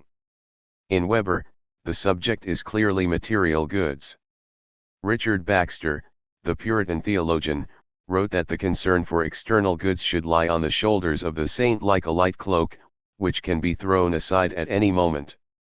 But Weber declares, fate decreed that the cloak should become an iron cage. The point is elaborated in the subsequent paragraph, material goods have gained an increasing and finally an inexorable power over the lives of men as at no previous period in history. 129. Although ordinarily treated as an unwanted imposition, Weber in fact sees the growth of bureaucracy as, in great measure, stemming from that irrational interest in material goods. Those born into this mechanism, those now living in the iron cage, have done so through their own choices. Weber is more than willing to admit that those are blind choices. The irrational driving sense of duty of the Puritans has been transformed into this new irrational pursuit of wealth stripped of its religious and ethical meaning, tends to become associated with purely mundane passions. Weber's attitude toward this modern development is intensely negative. Perhaps new prophets will arise, or there will be a great rebirth of old ideas and ideals, he wrote. The alternative is mechanized petrification, embellished with a sort of convulsive self-importance. His contempt for this contemporary stage of cultural development is expressed as follows: specialists without spirit, sensualists without heart, this nullity imagines that it has attained a level of civilization never before achieved. These formulations apply especially to the developments of Western Europe and the United States. But in an important extension, in a speech given in July 1918, Weber argued that socialism was merely an extension of the bureaucratic advance. Rather than providing a new realm of freedom, socialism would constitute the extreme case, the all-encompassing bureaucracy. Girth and Mills summarize Weber's argument as follows. Socialization of the means of production would merely subject an as yet relatively autonomous economic life to the bureaucratic management of the state. The state would indeed become total, and Weber, hating bureaucracy as a shackle upon the liberal individual, felt that socialism would thus lead to a further serfdom. For the time being, he wrote, the dictatorship of the official and not that of the worker is on the march. Weber's critique of socialism has been largely neglected in scholarly accounts. The practice, it will be noted, has been peculiarly one-sided. Weber's argument about bureaucracy has been used to critique Western or capitalist societies. It is worth noting that, again, as with the mass society theory, we have a then versus now comparison, an argument of good old days versus bad new ones. Freedom, choice, and spontaneity are being claimed for those old days. The new days are characterized by soul-destroying constraints, by some ultimate domination. Girth and Mills provide a convenient summary of the argument. Weber thus identifies bureaucracy with rationality, and the process of rationalization with mechanism, depersonalization, and oppressive routine. Rationality, in this context, is seen as adverse to personal freedom. Accordingly, Weber is a nostalgic liberal, feeling himself on the defensive. He deplores the type of man that the mechanization and the routine of bureaucracy selects and forms. The narrowed professional, publicly. 130. Certified and examined, and ready for tenure and career. His craving for security is balanced by his moderate ambitions and he is rewarded by the honor of official status. This type of man Weber deplored as a petty routine creature, lacking in heroism, human spontaneity, and inventiveness. Asterisk. A contemporary statement of the bureaucratization argument appears in an introductory sociology text written by Neil Smelser, a sociologist of considerable eminence, the author or editor of many books attesting to a vast historical and comparative knowledge. A heading in the textbook provides the summary conclusion: the future, more bureaucracy. The text declares that the end is not yet in sight. No data are offered to support this central claim. Commenting on the implications, Smelser reports that we will continue to feel ambivalent about bureaucracy because of its impersonality, its frustrations, and its intrusion into our lives. The propositions. The principal arguments are summarized in the following propositions. 1. Bureaucracies are large and growing. Most people work in giant offices or shops employing thousands of persons. The typical workplace is becoming ever larger. 2. Bureaucracies are impersonal. Because of the large size of the typical establishment and the emphasis placed on formal rules, it follows that work relationships are impersonal. 3. Bureaucracies are intrusive. The intent of these agencies is control, the coordination of persons and resources. It follows that bureaucracies are limiting, they frustrate personal impulses and reduce individual freedom. 4. Bureaucracies tend toward monocratic rule. The fully developed bureaucracy, Weber argues, will have a single center of power, the organization is controlled and directed from the top. 5. Bureaucracies will be directed by technically trained experts. The rule of amateurs, or of inheritors, or those ruling through personal connections will more and more yield to rule by the experts. Assessment. The first proposition holds that bureaucracy is both large and growing. Two separate claims are contained here, one declaring the present extent, the other announcing the continuing tendency. Considering the longer term, say from the 17th century to the present, there can be little doubt as to overall growth of this organizational form. Governments, even the largest of 131 them, those of Spain, France, or England, were small. Most government employees were in the military, the police, or tax collection agencies. The controls exercised by those agencies, as judged by modern standards, were very limited. There were few large firms in the private sector. Most of those were in shipbuilding, most of them in the Netherlands and England. There were some giant mixed government-private agencies, the most notable being the Dutch East India Company and the English trading companies.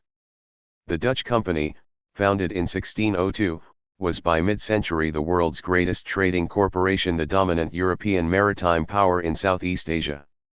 Its fleet, numbering some 6,000 ships, was manned by perhaps 48,000 sailors. Registered evidence on size and growth prior to the 20th century is limited. It follows that documentation must be spotty and the conclusions based largely on plausible inference. The twin arguments, large size and continued growth, appear frequently in the late 20th century.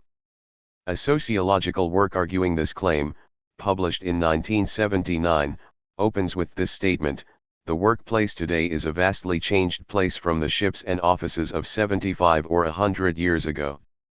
Then nearly all employees worked for small firms, while today large numbers toil for the giant corporations. This portrait of giantism, like Weber's and Smelser's, was not accompanied by supporting evidence, although evidence on the point was readily available. National samples of the U.S. economically active population are readily available, and respondents have been asked, among other things, about the size of their workplace.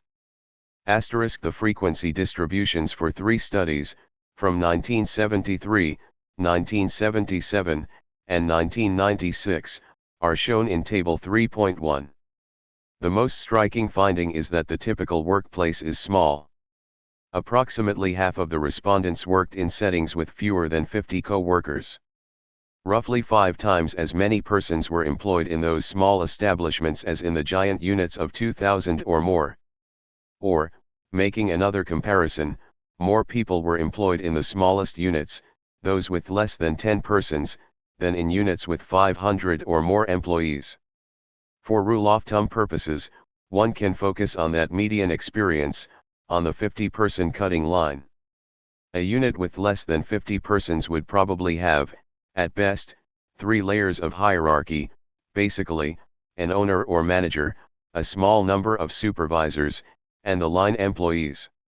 That hardly accords with the equation of modern life with giant bureaucracies. These snapshots show that the typical experience had been seriously misrepresented. The 3 studies ask about the location where you work, what specialists call an establishment. Another term that might appear in this connection is the notion of a firm or enterprise. Many persons working in the smaller establishments of Table 3.1 were employees of giant firms. General Motors is a giant firm with, in 1995, a total of 745,000 employees employed in 316 locations in 171 cities within the United States. The company also operates in 20 locations in Canada and in 51 establishments elsewhere in the world. The tabulation based on firms would count General Motors as one giant enterprise. The tabulation based on establishments, as with the 1996 General Social Survey, breaks up the large firm and yields a much smaller average experience.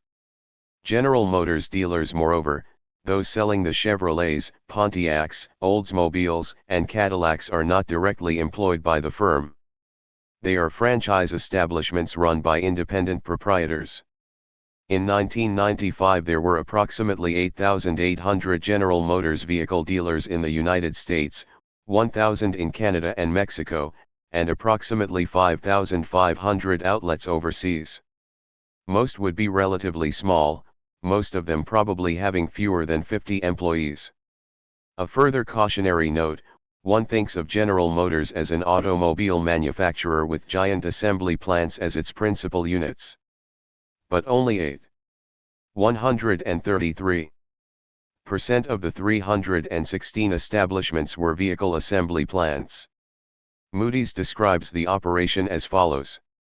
Of 25 are engaged in the final assembly of GM cars and trucks, 30 are service parts operations responsible for distribution or warehousing, 20 are associated with Electronic Data Systems Corporation as large information processing centers and offices, 31 major plants, offices, and research facilities relate to the operations of Hughes Electronics Corporation, and the remainder are offices or involved primarily in the testing of vehicles or the manufacture of automotive components and power products.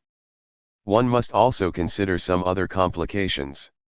In recent decades, the fast food enterprises McDonald's, Kentucky Fried Chicken, Wendy's, Rax, and others have shown very rapid growth. McDonald's is a large firm. But the outlets, the local establishments, are typically rather small. Most of them, like the automobile dealerships, are franchise units. Most of the employees would be found, in Table 3.1, in the small units. The basic question is this: should those employees be counted as members of a giant bureaucracy or as members of a small shop? Given the popular depictions, it would be easy to conclude that the bureaucratic rules of General Motors would be all-pervasive, that they would cover all 316 establishments. That inference, however, would be mistaken. Early on in the development of the firm, which grew through the acquisition of other producers, it was recognized that the extension of central control was not practical. It would be difficult to implement and to oversee, and, more important, it would be extremely costly. The result was a delegation of powers, with the creation of a federal organization. The relatively autonomous subordinate units of General Motors were referred to as divisions. To some degree, each worked out its own policies, developed its own rules, and made its own purchases. The ultimate rule for General Motors and other firms following this procedure was performance as measured by year-end profitability, or, as it came to be known, by the bottom line. The logic of the divisional policy was reinforced in a later period with the coming of other developments, diversification, the acquisition of different product lines, and the development of conglomerates and multinationals. It would be pointless, a bootless effort, as Thorstein Veblen might put it, for the firm to impose central control, rules, oversight, and so forth on those very diverse units. The bottom line procedure was cheaper, more effective, and more in line with the ultimate goal of profitability. An important lesson follows: one central Weberian notion, monocratic rule, is mistaken. It is not the rule, and not the tendency.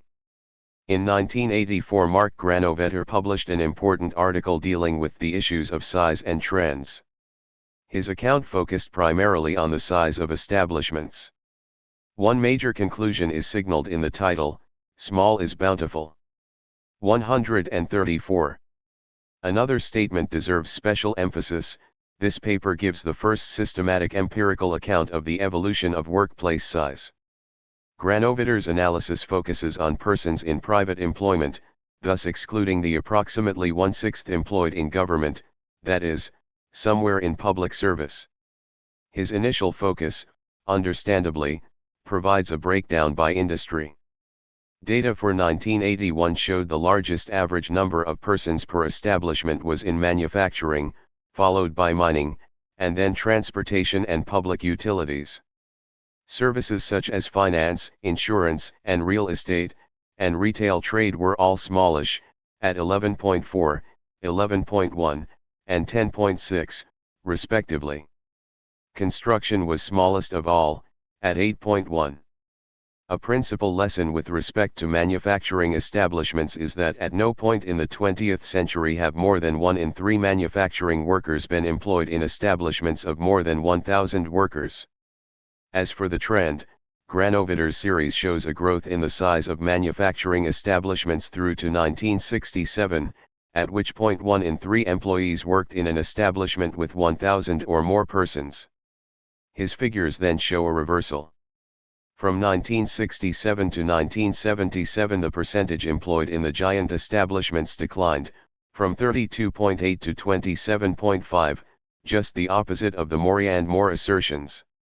That decline continued in subsequent years, the 1996 figure being 20.6%. Trademark put differently, roughly 4/5 of those in manufacturing worked in units of less than 1,000. Findings are reported for 3 other sectors showing considerable absolute growth: retail trade, wholesale trade, and the heterogeneous service category. Granovetter reports little change in the establishment size for the first 2 in the period 1939 to 1977. He summarized as follows. In retail trade, the proportion of the workforce in very small establishments has declined strongly since 1939, but there has been little change in the proportion in stores with less than 100 employees. This is not surprising if we keep in mind that a store with 100 employees is already a sizable operation. The size distribution in wholesale trade shows no consistent trend over this period, while that in services shows a fairly steady tendency for workers to be in larger establishments. 25. Comparable figures extending those series through to 1996 show a small increase in large establishment employment in retail trade, with roughly 1 in 4 working in units of 100 or more. The wholesale series indicates a continuous modest increase of employment in large establishments. In the service sector, the increased employment in large establishments was dramatic, going from 1/6 in 1948 to approximately 1/2 in the recent experience. We have, clearly, a differentiated result, a decline in typical establishment size in manufacturing and some increases in the other sectors. One should not overlook the different measures. Large in manufacturing means 1,000 or more, elsewhere it means 100 or more. Granovetter also provided an overall summary showing the pattern from 1960 to 1981. The result was a slight decline in large establishment employment, the percentages falling from 21.6 in 1960 to 18.7 in 1981.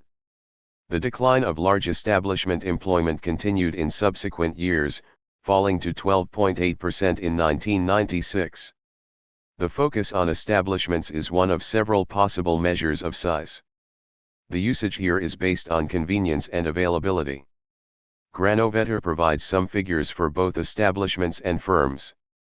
In 1977, 27.5% of those employed in manufacturing were in establishments of 1,000 or more, 65.7% of them were employed in firms of equivalent size. At the same time, approximately 2/3 of those in retail businesses were in firms with less than 1,000. Roughly 4/5 of those in selected service industries were in firms with less than 1,000. A report by Steve Lower on employment in giant firms, the Fortune 500, indicates a decline from 16 million in 1979 to 12 million in 1991. At the latter point, not quite 1 in 10 persons in the civilian labor force was directly employed in a giant firm. Lower's article, it should be noted, links the decline to subcontracting.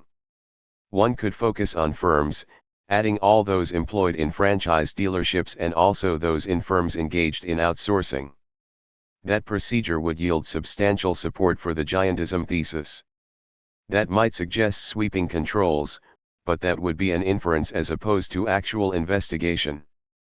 The basic question is this: does the specific work setting make a difference? 1. Test would involve comparison of employees in 4 settings: small shops owned by independent entrepreneurs, small shops owned by the large corporation, small franchise units linked to a large corporation, and small firms engaged in outsourcing.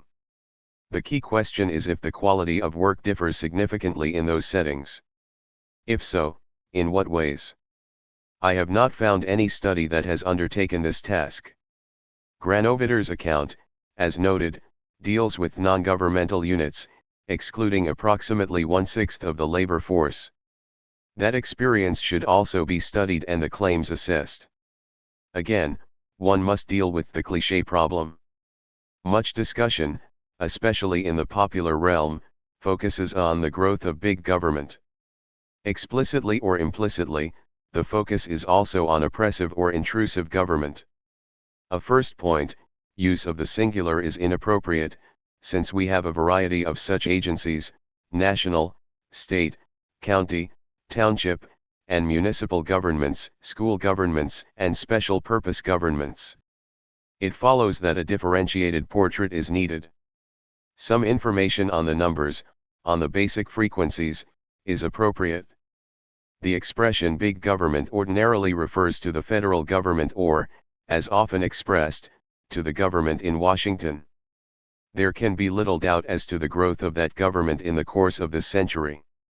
At the turn of the century, at the time of McKinley's presidency, that government consisted of roughly 240,000 persons, 0.8% of civilian employment. The numbers and the percentages moved upward in the subsequent decades. The number had increased tenfold by 1960, and the percentage had risen to 3.4. The number of civilian employees increased again, to just under 3 million in 1970. At that point they formed 3.6% of the total. In 1997 the federal government had 2,816,000 civilian employees. Without the census temporaries, the number was below that of 1970. Given the growth of the civilian labor force in this period, it is clear that the federal government's share of the total declined. The percentages for 1970 and 1995 were 3.6 and 2.2, respectively. By this measure, the growth of big government ended with the 1970 peak. The federal government has been declining in relative size for nearly 3 decades. The previous paragraphs deal exclusively with civilian employment in the federal government. To those numbers one should add active duty military personnel, all of whom would be employed by the Department of Defense. In 1960 and 1970 the personnel on active military duty exceeded the total civilian federal government employment. Those on active duty increased dramatically over the course of the Korean War, moving from 1,460,000 in 1950 to 3,636,000 in 1952. The number fell in subsequent years, to 2,475,000 in 1960, and rose again over the course of the Vietnam War, reaching a second high, 3,546,000 in 1968. The number on active duty then fell off sharply to just over 2 million in 1976, and remained at that level to 1990. With the ending of the Cold War, the number declined once again, falling to 1,056,000 in 1996.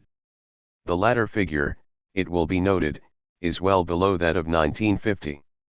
Military service differs significantly from work in other public or private bureaucracies. The patterns of growth and decline are markedly different from those of most civilian activities.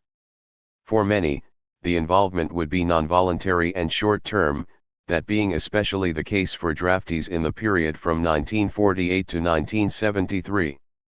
Civilian employment in the federal government, as seen in Table 3.5, peaked in 1970. Recalculating that line to include military personnel yields a total labor force in 1970 of 85,836,000, with total federal government employment at 6,062,000 or 7.1%. For 1997 the equivalent figures are 137,736,000, 4,255,000, and 3.1%. The last quarter century, in short, has seen a dramatic decline in the size of the federal government. Degree the insistent focus on the federal government is seriously misleading. The other governments, taken together, are much larger than the feds, accounting for 85% of total government employment in 1995. The states have more employees than the federal government. And local governments have more employees than the states. The largest category of all is school districts, which in 1992 employed 5,134,000 of the 18,745,000 total government employment. This form of government intrusion, called compulsory education, has been with us for some time. For the most part, that intrusion has been approved by substantial majorities of the citizenry. Discussions of federal government intrusiveness typically lack specification. The entire government is portrayed as involved in those bad things, somehow or other invading our lives, restricting our freedom, limiting our privacy, and so on. Again, some detail and some numbers prove useful. The overwhelming majority of federal civilian employees, not surprisingly, work in the executive branch. The majority of the latter work in 14 executive departments, the rest are in some 40+ independent agencies, for example, the Farm Credit Administration, the Federal Communications Commission, the Federal Election Commission, the Arms Control and Disarmament Agency, the American Battle Monuments Commission, and the Smithsonian Institution. For most of the post-World War II period, the Department of Defense was the federal government's largest employer of civilian labor. In 1997 it had 749,461 employees. That number, it should be noted, is down almost 28% from the 1990 level. The members of the armed forces must be added to employment figures. The total was 2,188,023 in 1997, down by 889,834 from 3,077,857 in 1990. The second largest federal government employer is now an independent agency, the U.S. Postal Service. In 1995, with 845,393 employees, it overtook the Department of Defense as the largest employer of civilians. The third largest agency is Veterans Affairs, with 263,904. Fourth on this list is Treasury, fifth is Agriculture, and sixth is the Social Security Administration. The latter was separated from the Health and Human Services Department in the previous year. The Postal Service intrudes on our lives, reaching as far as our mailboxes some 6 days a week. It is not clear whether defense ought to be counted as an intrusion. A significant element of compulsion disappeared in the early 1970s with the ending of the draft. Veterans Affairs is basically a welfare agency, providing services for former members of the armed forces. Treasury does intrude into most people's lives, not a happy occasion for many, but most people would probably agree that taxation is a necessary activity. The Department of Agriculture undertakes agricultural research, transmits information through its extension agents, administers price support programs, and also administers the food stamp program. The Social Security Administration intrudes in many lives, sending monthly checks, but few people would view the provision of retirement income as a bad thing. Personnel figures give one indication of government size. A somewhat different picture appears when considering government expenditure. One summary overview gives federal outlays in a handful of summary categories, the leaders being national defense, human resources, and net interest. In the period from 1964 to 1970, defense expenditures were easily number one. The percentage share in that period ran in the mid-40s. In all those years Vietnam War years, it will be remembered the share for human resources moved steadily upward, from 29.8 to 38.5%. In 1971, the relationship reversed, with the defense and human resources percentages at 37.5 and 43.7, respectively. The predominance of human resources expenditures has continued to the present, the principal change being in the extent of the imbalance. The 1998 percentages were defense, 16.2, and human resources, 62.5. The latter percentage meant $1.033 trillion. In order of magnitude, this came under the following headings: Social Security, Income Security, Medicare, Health, Education, Training, Employment, and Social Services, and finally, Veterans Benefits and Services. The image of a large, growing, and intrusive federal government appears to be off on all accounts.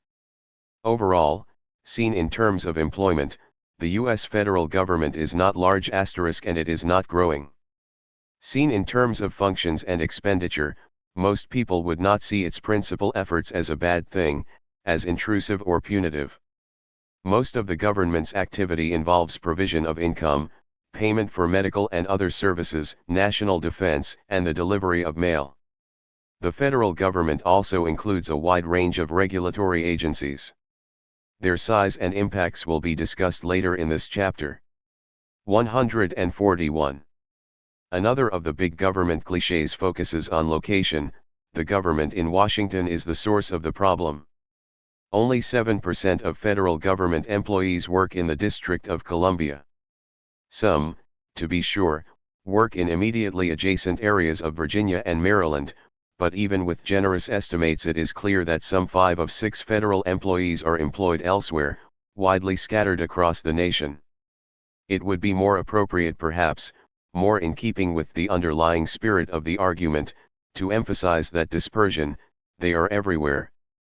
State governments have grown slightly faster than other non-federal governments. The number of persons so employed, as indicated, far exceeds the number of civilians in the federal government. The largest single item of state expenditure is for public welfare. Education comes next, the bulk of that expenditure being for higher education.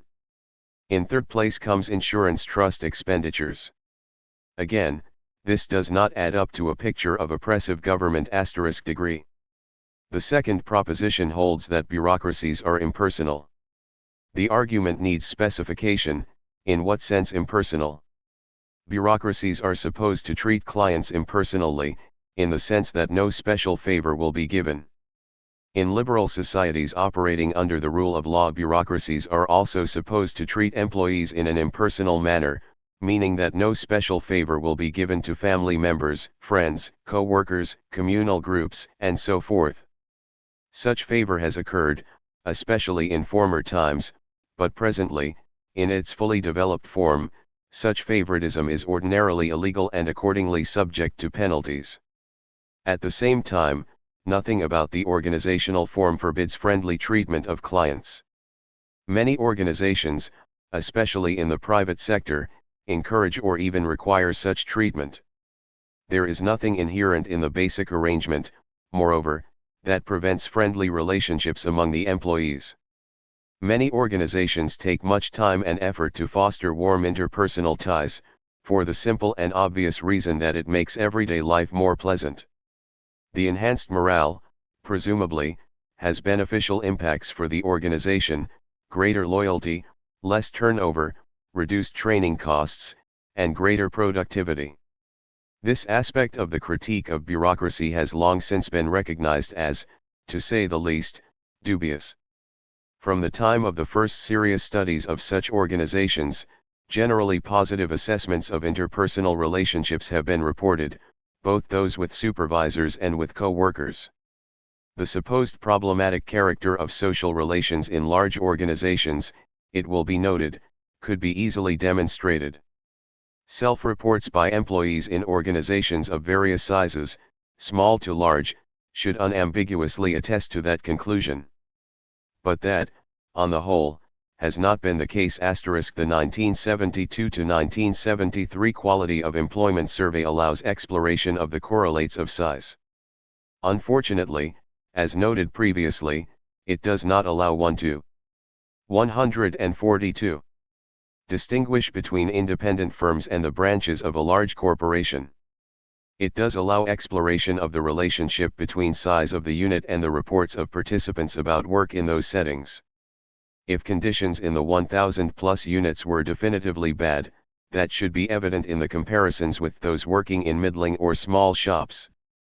Popular critiques of the large workplace routinely overlook two basic facts of life: large shops ordinarily pay more than small ones, and they provide better fringe benefits.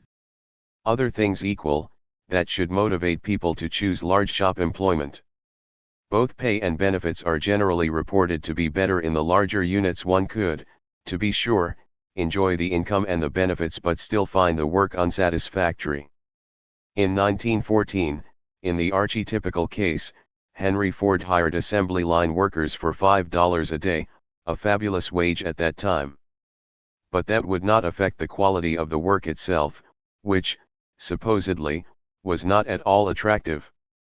Asked directly about job satisfaction, majorities in all settings reported some degree of satisfaction. The highest levels of satisfaction were found in the smallest units, but overall the differences are small. Employees in the large and giant units were not dissatisfied, but merely less positive and more likely to report they were somewhat satisfied. A summary judgment on the merits of the current job is provided by the following question: knowing what you know now, if you had to decide all over again whether to take the job you now have, what would you decide? Would you decide without any hesitation to take the same job? Sizable majorities in all settings said they would choose the same job. Those in the smaller units were slightly more likely to prefer the same job, but the pattern is erratic and the differences are very small. The difference between the two extremes is a matter of only 5 percentage points. The relationships with co-workers are important aspects of work, and are typically assumed to be better in small or non-bureaucratic settings. That assumption is generally confirmed. The highest percentage reporting friendly co-workers is found in the smallest establishments, those of 9 or less. That said, an important qualification must be entered. Close to half of those in the giant units, those of 2,000 or more, responded very true to the statement about friendly co-workers. That does not mean impersonal relationships for the others. Most of the others chose the somewhat true option. Only small minorities gave negative responses on this point. A similar pattern was found in the judgments about supervisors. Friendly supervisors, 7 in 10, were reported in the smallest shops. The positive reports fell off somewhat in the larger units. But even in the large and giant ones, roughly half said very true to the statement about friendly supervisors, and most of the rest said somewhat true. Roughly 1 in 7 gave negative judgments that could support the argument of impersonality. A pair of qualifying conditions should be noted. Social relationships in small shops are regularly found to be very positive. That could mean the social circumstances in small shops are inherently positive, warm, and supportive, a proof of the small community ideal.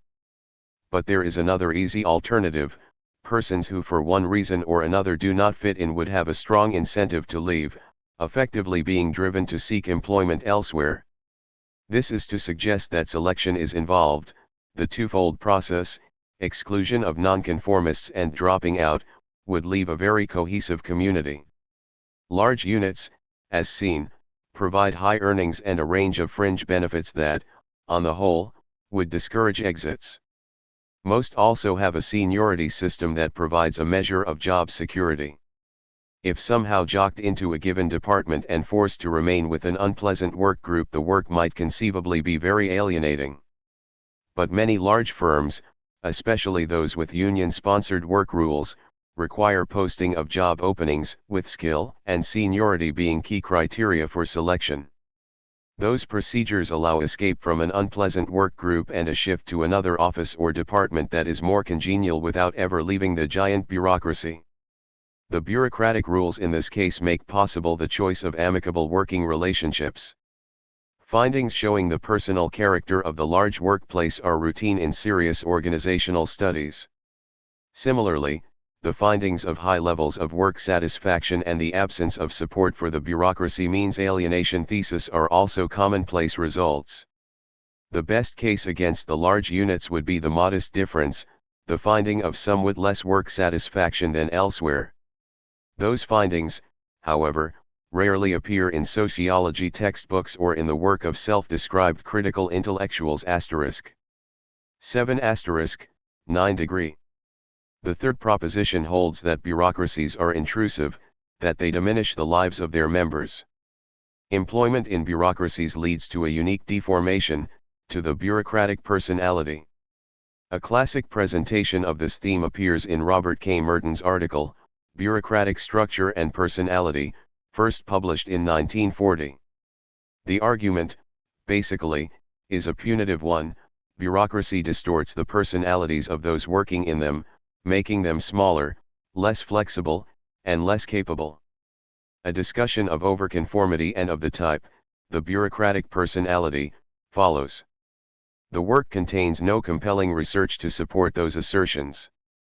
3 decades later, Melvin Cohn published a commentary on the subject and presented some relevant evidence. He began by observing that, surprisingly, there has been little empirical study of how bureaucracy affects those who spend their working hours in its employ.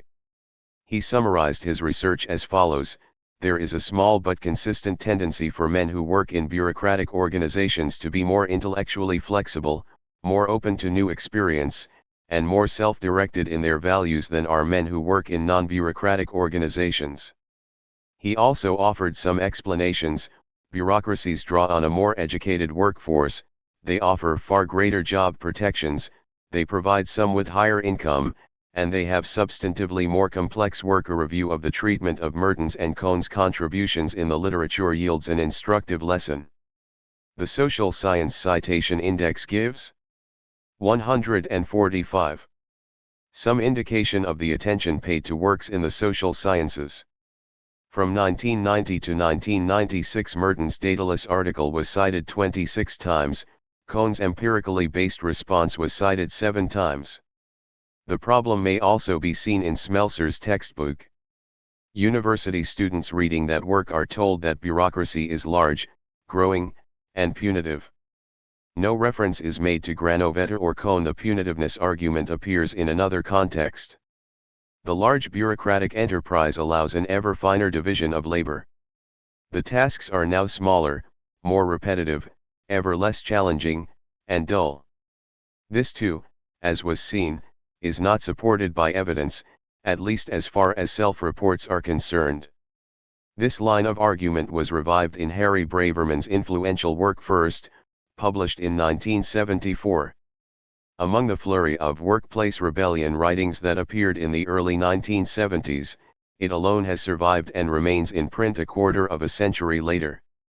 Although still used in university-level courses, a comprehensive review of studies on the topic indicates that Braverman's principal argument, the degradation of skills, was not supported. The accounts of skill degradation are typically embellished with references to Frederick W. Taylor, to Taylorism, and to his scientific management procedures involving further division of labor, time-studied tasks, and piecework incentive arrangements. Those accounts have it that Taylorism is typical of or distinctive to capitalism. It is also said to be growing, an ever more pervasive aspect of work under capitalism.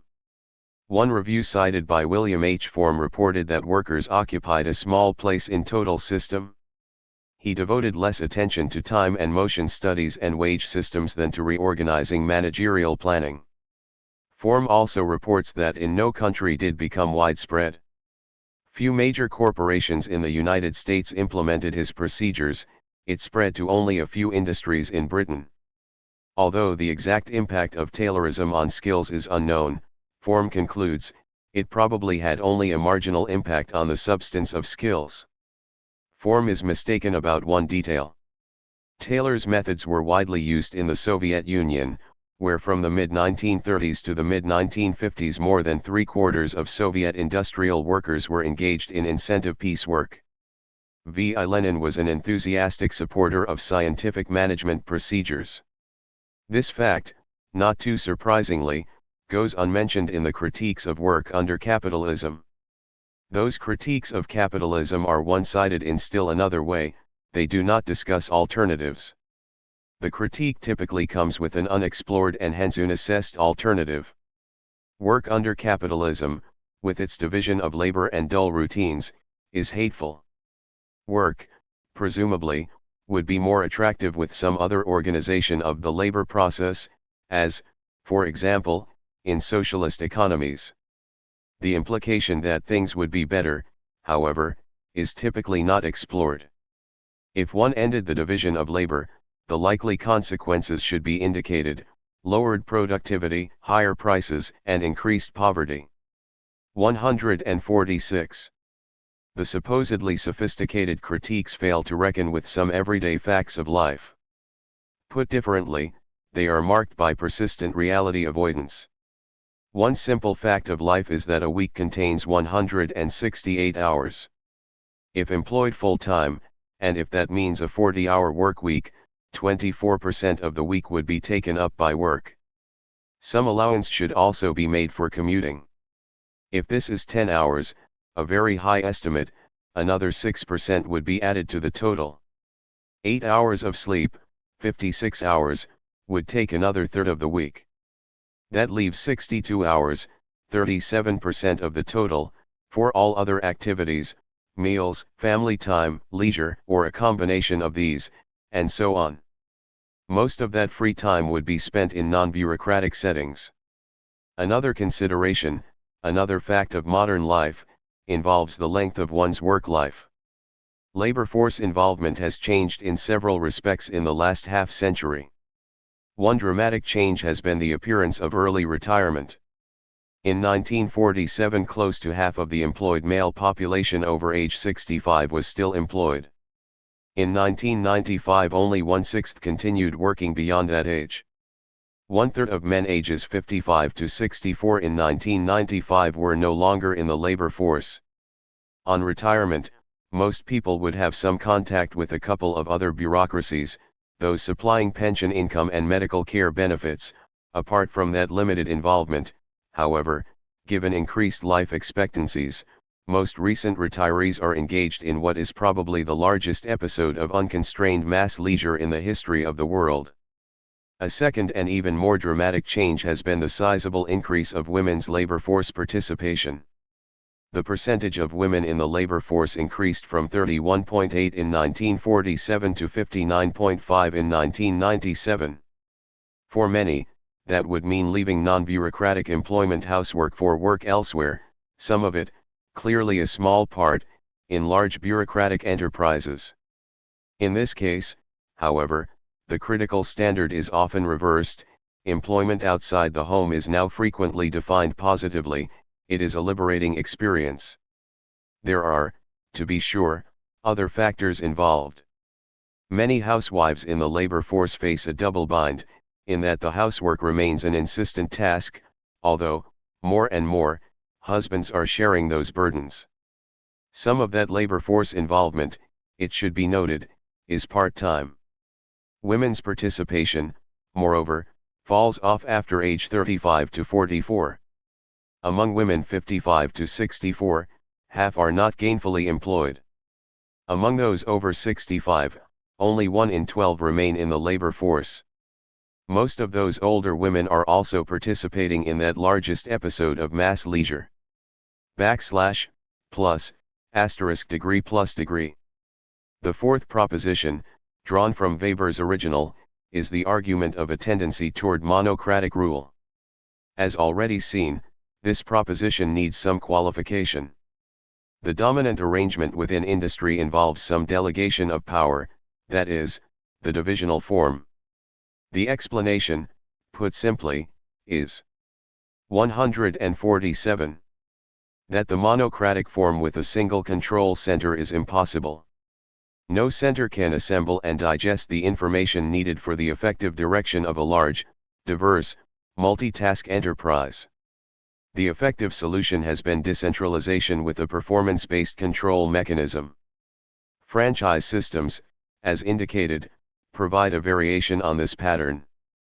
Another important specification was provided a half-century ago by Alvin Goldner in an important study entitled Patterns of Industrial Bureaucracy. The firm he studied had 3 separate and distinct sets of bureaucratic rules. Some were generated by management, some by the union, and some by outside agencies. The latter rules, such as the no smoking signs, were there to conform to the requirements of insurers. But, Goldner pointed out, management and workers both ignored the latter signs. His term, accordingly, was mock bureaucracy. In subsequent decades, rules from outside would appear with much greater frequency. The penalties attached for their violation also increased significantly. Those rules, in short, could no longer be ignored. Goldner's study points to a pluralistic arrangement of power. Management rules might conceivably be viewed as constraining or punitive, as designed to maximize performance by participants. But the other two are protective, aiming to defend employee or client interests. Union rules protect against excessive demands, provide job guarantees, protect against arbitrary authority, and so forth. The outside rules, provided by government agencies, also provide protections against unemployment, injury, discrimination, and so forth. Government rules guarantee the right to organize unions. Government agencies also supervise union elections and work to guarantee fair outcomes. These commonplace observations again indicate the inadequacy of the sweeping critiques of bureaucracy. Those critiques provide a highly selective review of evidence, thus yielding the picture of alienating and punitive bureaucracy.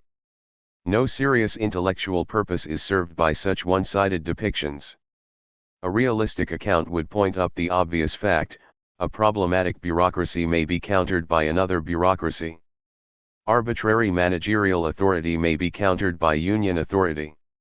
And arbitrary union authority may be countered by National Labor Relations Board supervision or by the courts. Those possibilities do not represent ideal solutions, they are merely better than the principal alternative. Constrained power, in short, is ordinarily preferable to the unconstrained variety. Much of the growth of bureaucracy is stimulated by that sensed need for constraint.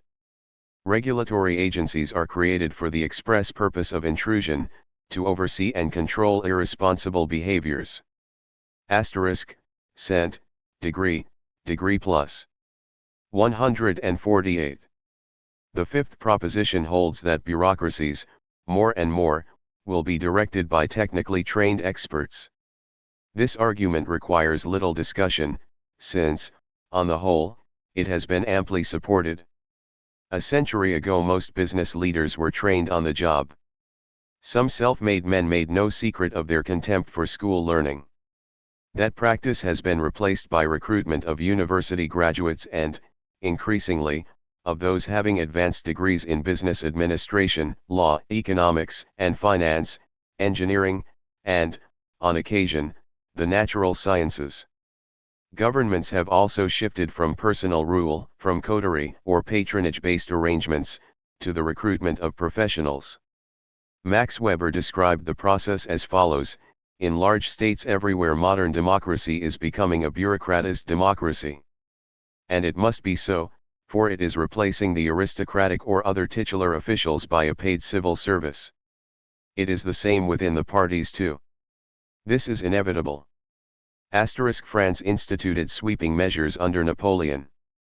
Prussia and other German states responded with similar reforms requiring university-based legal training, examinations, and extensive on-job training for a wide range of government appointments. The United States was a late developer in this respect, with the first step toward a professional civil service coming with the Pendleton Act of 1883. Initially, only 1/10 of the federal employees were affected. At the turn of the century only a minority, some 40%, were covered. Civil service reform came slowly, and fitfully. In state and local governments trademark in most countries the highest positions in government remain political, with the occupants ordinarily chosen by the elected government, an arrangement reflecting the basic concept of democratic rule. Those are not civil service positions, they are not held for life. Following the Weberian logic, however, even here one would expect to find a concern for technocratic principles, that is, for expert rule. Because they are rarely reviewed, we lose sight of or are ignorant of the pre-bureaucratic arrangements and of the rule of the dilettantes or amateurs. Grover Cleveland's Secretary of State, Walter Gresham, died in office. A few weeks later Cleveland appointed his Attorney General, Richard Olney, as Gresham's replacement. One writer described Olney as a man of action, who had won wide approval among the comfortable classes for his ruthless advice to Cleveland to break the railroad strike on the ground that the United States mail must go through. He knew nothing about foreign affairs when he became Secretary of State, but he was not at all averse to learning quickly and dangerously. Senator Henry Cabot Lodge approved of the choice. Cleveland could not do better. Olney is a gentleman, a man of training and education, and a very able lawyer. Elihu Root's first appointment in the federal government, in July 1899, was as Secretary of War. At that point, a biographer notes, he knew almost nothing about the Army. William Howard Taft chose Philander C. Knox, a corporate lawyer, to be his Secretary of State. One source reports that he had no experience in foreign affairs. 4 years later, Woodrow. 149. Wilson, the nation's first university-trained political expert, the holder of a Ph.D. in political science, chose William Jennings Bryan, also not known for his competence in foreign affairs, to be his Secretary of State. The choice in this case was purely political. The leader of his party's populist faction had to be rewarded. Bryan saw the Foreign Service as an opportunity for patronage and appointed the party's faithful to positions throughout the world. Some of the consequences, in Santo Domingo for example, were disastrous. The bureaucratic tendency, the shift toward an expert civil service, is evident in the American experience. The process, however, proved unexpectedly slow and erratic. Some other factors operate to counter the incentives for efficient administration. Put differently, they impede the movement toward the fully developed bureaucratic form. The most important of those factors appear to be personal, the need for trusted associates, and political, the need to reward members of one's party. Conclusions. The following conclusions with respect to the initial propositions appear to be warranted. The first proposition holds that bureaucracies, both private and public, are large and growing. In this case a mixed judgment is required. On the size question, yes, many workplaces, both private and public, are large. The giant private firms in the major first world nations in the second half of the 20th century are among the largest ever seen in human history. The governments of the Soviet Union and of China in this period, both having vast socialized sectors, were even larger when seen in terms of the number of lives affected or in terms of the proportion of the population employed in a single national enterprise. Although many private firms in the United States are large, it was also seen that most employed persons do not work in large or giant establishments. Approximately half work in small units employing fewer than 50 persons. Most of the rest are found in middle-sized units, those with 50 to 499 employees. As for the trend, the prediction of growing bureaucracy is rejected. The recent experience in the United States has been one of declining size. Although not researched here, it seems likely that declines would have occurred elsewhere in the First World, with parallel shifts from large unit extraction and manufacturing industries to smaller unit service firms. With the growth of private sector activities in China and widespread privatization elsewhere in former communist nations, the size of the typical workplace may well be declining there also. The second proposition claimed impersonality as the typical experience. This claim has long since been rejected, with most studies finding congenial and supportive social relations to be the typical experience. The persistence of the claim appears to stem from two factors: a failure to deal 150 with the available evidence, and a semantic argument, an inappropriate use of a key term. The basic plan of most modern bureaucracies assumes impersonality in the sense that no special favor will be shown clients or employees. The old-style political machine was highly personal in that the boss would reward friends and supporters while penalizing opponents. Modern bureaucratic rules seek to avoid that kind of personalism. But equality of treatment, as indicated, does not prevent the appearance of friendly relationships in everyday life. Copyright. The third proposition argues intrusiveness. Bureaucracies dominate more and more aspects of our lives. This is rejected. Most employed persons, as indicated, do not work in large or giant establishments. With a shorter work week, longer vacations, earlier retirement, and longer lives, most people have more free time than ever before in the modern era, that is, time that is not constrained or determined by any bureaucracy. Some studies, moreover, indicate that work in bureaucracies in some ways is more liberating than work in other contexts. The fourth proposition asserts the monocratic tendency. This too has been rejected. A single center cannot know, monitor, and direct the multifarious operations of any large organization. The operational imperative for firms has been the divisional form, a delegation of direct day-to-day supervision to the subordinate units, a procedure also found within universities.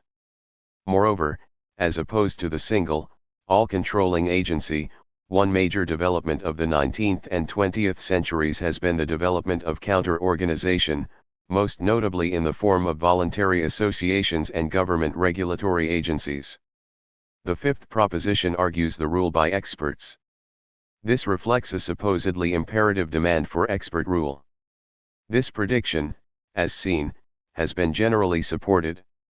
Both private and public bureaucracies over the last 2 centuries have shifted away from personal arrangements and the use of amateurs.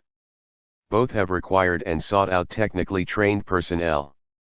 2 qualifications, however, have been signaled involving the rate of change and the extent. The development came early in some countries, as in France and the German states. Elsewhere, bureaucratization came slowly, notably in Britain and the United States. Some positions are untouched by those imperatives or, put differently, some space for purely personal choices remains. The principal impediment to the demand for expertise is a countering imperative, a personal factor, the demand for trust or loyalty among the members of leadership groups. In democratic societies, moreover, party-related needs also carry some weight. The competing demands, personal and political needs and those of objective administration, are often presented as sharply opposed. In practice, however, it is likely that leaders would prefer staff members who were both loyal and competent. One might wish that the deserving party faithful would also have the requisite expertise. But competence is always in short supply. Most of those 151 with the requisite knowledge and abilities would be otherwise occupied and not disposed to take on what in any case would be a short-term appointment. +degree****. The hard-hitting discussions, those critical depictions of bureaucracy, are very misleading. Most people work in medium-size and small establishments, not in large bureaucracies. The latter units are not growing, with just the opposite being the case. Bureaucratic work is not ultimately punitive or alienating. Most of those involved in large bureaucracies provide generally positive assessments of their work experience. Most bureaucracies are not intrusive, that is, doing nasty things that somehow reduce the quality of life. And finally, early retirement from the labor force means a substantial increase in leisure time not encumbered by bureaucratic rules and regulations. The critique of big government is curiously misplaced. The focus on the federal government, as seen, is mistaken, since state and local governments, collectively, are much larger. The claimed growth of the federal government is mistaken. The claim of intrusiveness is also open to some question, at least as a sweeping generalization. Many of the services provided are likely to be viewed positively, most especially those involving pensions and medical benefits. The sweeping critique of bureaucracy also shows an unwillingness to make appropriate specifications. The federal government grew considerably in the 1960s, most of that growth involving the welfare state, arrangements to deliver income and medical benefits. Regulatory agencies, typically, are small, both in regard to staff and budget. They do make regular and insistent intrusions. Most of those agencies, however, would also be viewed favorably, at least in principle. One might consider the implications of the most extreme alternative: dissolution of the Arms Control and Disarmament Agency, the Consumer Product Safety Commission, the Environmental Protection Agency, the Equal Employment Opportunity Commission, the Federal Election Commission, or the Securities and Exchange Commission. The work of most such agencies is likely to be viewed with favor.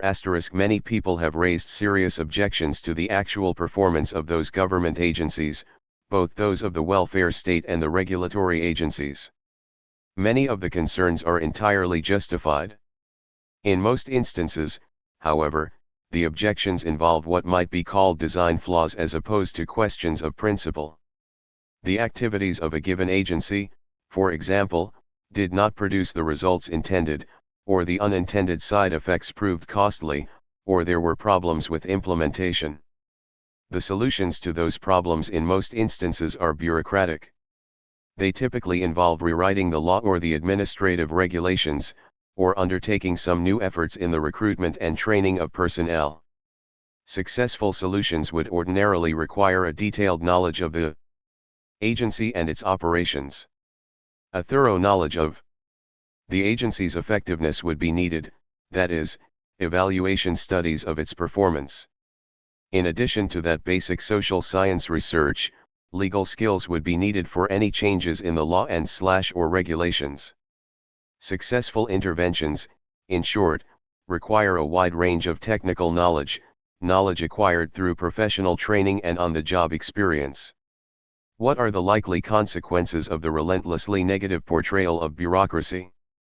One possibility is that the blind anti-bureaucratic critique ultimately worsens the quality of life. The arguments are directed principally to university students. Later in life, the principal recipients would be the informed or educated public. Those most likely to be influenced would be the sensitive, especially those who are socially concerned. Many people giving credence to those lessons would be led to avoid careers in the bureaucracies. That self-selection would remove the sensitive from the settings in which they might otherwise design and work for intelligent reforms. Their choices would leave those organizations to be managed, presumably, by persons lacking that sensitivity, persons concerned only with their own careers, or worse, concerned only with the bottom line. To the extent that the sensitive critics remove themselves from bureaucratic careers, they would also be unfitting themselves for the work of reform. Their recommendations, as a consequence, would always be poorly informed and thus, ultimately, inexpert. All in all, it is a curious performance. We have scientific intellectuals who, neglecting the findings of their own science, put forward a patently contrary to fact portrait of the modern world. A world historical argument is presented, and generously commended, to university students and to many others. The centerpiece of the argument is a trend statement: the growth of bureaucracy, more and more of it. But with rare exception, no supporting evidence is provided, no data showing that continued growth. This truth has, with only rare exception, been taken as self-evident. Not until Granovetter's 1984 article, the first of its kind, was this dogma challenged. And even then, as seen, it has been neglected in much of the subsequent critical commentary. The condemnation of the condition of modern man is relentless. It is peculiar in that the pretense of realism is combined with a ready acceptance of romantic fantasies about pre-modern life. Goethe and Mills point to Max Weber's use of Schiller's phrase, "the disenchantment of the world, the extent and direction of rationalization," they write, is thus measured negatively in terms of the degree to which magical elements of thought are displaced. Toward the end of the Protestant ethic, it will be remembered, Weber saw new prophets as one alternative to the current tendencies, or another option, a great rebirth of old ideas and ideals, which were not specified. Old ideals might not be all that beneficial for the contemporary world. At minimum, some thought is required. 153. Any serious account of trends, of the modern tendency, needs some consideration of a base point, some portrait of how things were. But in the arguments of Weber and other anti-modernists, the contrasting base point has, at best, only a shadowy presence. All we have is the quiet implication that the conditions of life then were somehow better. But most pre-moderns lived in dank cottages with dirt floors. They lived miserable lives, suffering helplessly in the face of crop failure and pestilence. For most pre-moderns, life was short and its quality poor. It is possible that the prophets served the people well, but one should not prejudge such matters. Some of those prophecies brought disaster. Weber's argument here is a curious one. For reasons that are not clear, he is predicting good things from an entire category of human beings, from the prophets. And from another category, rational bureaucratic experts, he is anticipating bad things. Traditional religions have long recognized the difficulty. Anyone can make claims, anyone can announce a new truth. Religious leaders have spent much time and effort on this matter, attempting to sort out the true from the false prophets. It is puzzling, why should Weber, this eminently modern man, vouch for the wisdom of the prophets? Why should he bypass the obvious difficulties? Commenting on a large literature, Richard Scott, a leading specialist in the field of organizations, reports that Weber's model of bureaucracy has been superseded by more complex and better supported formulations. Weber's analysis, one shared also by economists' analyses of the firm, viewed organizations as unified actors organized around specific goals set by entrepreneurs or chief executives. From an early point it was recognized that that image ignored the reality of organizational behavior. But finding the intentionally simplified view of the firm to be a useful heuristic fiction, the model, Scott writes, survived into the 1950s as an ideal type characterization, capturing the distinctive features of a generic form without pretending to be complete or accurate. The reigning theoretical models of single-purpose organizations, he adds, were slow to change despite accumulating empirical evidence of the diversity of participants' interests. Scott reviews subsequent developments in organizational theory. The first and most fundamental being the transition from Weber's unified imagery to multiple actor models. This change was seen in Alvin Goldner's work in his depiction of three types of bureaucracy within a single firm. That revision points to the existence of diverse agents within organizations and to consequent power struggles. Scott describes the intellectual history as follows. Organizational historians have observed how organizational forms that once appeared to march relentlessly toward ever more centralized and unitary structures began in the early decades of this century to alter their course and move in the direction of devising more decentralized, often multidivisional, structures. Now, perhaps, at the end of this century, we are seeing another major shift as key corporations increasingly downscale, contract out, and seek to develop various loose alliances and more horizontal.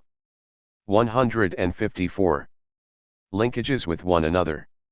The hegemony of the unified, hierarchical, one-form-fits-all model appears to be broken degree. That is an appropriate summary of the specialized literature. But in university-level social science textbooks, in humanities courses, and in much of the mass media, the single-form imagery, that of a pervasive, expanding, and oppressive bureaucracy, continues to reign. Chapter 4.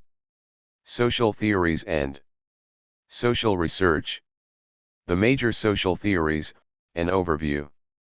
Major social theories, although diverse in their emphases and conclusions, share two common focal concerns, the institutional and the social psychological. The term institution, as used here, refers to relatively fixed social arrangements such as, for example, families, schools, workplaces, churches, local communities, governments, and so forth. Social psychology refers to the training or socialization of individuals living within those structures. The family is a major institution in all societies. Among other things, families play a key role in the training of children, teaching the values of the society. Many formulations of such sociological truths are static. One must recognize, however, the ever-changing character of institutions, older ones being transformed, new ones being created. Some of the social psychological formulations are categorical, not addressing questions of degree. One must recognize the imperfections of any training and ask about the rates of success or failure. Families do teach children, but they do not all teach the same values. And they teach with varying degrees of insistence and with differing success. Finally, one must recognize the many other factors operating. Families in 1750 would have had little competition in the training of their children. In the 1990s, schools, peer groups, and mass media provided many competing alternatives. The three theories assessed in this work make use of various combinations of institutional and social psychological elements and provide a diverse range of predictions. Several basic questions were posed in the introduction to this work: what is useful and what is not in the theories under review? What stands up and what does not? And what remains to be investigated? 164. The mass society theory portrays a society that is falling apart, its communal institutions crumbling. The social psychological consequence is that individuals in that society are distressed, anxious to find a way out. For this theory, the answer to the what is useful question is, very little. Most of the propositions delineated were rejected. The best case for the theory involved small overall declines in general happiness, marital happiness, and community satisfaction, involving attenuation rather than shifts to outright unhappiness or dissatisfaction. Greater dissatisfaction was indicated, by small to middling margins, with life in the largest cities. But even this confirming evidence is open to question, the result being linked to other factors: race, marital status, and age. Sorting out of these factors should be high on the research agenda, that is, on the list of things to be investigated. The mass society account is largely contrary to fact. Put more directly, it is a fiction. Most migration is collective, it is serial or chain migration, people moving with or following other people they know. Most migration involves short-distance moves, most migrants are never very far from their roots. Cities do grow through the addition of migrants, but they also grow through annexation, a process that does not disturb established social ties. The typical, mass society account, moreover, is truncated, providing an incomplete narrative. Migrants arrive in the city, they are isolated and lonely, and they remain that way for the rest of their lives. Those lonely people, presumably, have no capacity for friendship, they are unable to organize themselves to overcome their powerlessness. It is curious that such an implausible logic should have gained such currency, especially among self-announced critical intellectuals. Here too, as with the rudiments of the Marxist fiction, the view has been sustained despite the availability of substantial contrary evidence showing extensive social involvement. That evidence also shows that existing social ties are generally assessed positively. One possibility, of course, is that the proponents of the mass society view do not know that evidence, never having taken the trouble to inquire. Another possibility is the recourse to permissive epistemologies. The critical analyst declares the inadequacy of the survey research procedures. And, without indicating the alternative research method, the critic simply declares the superior truth. Respondents say they are happy or satisfied with their friendships, but the analyst knows those judgments to be false. The relationships are declared to be empty or shallow. They hide an underlying alienation. The mass society theory has had an episodic history, a coming and going within the universities, where, borrowing an expression from Nietzsche, one sees a retour éternel. In television news and commentary, in many magazines, and in the daily press, mass society formulations are much more frequent, a near constant presence. The users of this theory advance its claims, as seen, despite the ready.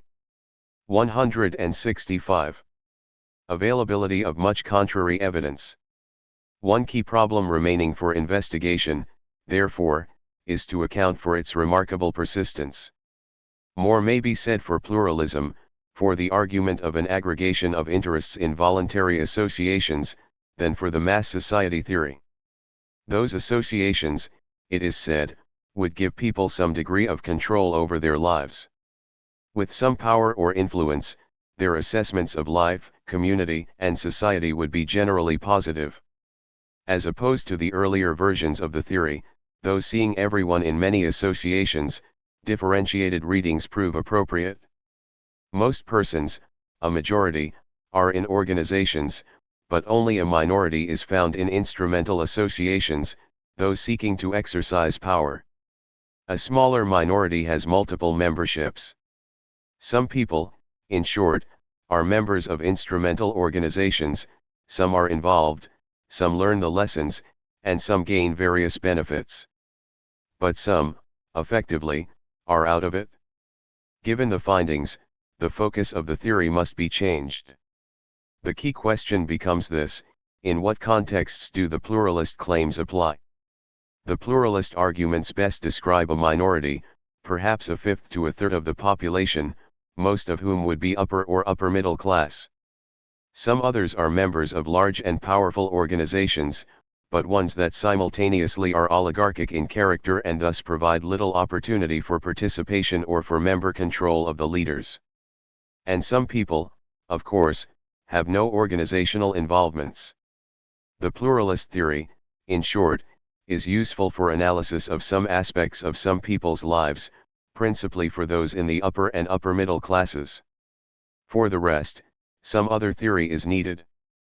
The theory of bureaucracy sees large formal organizations gaining ever greater dominance in modern life, an experience said to be alienating.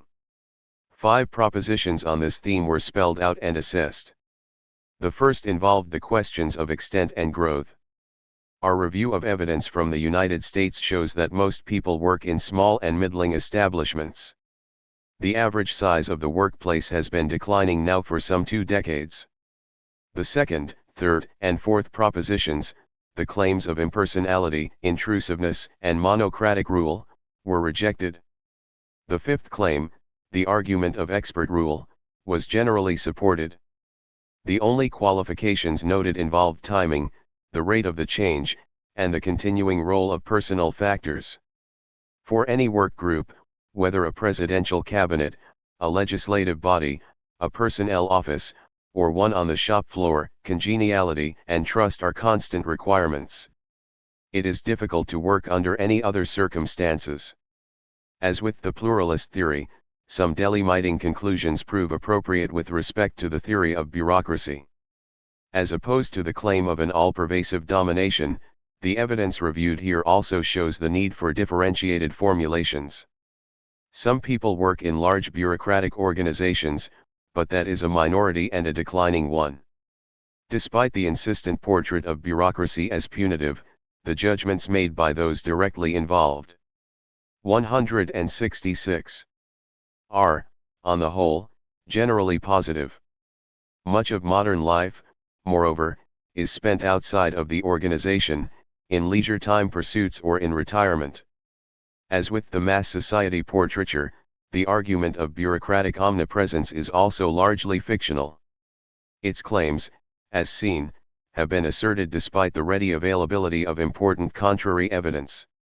Other social theories also make use of institutional and social psychological assumptions. A previous volume reviewed and assessed Marxism and its 2 principal variants, the reformist and revolutionary arguments, in much the same way as was done here. All 3 positions focus on the institutional development and dynamics of modern capitalism. All 3 predict a set of ineluctable consequences leading to the arrival of socialism. Marxism predicts the development of sharply opposing classes, each with a distinctive consciousness, the outcome being a proletarian revolution that overthrows capitalism. That revolution was said to be imminent. It would come with the next economic crisis or, if not then, in the course of the immediately following crisis. That revolution did not occur within the predicted time span and, accordingly, For those concerned, it was necessary to explain the delay and, still anticipating the triumph of the proletariat, to show how the changed conditions would bring about the transformation to socialism. Bernstein and Lenin provided reformist and revolutionary readings of the epochal change. The former pointed to the economic success of capitalism, to the improvement of workers' conditions, and to the consequent development of moderate or reformist demands. Socialism, he argued, would arrive through an evolutionary route, through electoral victories.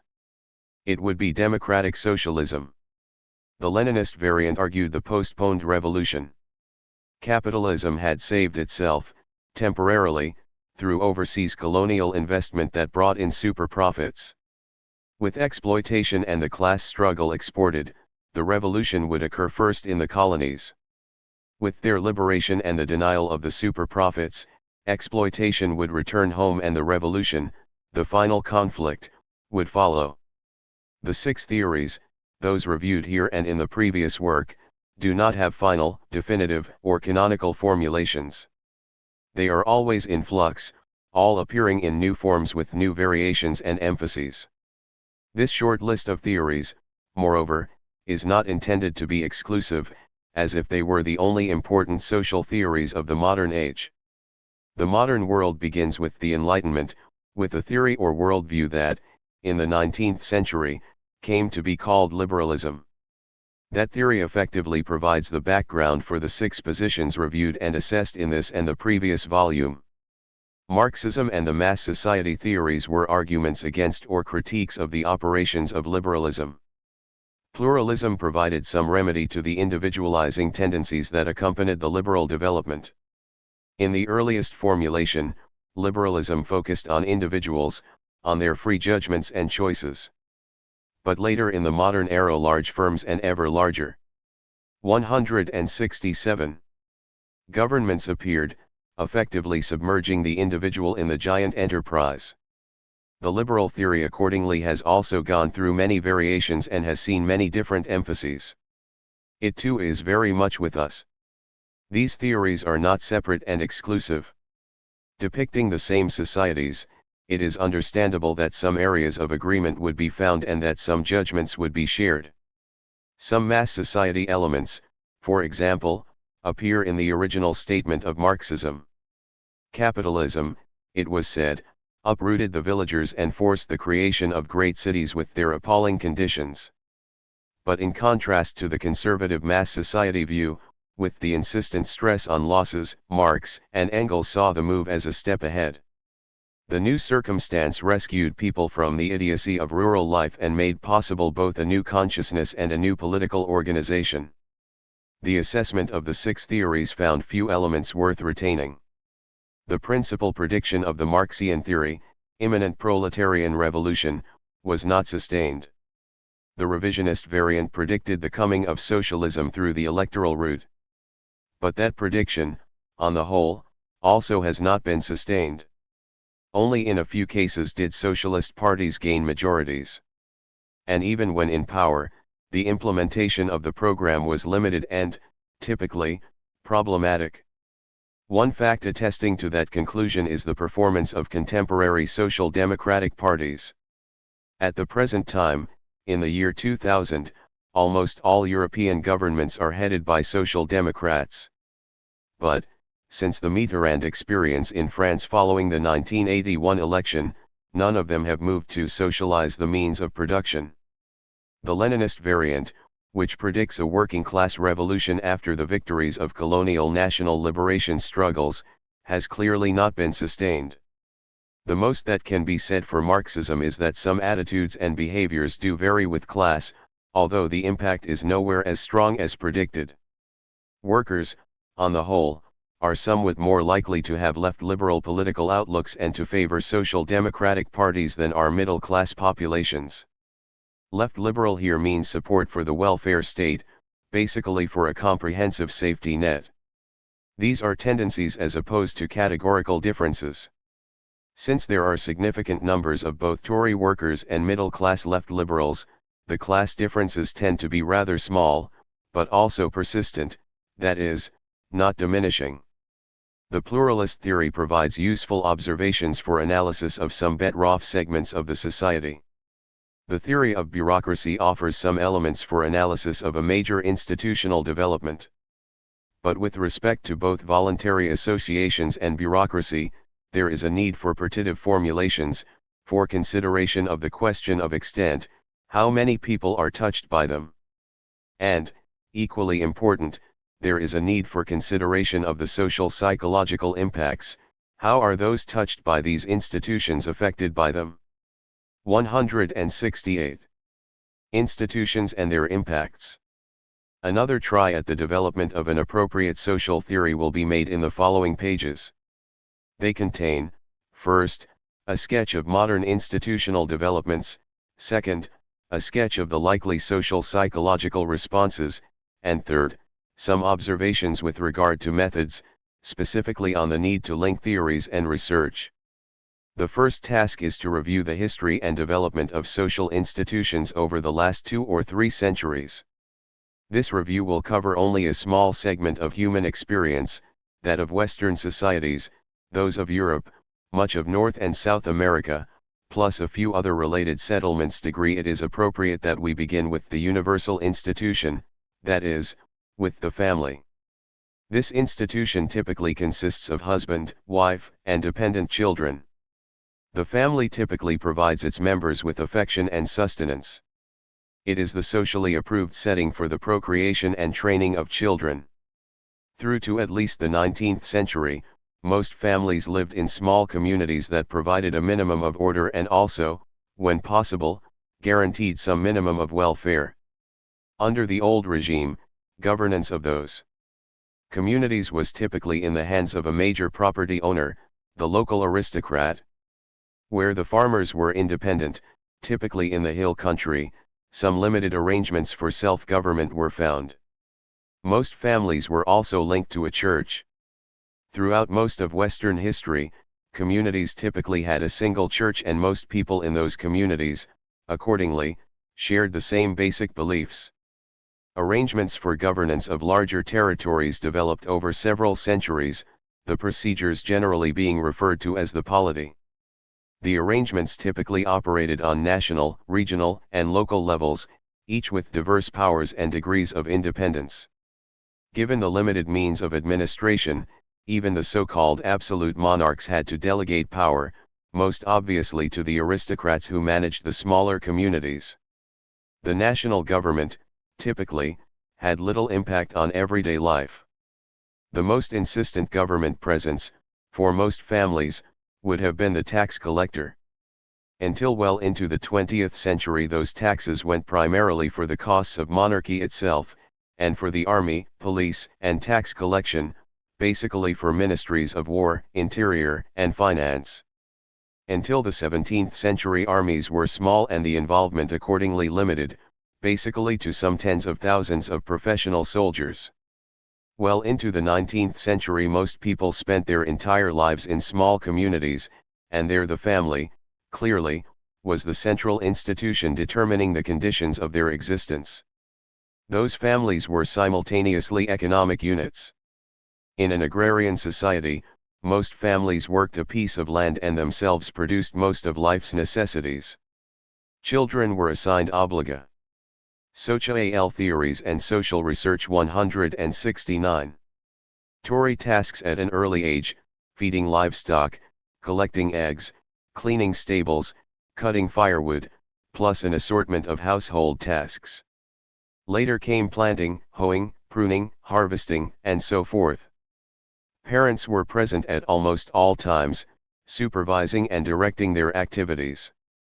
When children went about in the community, to the store, or on errands, or even at play, they would continue to be under the supervision of adults, many of them kinsfolk, who would not hesitate to intervene, either to correct or to report misbehavior. The third institution, the church, would provide direction, moral authority or all members of the community. Many of the values taught by the family originated with the church. Those values, typically, would be shared, taught, and reinforced by all three institutions, by the family, the community, and the church. A church commandment, honor thy father and thy mother, gave powerful support to the authority of the traditional family registered until late in the 19th century. Those villages would have been almost completely cut off from the outside world. Given the general poverty and minimal literacy, few newspapers, magazines, or books would ever appear there.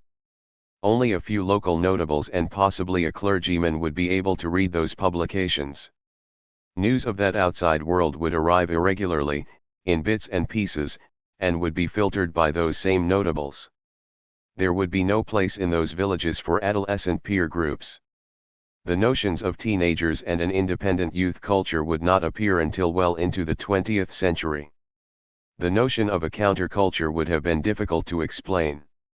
A compelling logic governed people's lives.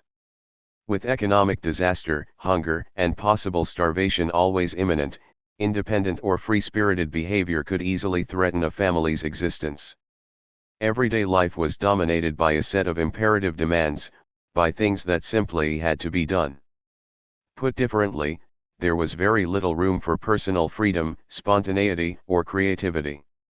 Given the preeminent position of families in that arrangement, it is not surprising that many early sociology texts put forth an unqualified declaration that the family socialized children in the values of the society.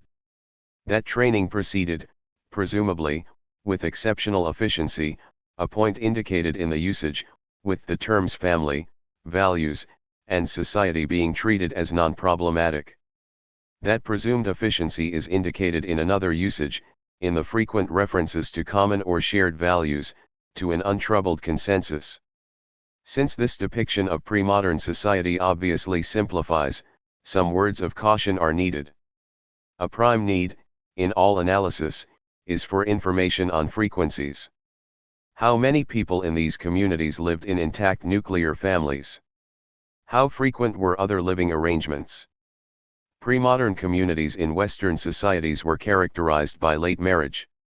One insistent procedural rule was that couples wishing to marry had to be able to provide for a family. Those unable to provide had to postpone marriage or reject it entirely. The late marriage pattern, taken in conjunction with another fact, short life expectancy, meant that broken families were a frequent occurrence. The surviving spouse might remarry, the children living with a step-parent. In many cases, children were given out to other families. We have some evidence on the frequency of the various family forms in previous centuries, but we have virtually no evidence on values, on the extent of the presumed consensus *, and obviously we have no serious evidence on satisfactions or dissatisfactions. Extensive inquiry with polls and surveys would not occur until the mid-20th century.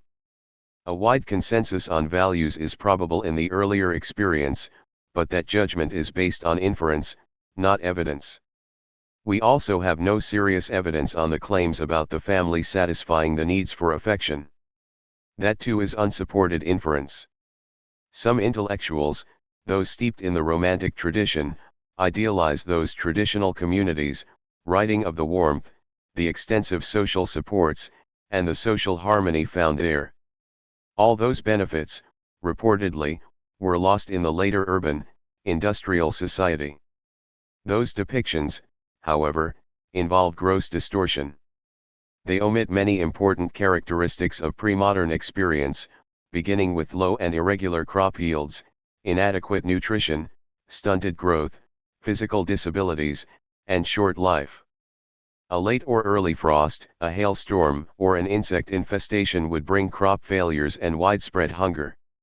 With hunger came the related problem of susceptibility to infectious disease, about which one could do nothing. The paintings showing families harvesting on a warm autumn day, or those depicting the woodcutters at work in the forest, or those of rustic peasant cottages, do not show smallpox or tuberculosis. And they do not communicate some other facts of life: rotten teeth, bad breath, and unwashed bodies. Registered in the 19th century Western societies created an important new institution, a public school system, one destined to have enormous effects. The development came earlier in Western Europe, later in Eastern Europe. The effort began with modest requirements, children being removed from the family, generally at ages 6 through 10, for a relatively short school year. the requirement was gradually extended to 5, 6, and more years. In the 20th century, beginning in the United States, some years of high school were added. The new arrangement postponed children's entry into the labor force. Rather than working under the direction of parents in a family-owned enterprise, or working under the direction of owners, foremen, and skilled workers in an outside firm, daily contact was now with teachers and classroom peers. Schools and teachers became more important than ever before in human history. The obvious correlate was that parental influence, while still important, would be reduced. In the early stages of this development, the lessons taught in the schools were broadly consonant with local community values. In the British and American experience, local notables chose teachers on the basis of technical competence and appropriate outlooks and behavior.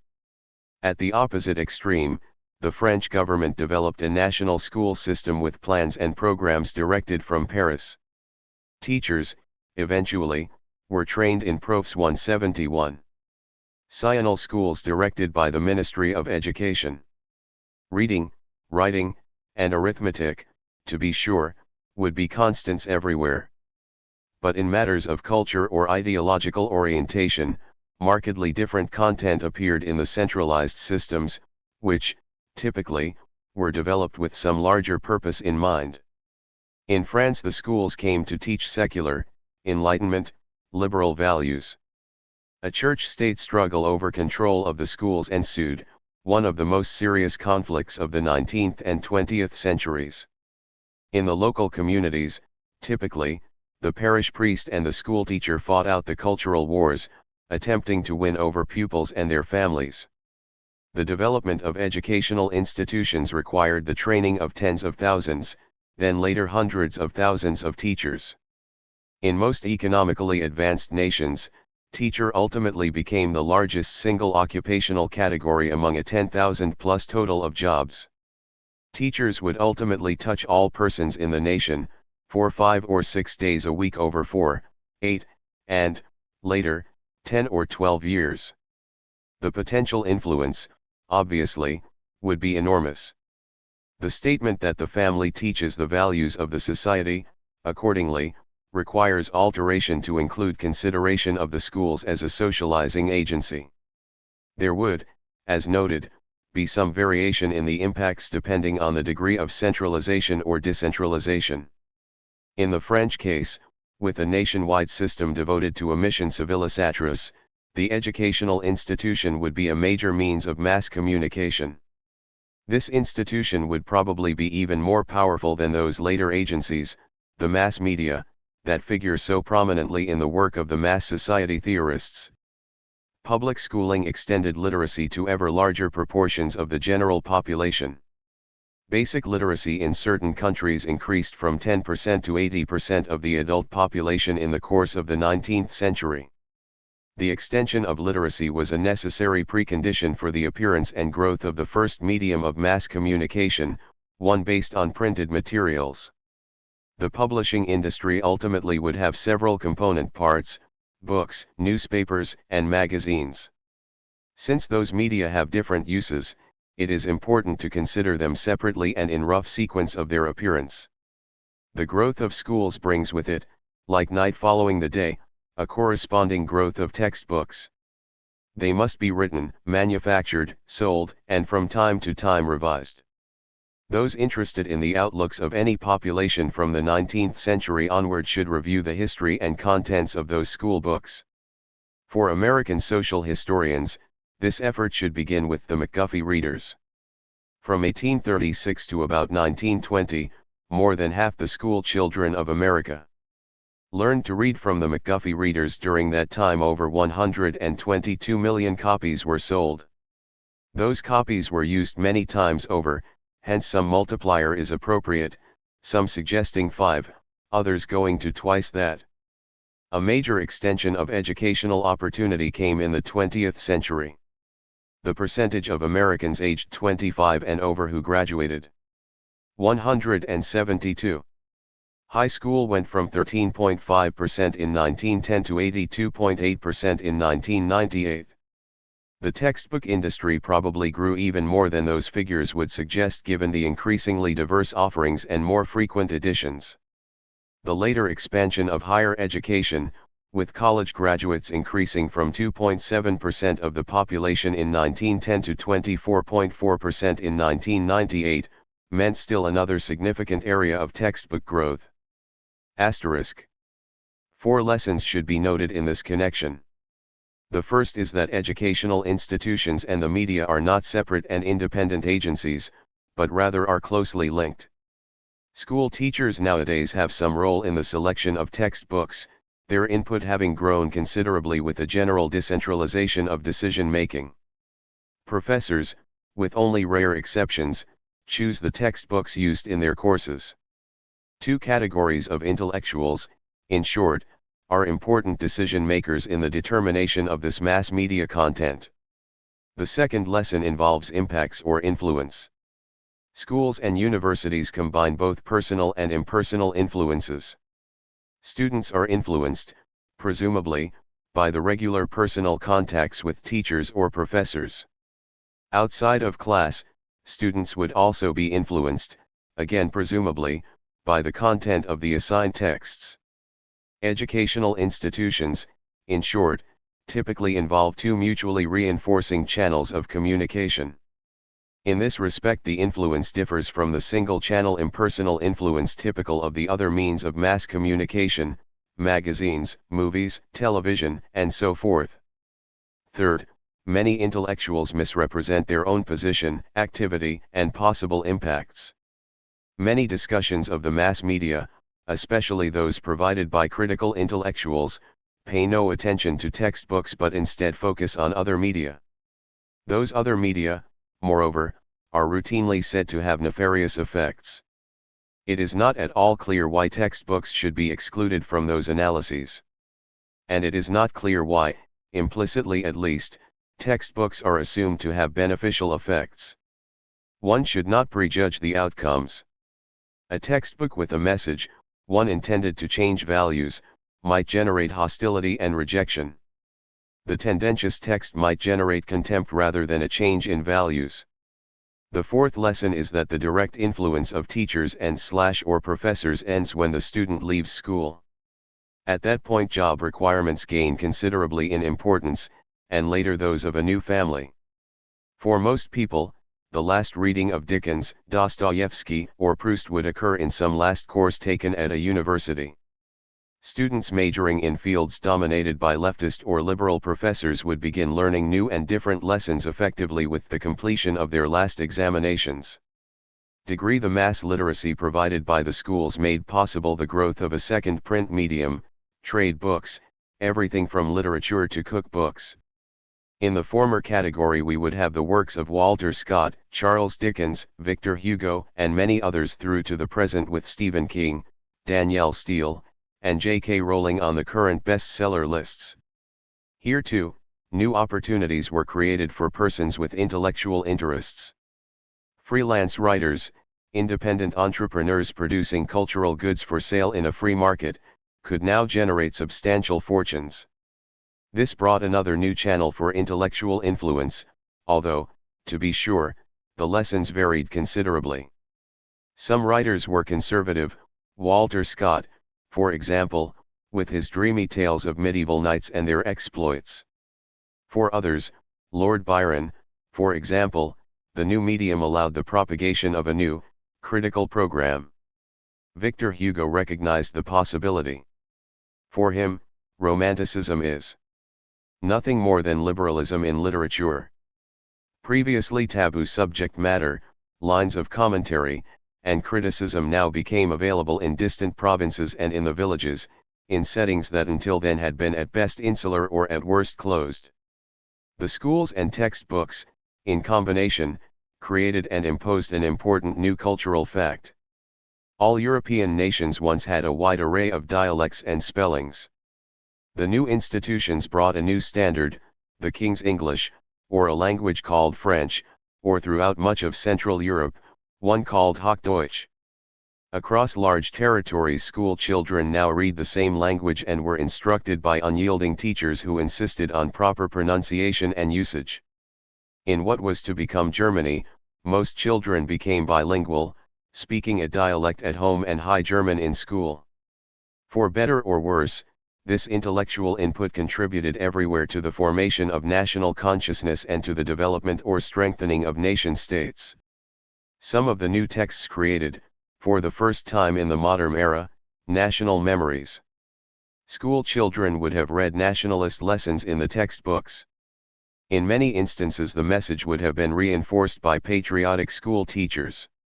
The combined influence of texts and teachers made possible the major nation-building efforts of the 19th century in Germany, Italy, and later of the Balkan nations.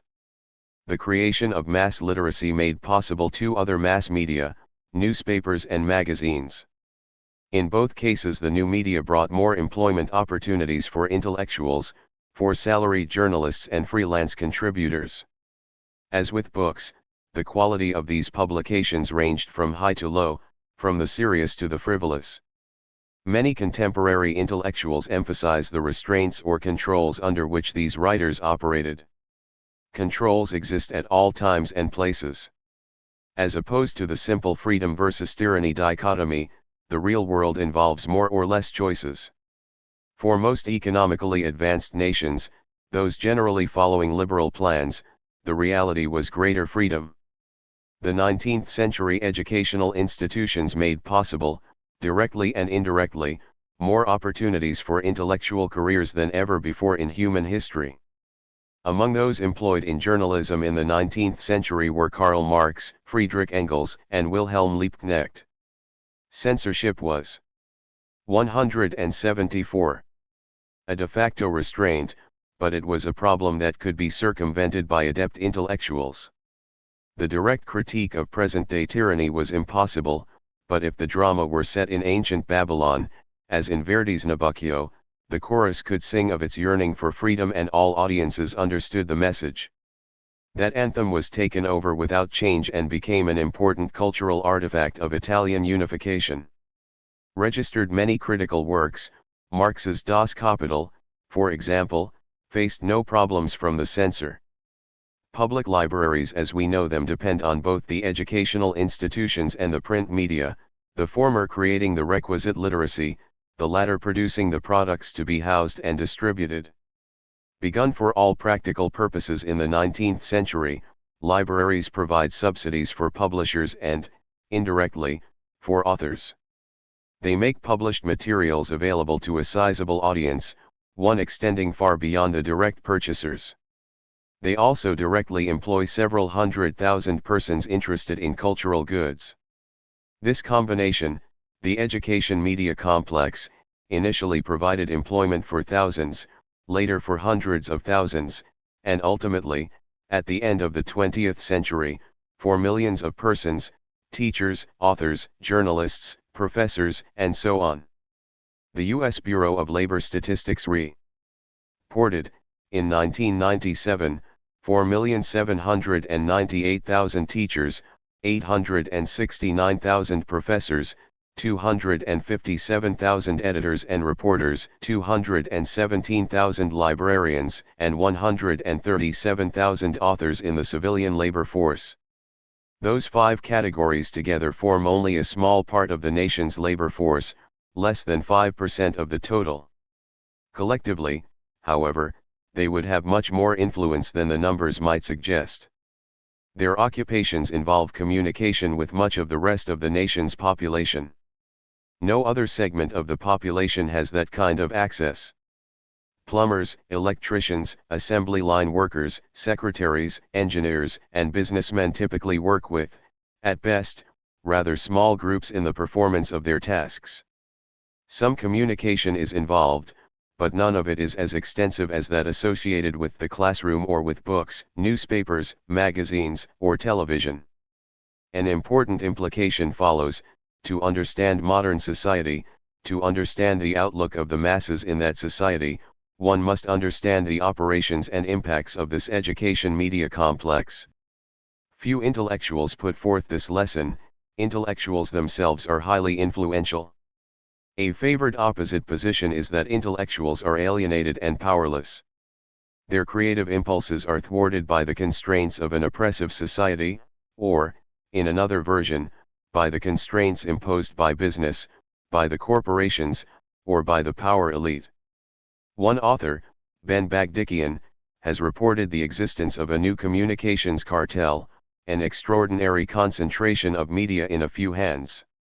At issue, he writes, is the possession of power to surround almost every man, woman, and child in the country with controlled images and words, to socialize each new generation of Americans, to alter the political agenda of the country.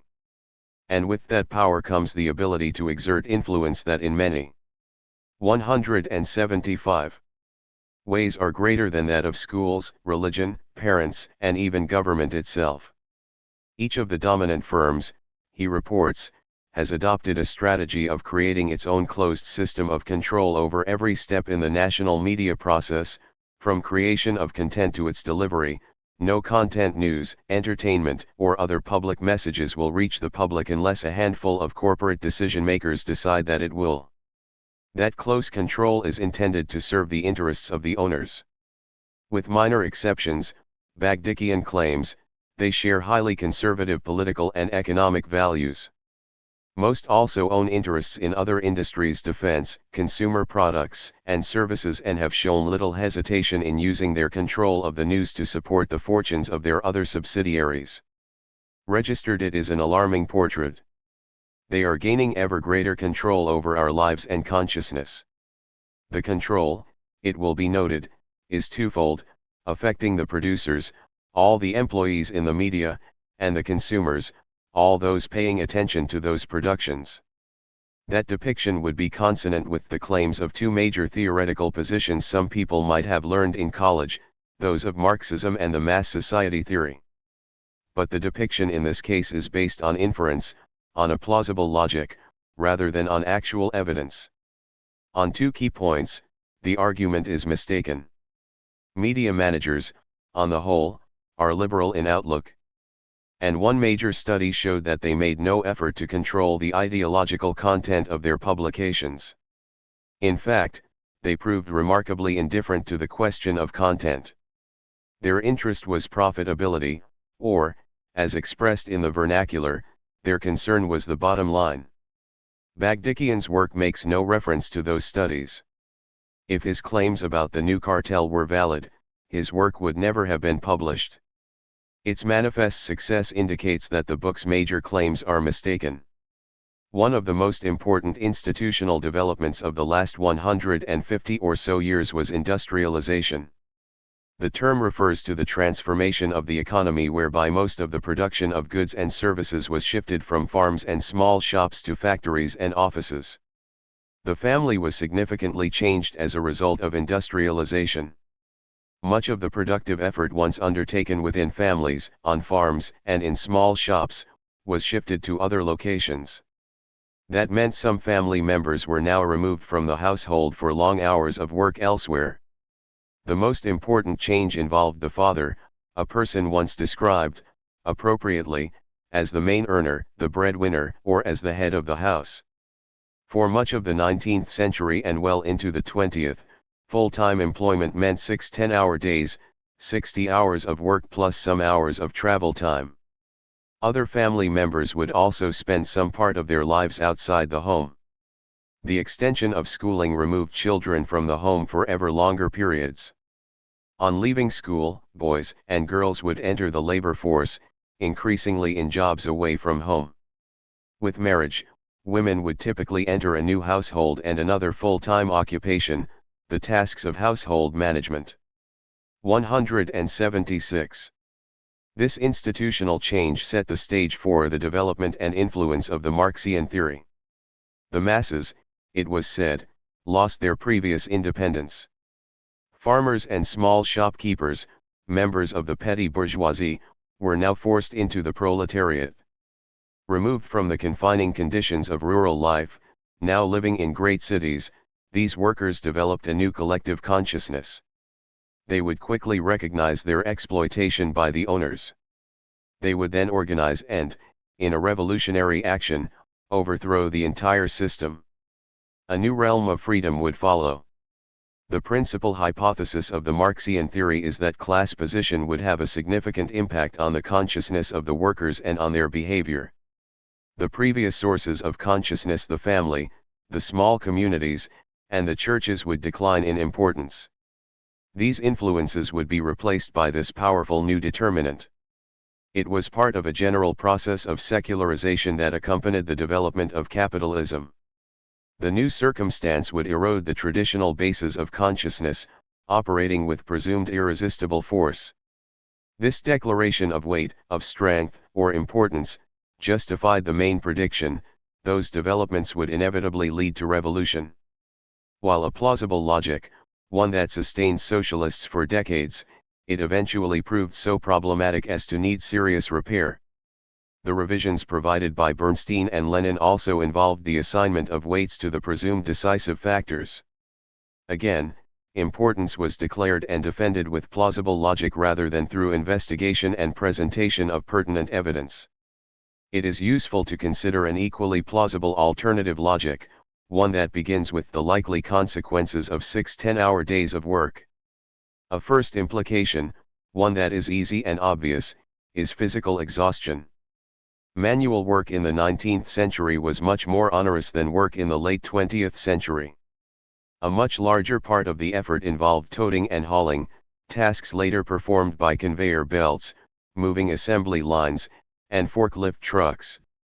A breadwinner would rise early, have a quick breakfast, then walk to work, the distance ranging from perhaps a few hundred yards to several miles.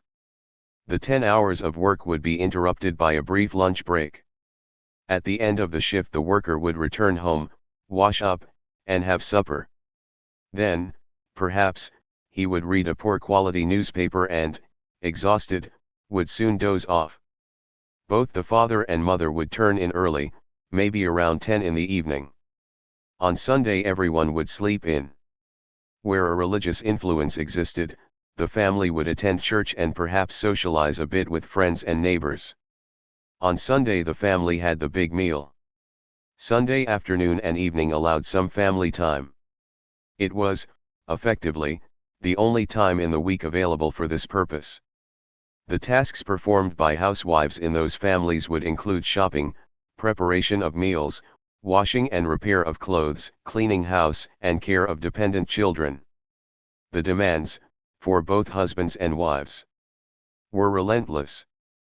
There was no let-up, no summer vacation, no retirement at age 65. Moreover, there was only a very limited welfare state to help when catastrophe struck. The industrial accident that incapacitated the breadwinner, or the tuberculosis, malaria, or appendicitis that carried away either parent, required some hasty rearrangements to carry the survivors through. The conventional terms of analysis seriously misrepresent one aspect of the family relationships. The father, the so-called head of the house, was absent from the household during most of the family's waking hours. During most of those waking hours the mother would be the de facto head of the household. The statement that the family socializes the children is misleading, since it was mothers who provided most of that training. During the working day their direction was pivotal for both girls and boys. Among other things, appropriate gender behavior, how girls and boys should behave, was taught largely by mothers. The mother also, in many cases, had de facto control over household finances. The weekly earnings were turned over to her on Saturday evening. She made most of the purchases for the family, buying groceries, clothing, and paying the rent. It would have been pointless for the main earner to have retained those sums, carrying the money to the mines, steel mills, or construction sites.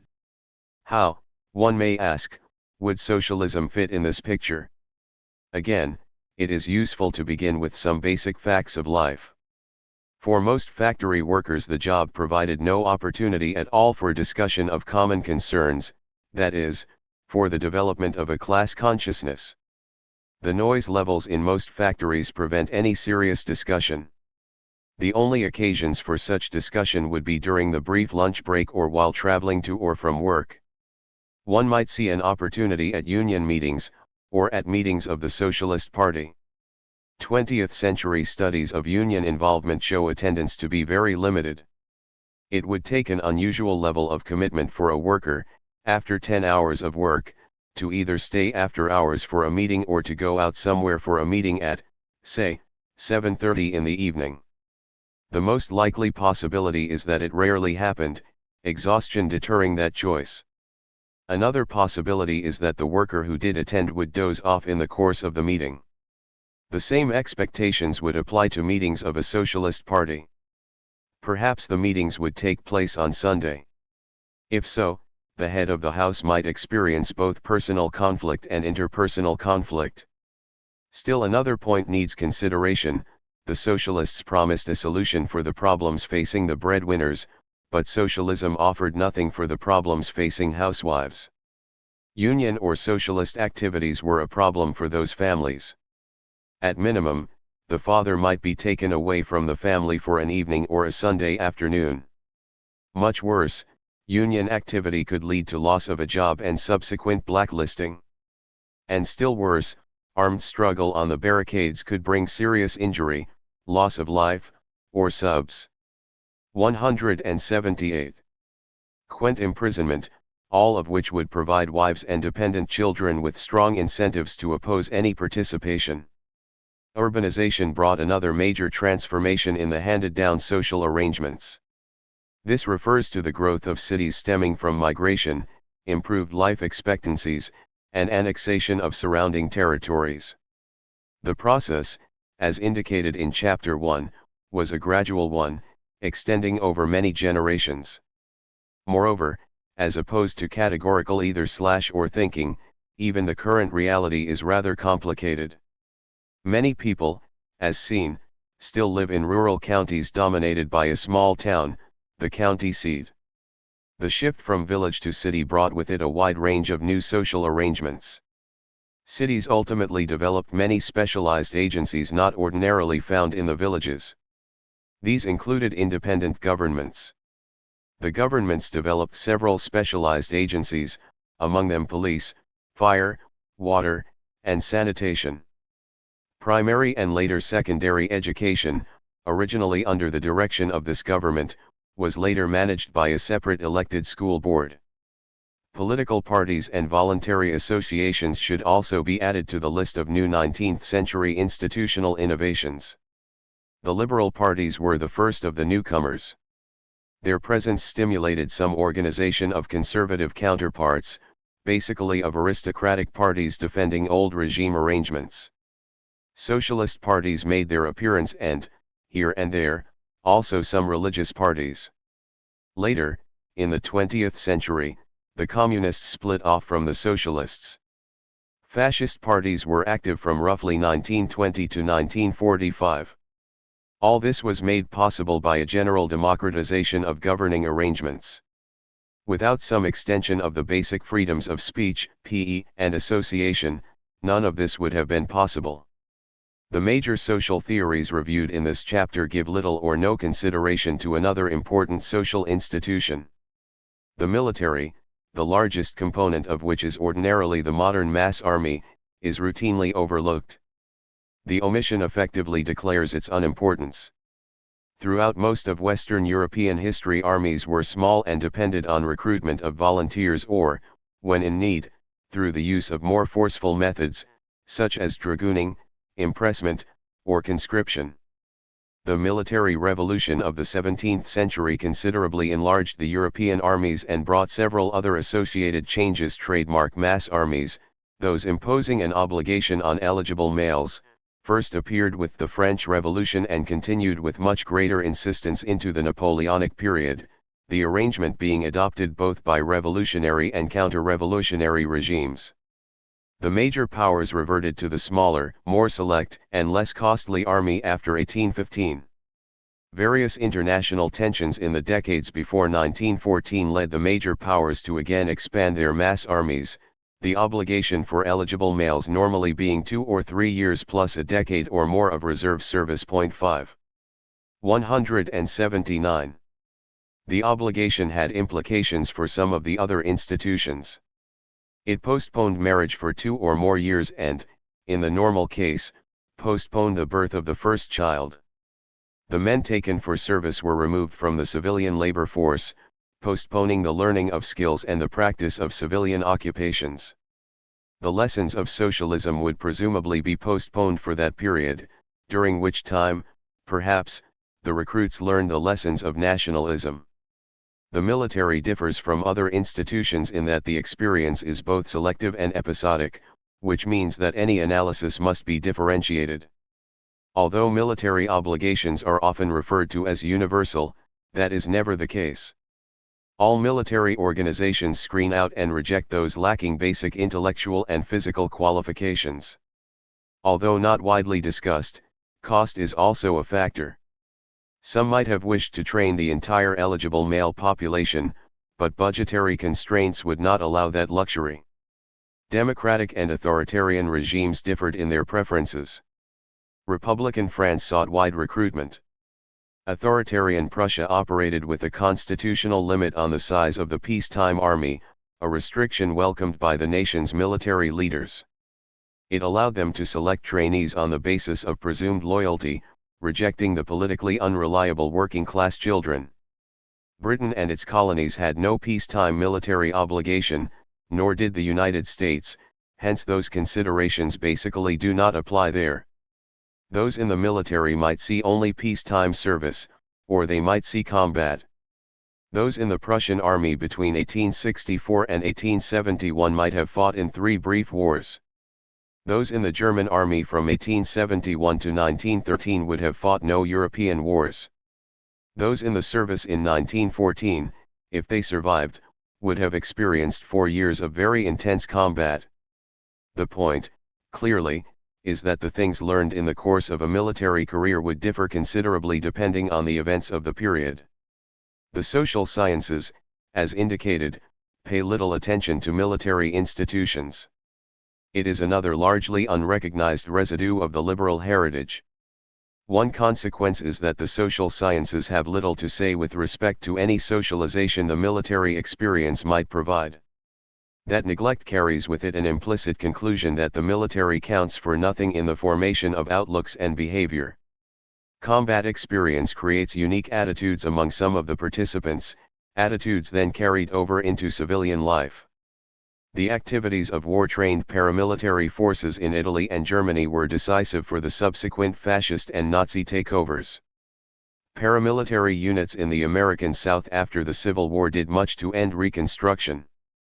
By the middle of the 20th century, most economically advanced nations had extended the range of the mass media, adding audiovisual means of communication to the repertory discussed earlier.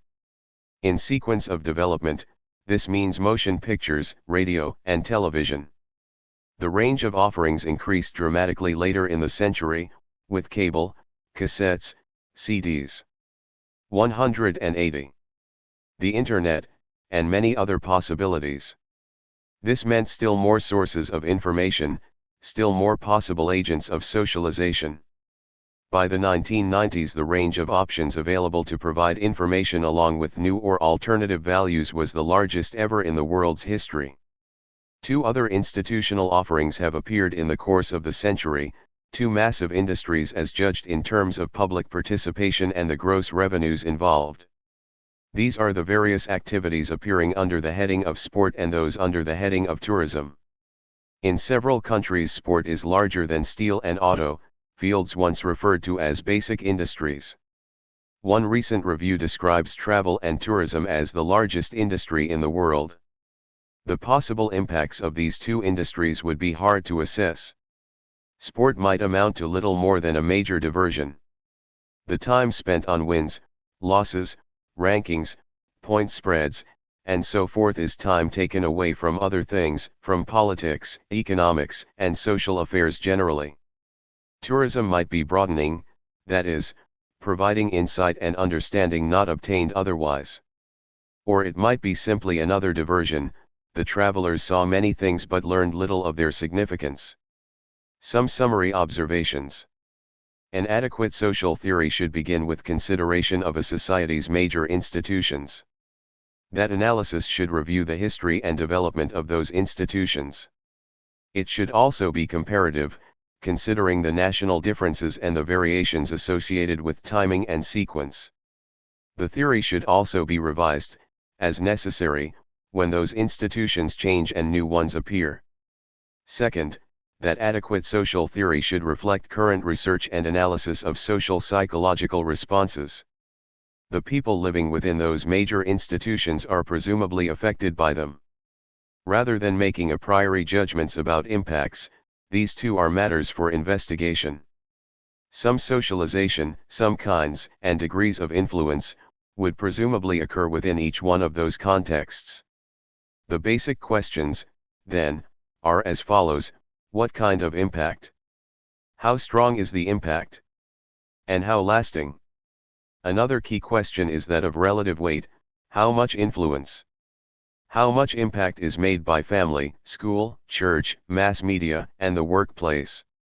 That systematic review of social psychologies should produce an adequate mapping of mass outlooks and preferences. There is a need also for consideration of activity, of efforts to maintain or change things, to bring realities into accord with those preferences. Hence, a third area of theoretical concern should be with the exercise of influence, with efforts affecting outcomes. For this purpose, some realistic variant of the pluralist theory seems most appropriate. A fourth concern, one signaled throughout this work, is the need to link theoretical and research efforts. Until roughly the mid-20th century, a direct investigation of consciousness and of mass political activity posed serious difficulties. One had to go by plausible logic, aided perhaps by a scatter of visible evidence, strike activity, for example, or the growth of membership in unions or in political parties, or the votes for those parties. Some central questions, however, could not be resolved with that evidence. For example, on a key issue, did a vote for a socialist party signify support for its revolutionary aims? Or was it a vote for the immediate program, that is, for the reformist plans of the party? Or was it a vote for both? The development of representative cross-sectional public opinion surveys, particularly with their enormous growth in the years following World War II, allowed direct investigation of these questions. If class position were decisive, that would be indicated in the first serious survey and in all of those that came after. If family training and religion counted for little or nothing, that too would be indicated in that first survey. That first survey would provide a snapshot, one taken decades after the industrialization process first began. A picture taken at that time should show class holding an eminent position, especially in comparison to the traditional influences of family training and religion. Given the predicted dynamic, snapshots taken at later points should show class growing in importance and the other two declining. The evidence gained from surveys has not sustained any of those predictions.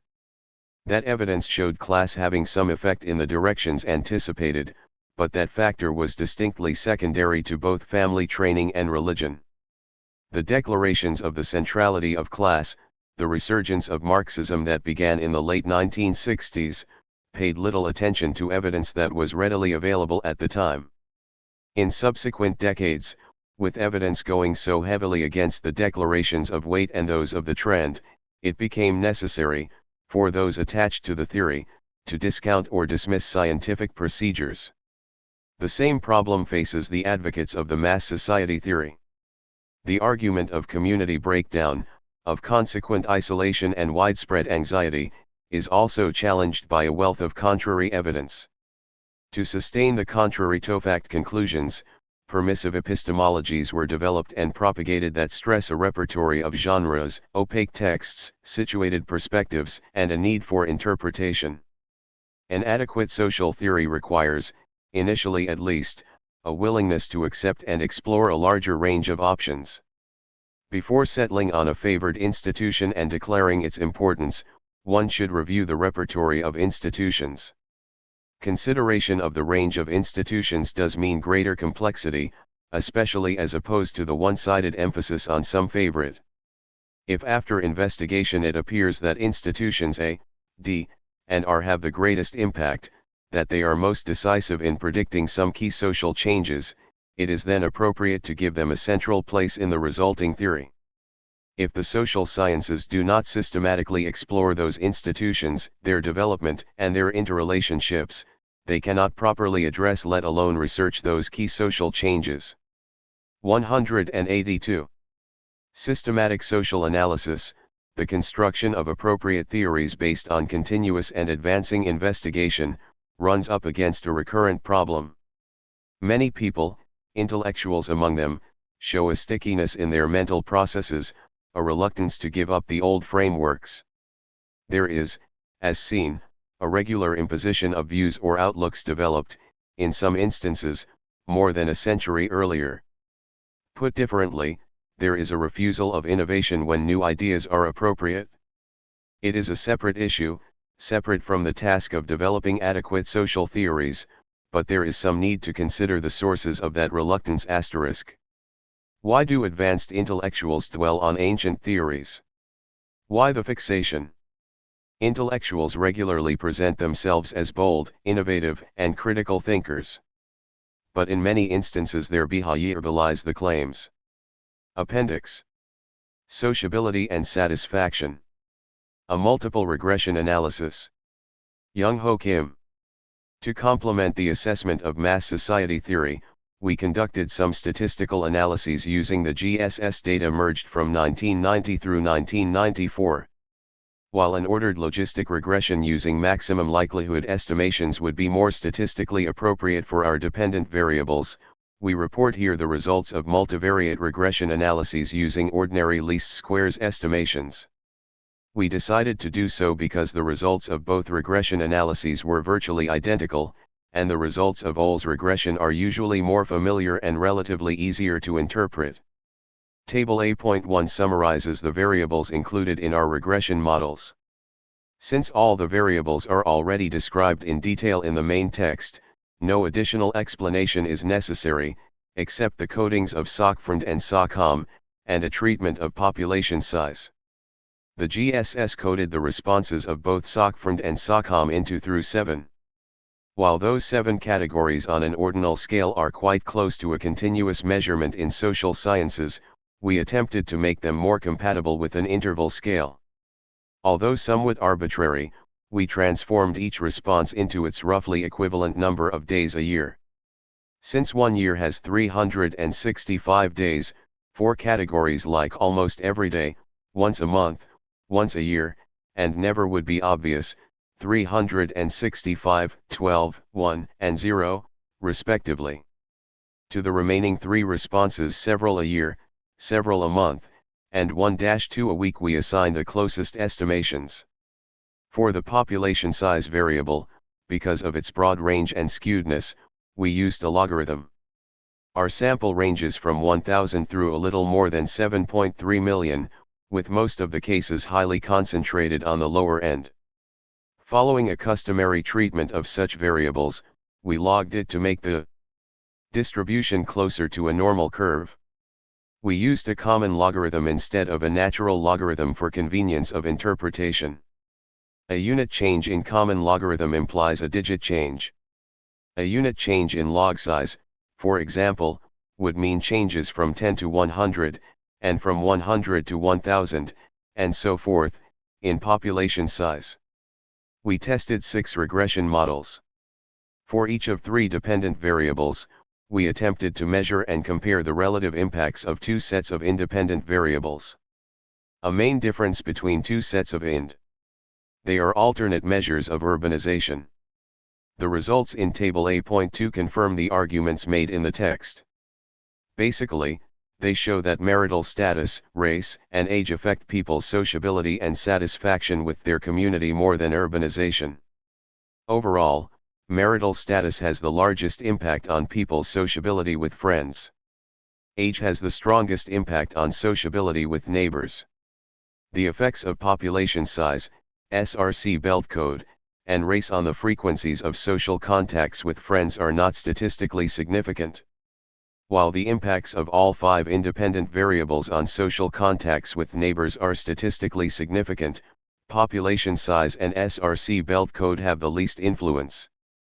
We added a squared term for age, because, as mentioned in the text, the relationship between age and sociability with neighbors is curvilinear, with people's contacts with neighbors increasing somewhat in their later years. The magnitudes of impact of 5 independent variables on people's satisfaction with their community, shown as unstandardized coefficients, are all statistically significant. In their relative strength, however, population size and SRC belt code again have the least impact in each model. One more notable thing is the amount of variation in each of the dependent variables explained by the independent variables. Although we included some factors other than urbanization in our models, our values of our models are still not very high. This means that many other factors are affecting people's sociability and satisfaction with their living places. It is further evidence of the mass society theory's inadequacy.